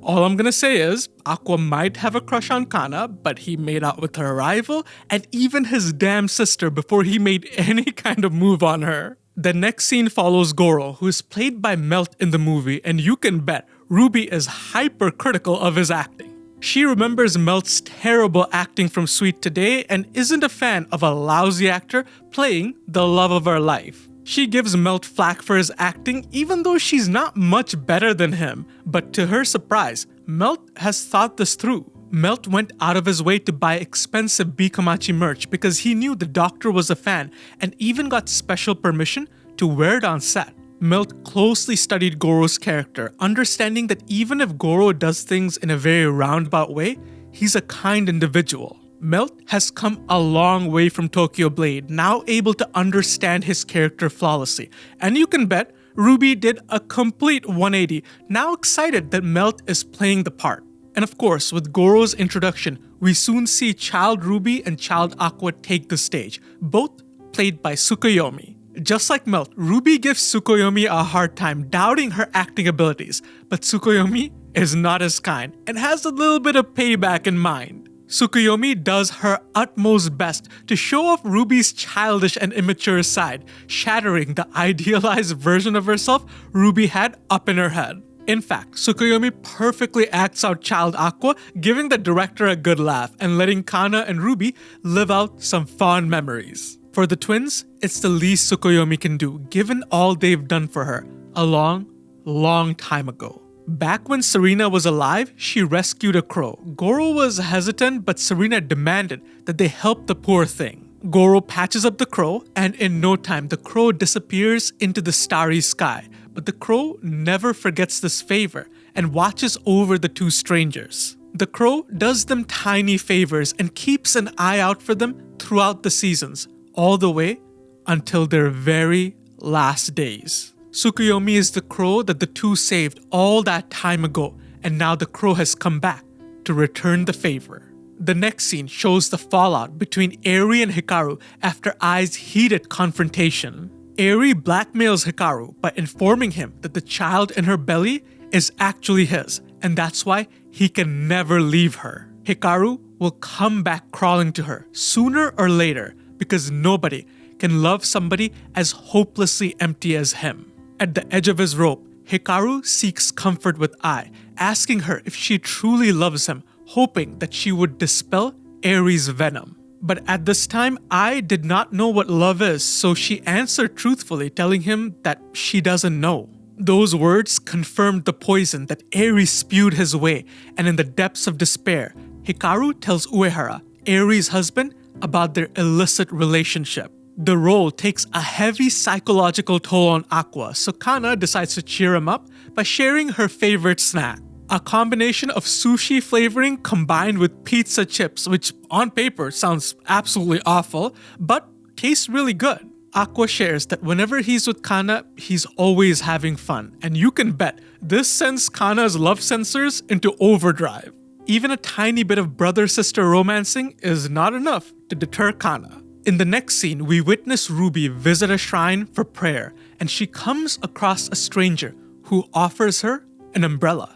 Ruby has no idea that this stranger is Hikaru, Ai's killer and the object of her desire, which makes absolutely no sense because he looks exactly like Aqua. But for now, let's just roll with it. The stranger makes small talk, asking Ruby what she prayed for, and Ruby shares she prayed for an answer. She recently realized that nobody is born evil and that everyone has their circumstances. The world is not black or white. But even if it's irrational, Ruby still hungers for revenge because she can't bring herself to forgive that person. The feeling of not being able to forgive without reason is what burdens Ruby. Ruby apologizes for the strange conversation, but the man is okay with it. He advises her not to look to the gods, but to look to herself. He asks her what she wants to do. Does she want to forgive? What does she want to become? The man is interested in the answer. Ruby shares that deep down she wants to fulfill her mother's unfulfilled dreams. She wants to surpass her mother and shine brighter than I ever did. She wants the whole world to idolize her so much that they can't afford to look to the past. Ruby feels that's the only way everybody can move forward. Hikaru is astonished because right now there is nobody in the world brighter to him than Ruby, and she just might surpass Ai. Hikaru attempts to push Ruby down the stairs, but Akane interrupts him. She knows exactly who he is and takes Ruby to safety without revealing his identity. Nino joins the scene, informing Hikaru that Akane has been following him, and to Hikaru now, it all seems inevitable. And with this movie, he will finally need to pay the piper. A few chapters back, there was a meeting between Kaburagi and Hikaru. Hikaru officially signed on to be a sponsor for the movie, even though Kaburagi told him exactly what the movie is about. They don't legally have Hikaru's permission to use his name, but given the subject matter, it's only a matter of time until the public figures it out. Hikaru knows that he's running on borrowed time, so before he departs, he has one unfinished task. The movie wraps up the last of the pivotal scenes, including Goro and Ai's murders, and with filming now complete, we get a beach episode to celebrate. This time, everyone is partaking, including Minami and even the director, who's the certified dad for the day. Himekawa takes his time admiring the beauties before Melt ruins it all by pointing out that Ruby is his half-sister. I mean, that didn't stop Aqua, and she is his full sister. But Melt is looking forward to seeing Frill in her swimsuit, but is very, very sorely disappointed. She is a bit of a free spirit. Kana tries to get Aqua's attention with the good old rub sunscreen on me technique, but ends up catching a wild Akane instead. Hey, if Aqua doesn't work out, at least she has a backup plan. The kids enjoy their time at the beach, frolicking in the sun, and come nighttime, Aqua finds himself in conversation with Akane. Akane watches Aqua like a hawk, making sure he does nothing reckless. Akane reminds Aqua that all these happy people around him today, they're all gonna be sad if anything happens to him. Hikaru will face justice through this movie, and Ruby will savor her revenge through her acting. Akane's only wish is for Aqua to find happiness, and she wants to help him in the same way he saved her from her darkness. But unknown to Akane, Kana catches a glimpse of their conversation from afar, thinking that they are getting back together. As Akane walks back, Kana confronts her, revealing her pent-up feelings for Aqua, but admits that Akane and Aqua are a good pair and urges her to get back together with him quickly. Akane attempts to correct her, but Kana is in tears, so Akane has no choice but to be forceful with her message because Kana is not getting it. Akane makes it crystal clear that they are not together. Akane's love for Aqua is like a mother's love for her child. She wants the best for him, but given Aqua's track record, that is not the right choice of words. Akane argues her case, but Kana is not convinced because if she were a man, Kana would choose Akane over herself in a heartbeat. Akane is kind, talented, and good-natured while Kana has a foul mouth, not aware of Akane's very stalker-like tendencies. Akane appreciates the compliment but knows that Aqua likes Kana. All Kana has to do is make a move, but in the face of Akane's provocations, Kana just runs away. However, Kana is about to learn that you can run from Akane, but you cannot hide because girl shows up at Kana's doorstep the next day unannounced. Akane will support Kana's love and offers her ample information like Aqua's favorite products, his favorite clothes, anything to help Kana get an edge. And to be fair, Akane has her own agenda. She knows that Aqua keeps people at arm's length to make sure he can take his revenge guilt-free. Which means if Akane can get Aqua and Kana together, he will be hesitant to do anything reckless. Akane knows exactly how Aqua operates and is more than happy to use it against him to make sure that he is safe. In the next scene, we see Aqua come face to face with the specter of his trauma, Goro. The specter was haunted by loss of both Ai and Serena, so the specter put everything into revenge, and that revenge burned bright within Aqua. But now that Serena is not only alive, but doing well, living out her dream, the specter no longer desires revenge. Because for him, there is no salvation greater than watching Serena's happiness. Soon, the specter will disappear, being nothing more than a distant memory. So he urges Aqua to decide what he wants to do for himself. Does he want revenge, or does he want to live out the rest of his life in happiness with the girl he loves? Because the specter knows Aqua has feelings for Kana. He loves what a hard worker Kana is, how she's foul-mouthed but still quite sensitive. Aqua admires her strong, straightforward gaze, and the specter knows that she likes him too. They could be happy together. A fact that Aqua is well aware of, but he doesn't want to involve Kana any further,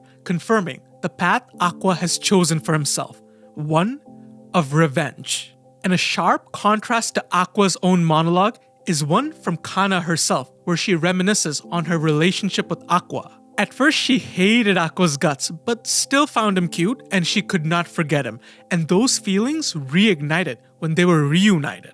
And from that moment on, he was always by her side. She had fun talking to him, and he made her heart flutter. The rival she chased for all these years, she found him to be so wonderful, and she fell deeper and deeper in love. Kana wonders if he feels the same way about her. Does he look at her the same way she looks at him? Because she is seriously in love, and with that in her mind, Kana musters up the courage to ask Aqua out on their first date. However, Aqua is puzzled as to why Kana asked for him to show up in his school outfit, but Kana explains that she wants to do things properly. And the uniform soon makes sense as Kana wants to reenact a fond memory of them skipping school and playing catch together. The first time. Her very first time. Which I have to admit is a pretty cute idea. Kana inquires into Aqua's future plans, and he shares that he wants to be a heart surgeon, so he's very busy preparing for med school. It was always Goro's dream to become a heart surgeon because he read novels where the main character was one, and he found them to be really cool, and Aqua wants to honor that dream. And Kana is all for it because Aqua has saved her and those around her countless times. It suits him perfectly. So Aqua returns the favor by asking Kana what she wants to do when she grows up, and Kana shares in a very defeatist tone that her dream came true when she was 5 years old. So in that sense, Kana has been living a life without any dreams, but she has found herself a new endeavor, Her new dream is to make sure she is the only one Aqua looks at. She will do her best to become his number one idol and urges him to come to their concert on Christmas because it's the last Bikamachi concert she's ever going to do. Kana isn't sure if she can outshine Ruby or Mem, but she will do her best. So one day, Aqua will be forced to say that Kana Rima is his favorite idol. She will become his only star. We fast forward to the big day, the screening of the 15-year lie, and Taishi gives an interview where he claims that this movie is based on real events, and his only parting words are that he dedicates this to Ai.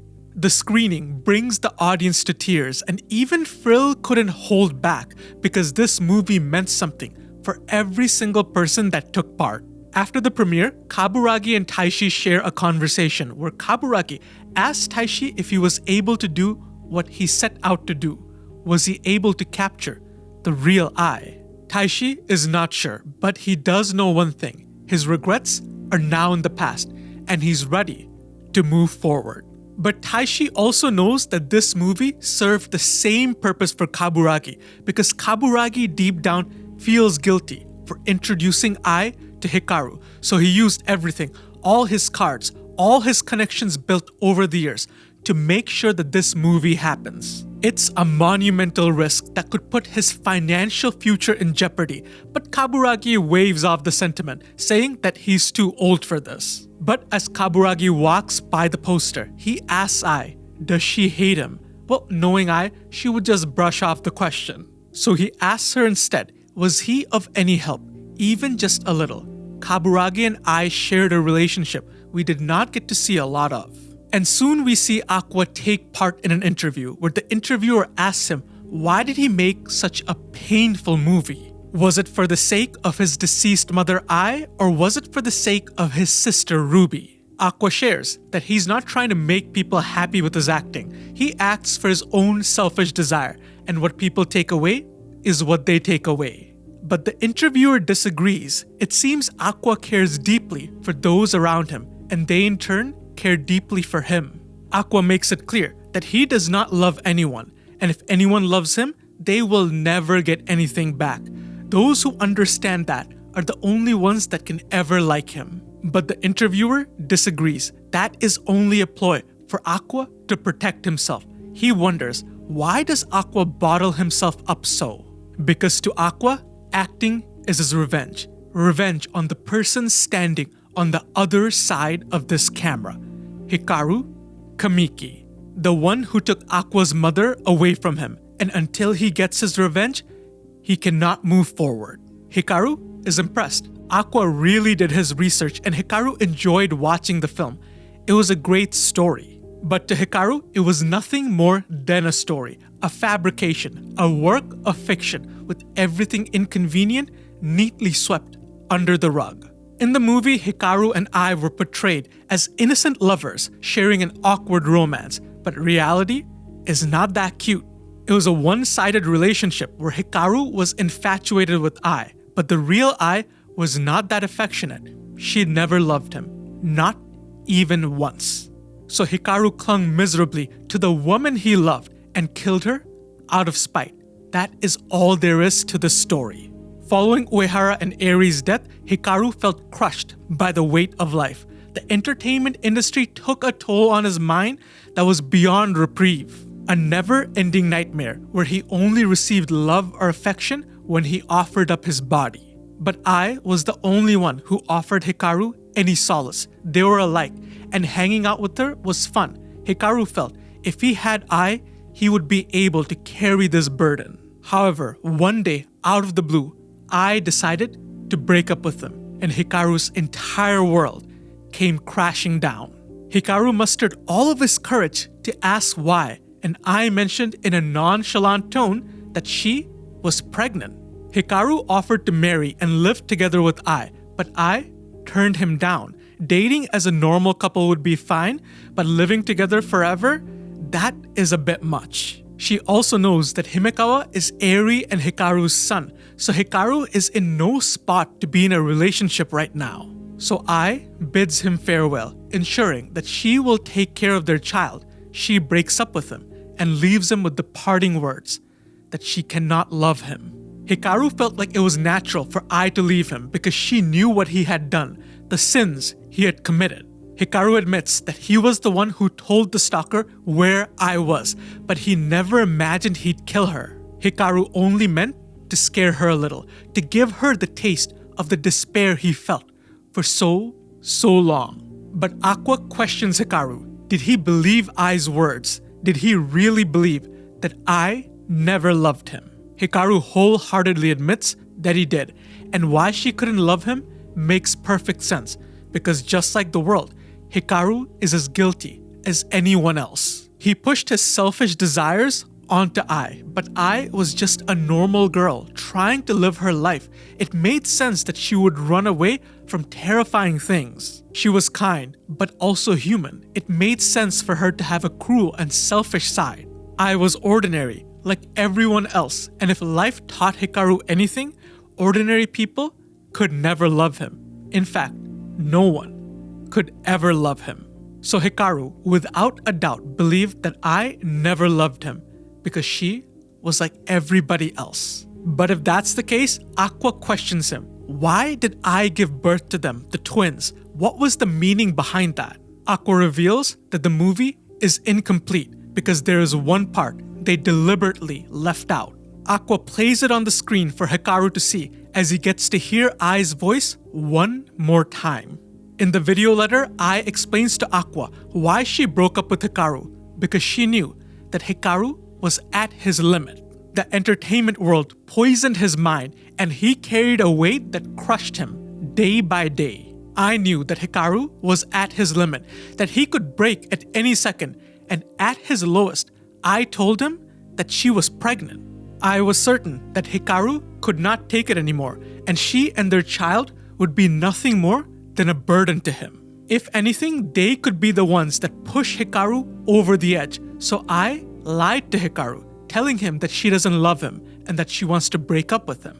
I assumes that once she and their child were out of his life, he would have the space he needed to heal. I admits that she doesn't understand love. She doesn't understand if the lie she told Hikaru can be considered a form of love. But Ai repeats her mantra that lies are love, so she loved Hikaru in the only way she knew how, by giving him what she thought he needed.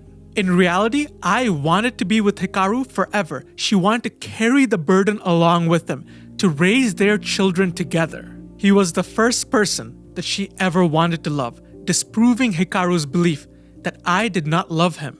Because when she told him that she didn't love him, that was her biggest lie yet. Ai makes a request of Aqua. Now that he's an adult, if Hikaru is still lost in life, she wants Aqua to help him. Aqua shares that this movie gave Ruby a chance to get her revenge because when she said the words, "I can't love you," reenacting the same scene in that movie that Hikaru once experienced, Ruby made sure that those words come across as a lie. Ruby honored Ai's request, the one in her letter. And this movie, the 15-year lie, isn't meant to socially kill Hikaru. Far from it. It was to make him realize Ai's feelings for him. It's a timeless love letter that Ai dedicated to the person she wanted to love more than anyone else. The person she was forced to push back all those years ago. And this is the twins' revenge on Hikaru because he didn't understand what he meant to Ai. Their revenge for Hikaru not understanding the feelings Ai held for him.